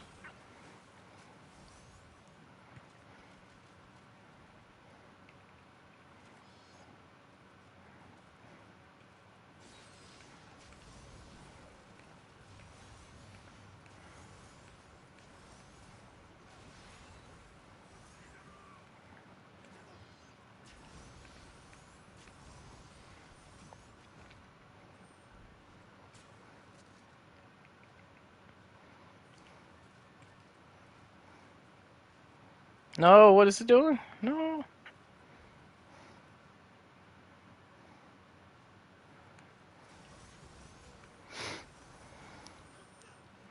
It's running too fast.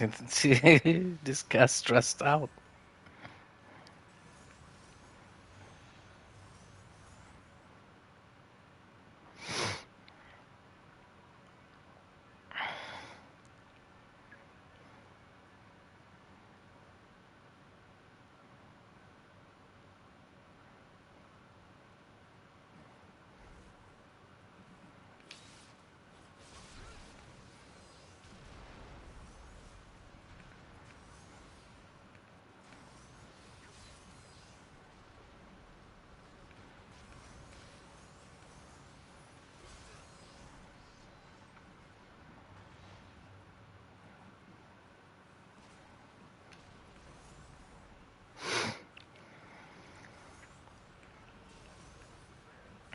Here's another wall that can be thrown through if you're on the other side.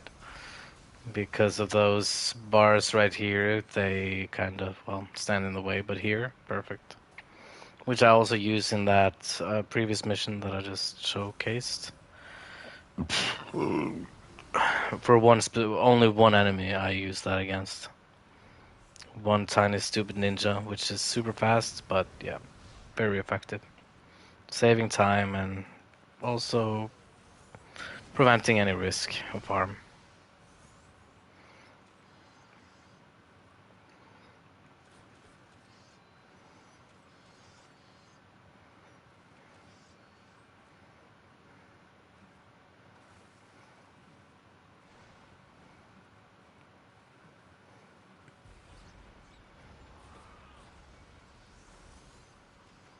I'm not sure why I'm running out of kunai so fast now. Is it because I put this in? Wait, I don't have my gun. I should have removed it. Oh, man. Ah, whatever.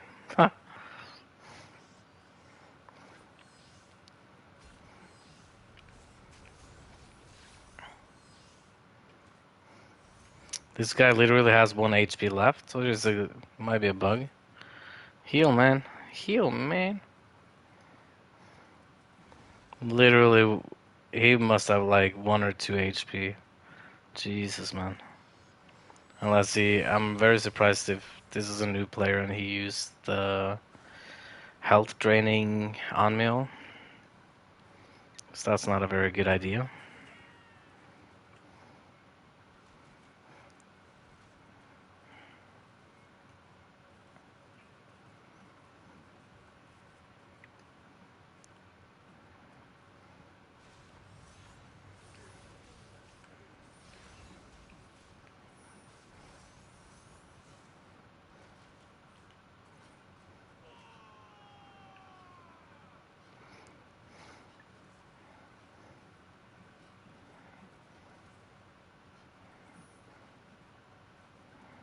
Now for the shrine, because I'd rather not this guy die in 1 hit.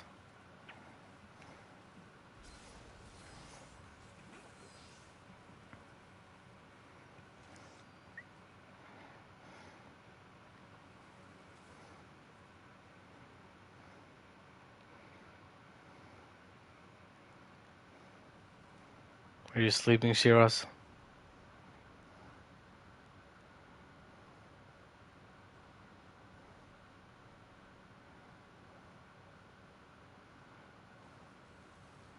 Yep, definitely sleeping. Okay, let's see, hold on.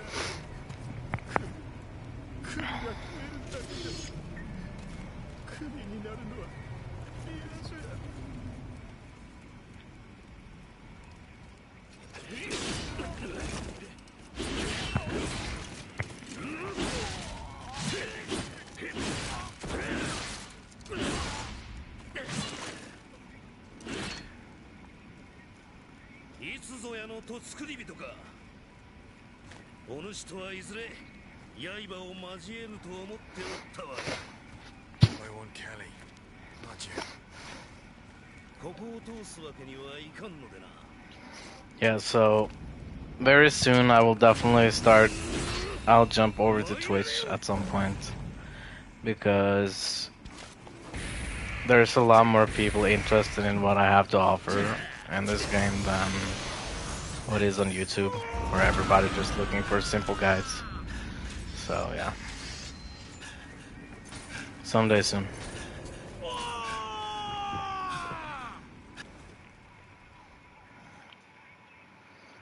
In the next few months, I'll be moving over.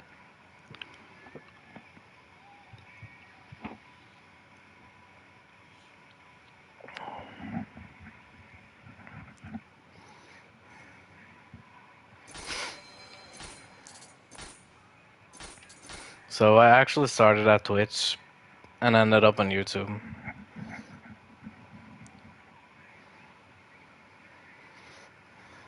But because of a ban I had, because I streamed games 2 weeks early, I stopped. And when I did that, I had 3,000 players viewing. Not players, I mean viewers viewing. It's probably 5 in the morning now, so my head is not functioning. Yeah, it's 5 in the morning. My head is not functioning correctly.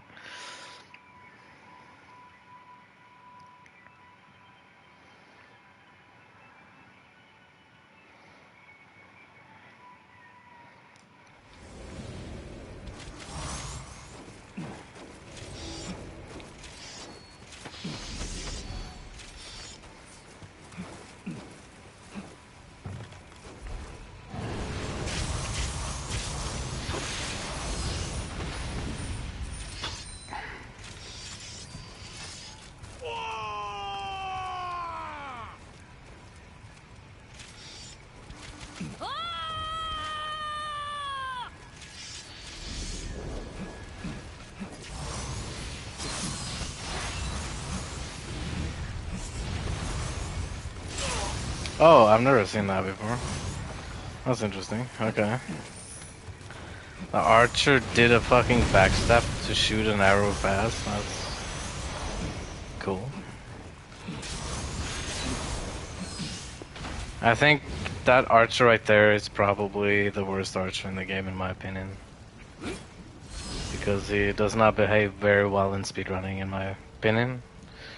I usually don't have any more problems with him, but he can always do some funky stuff that I don't like. At least I did in the early days when I started practicing.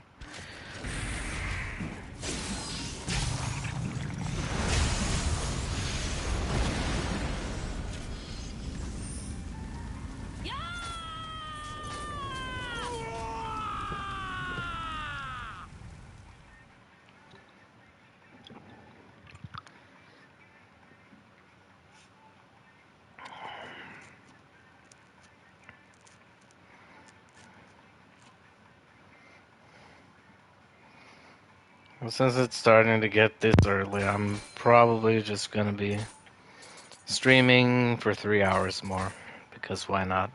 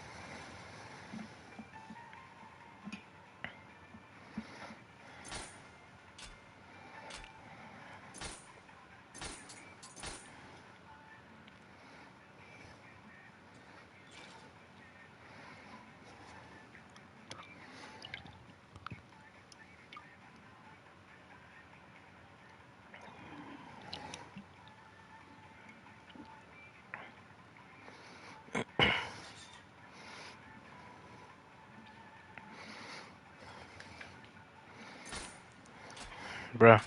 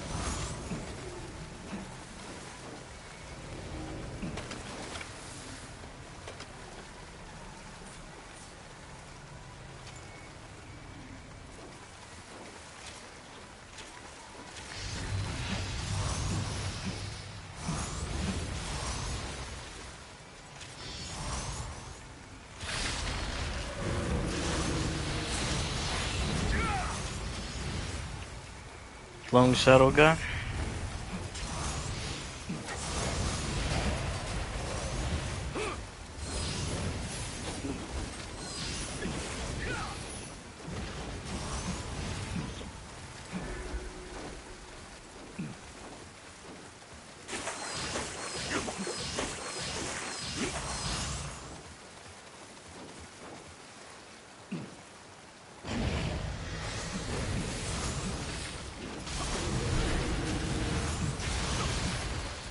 Maybe. Yeah, that's good. A bit lower volume to make my voice a bit clearer, probably. It's a good thing.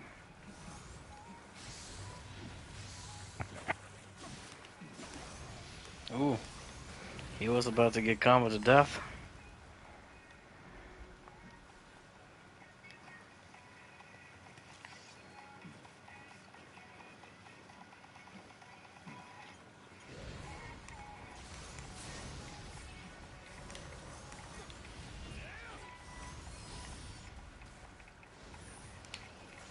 There's the mission.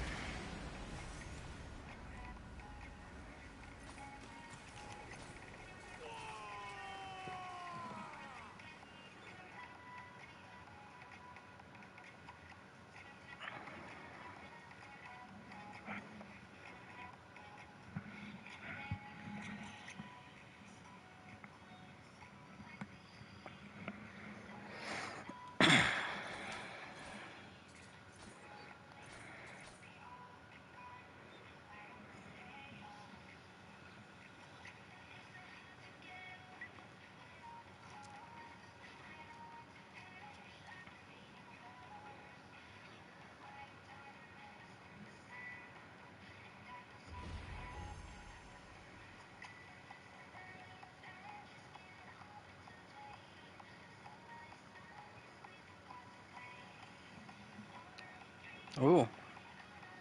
Well, perfect time to showcase the wrong warp, if that's the correct term. If I understand what a wrong warp is, warping something somewhere you shouldn't be warping, except wrong warps in speedrunning can be good. No, wait, no! He's already done. Okay, never mind then.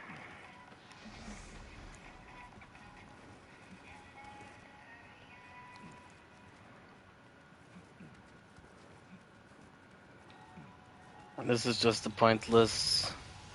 Well, it's more of a soft lock maybe, and instead of a wrong warp.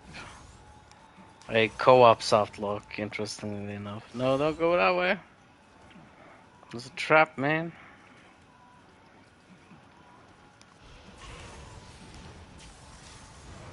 Oh no.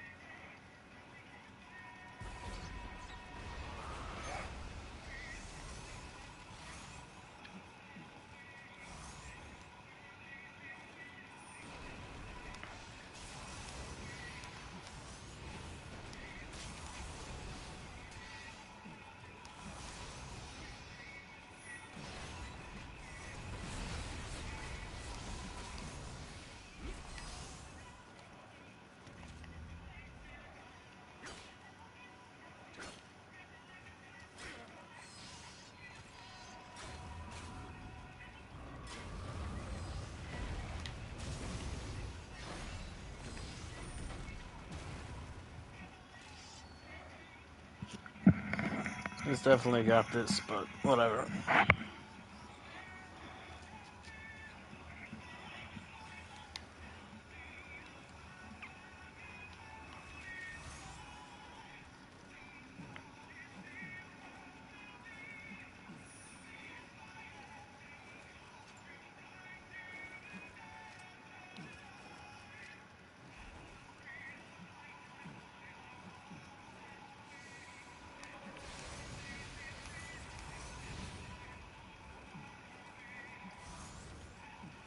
Oh, and I forgot to change my gun back. He died here. Aw.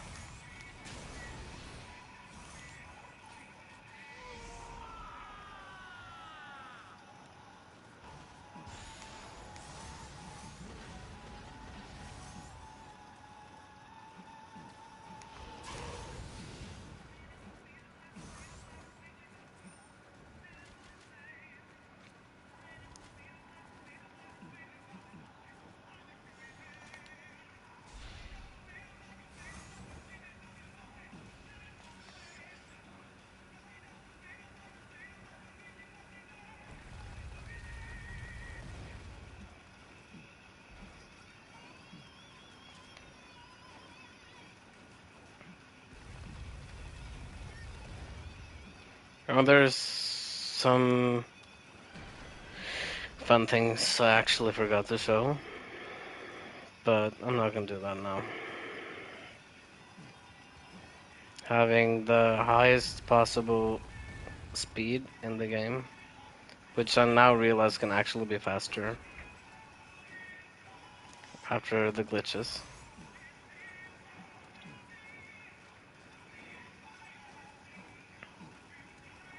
So basically nerfing my whole build to get the most speed possible, movement speed, which makes it so you can just jog like this and still be faster than people who run. Kind of hilarious.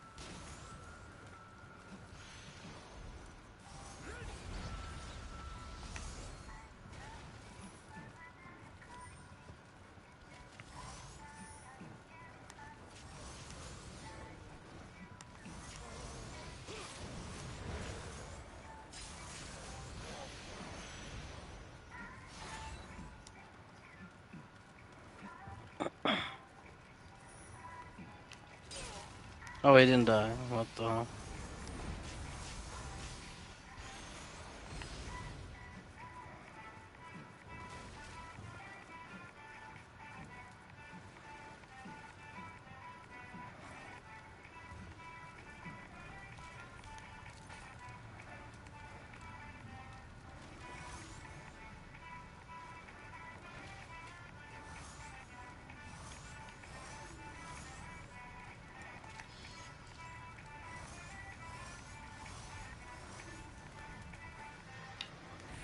Oh no. Okay, okay. There is actually a weird bug slash glitch you can do here, which is super annoying when it happens. It soft logs the whole mission until the host dies. Or, well, except he can't die. So, if you throw a bit too early, or the earliest as you possibly can, throw weakness and sloth or whatever, the boss might actually go through the wall behind him and be stuck in the wall permanently. I have no idea if I could actually solve that by throwing through the wall, because I back then didn't know that I could do that, I think.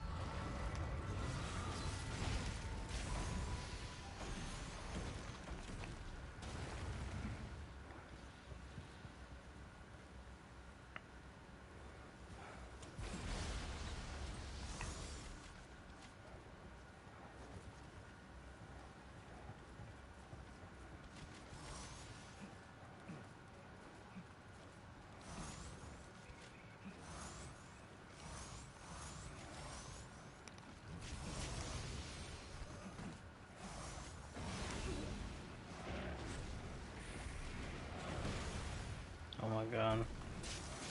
This is the exact reason why fucking people should stop using Suppa Scroll. It's so fucking annoying when they use it. Makes me get hit when I don't need to be hit. Mess up all the timing.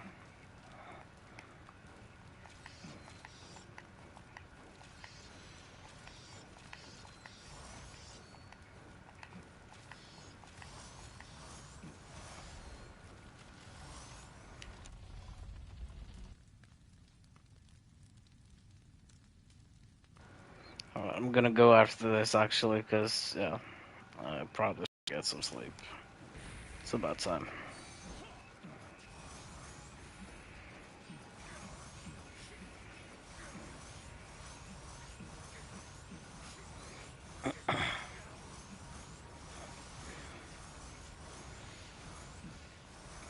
That was a very close one.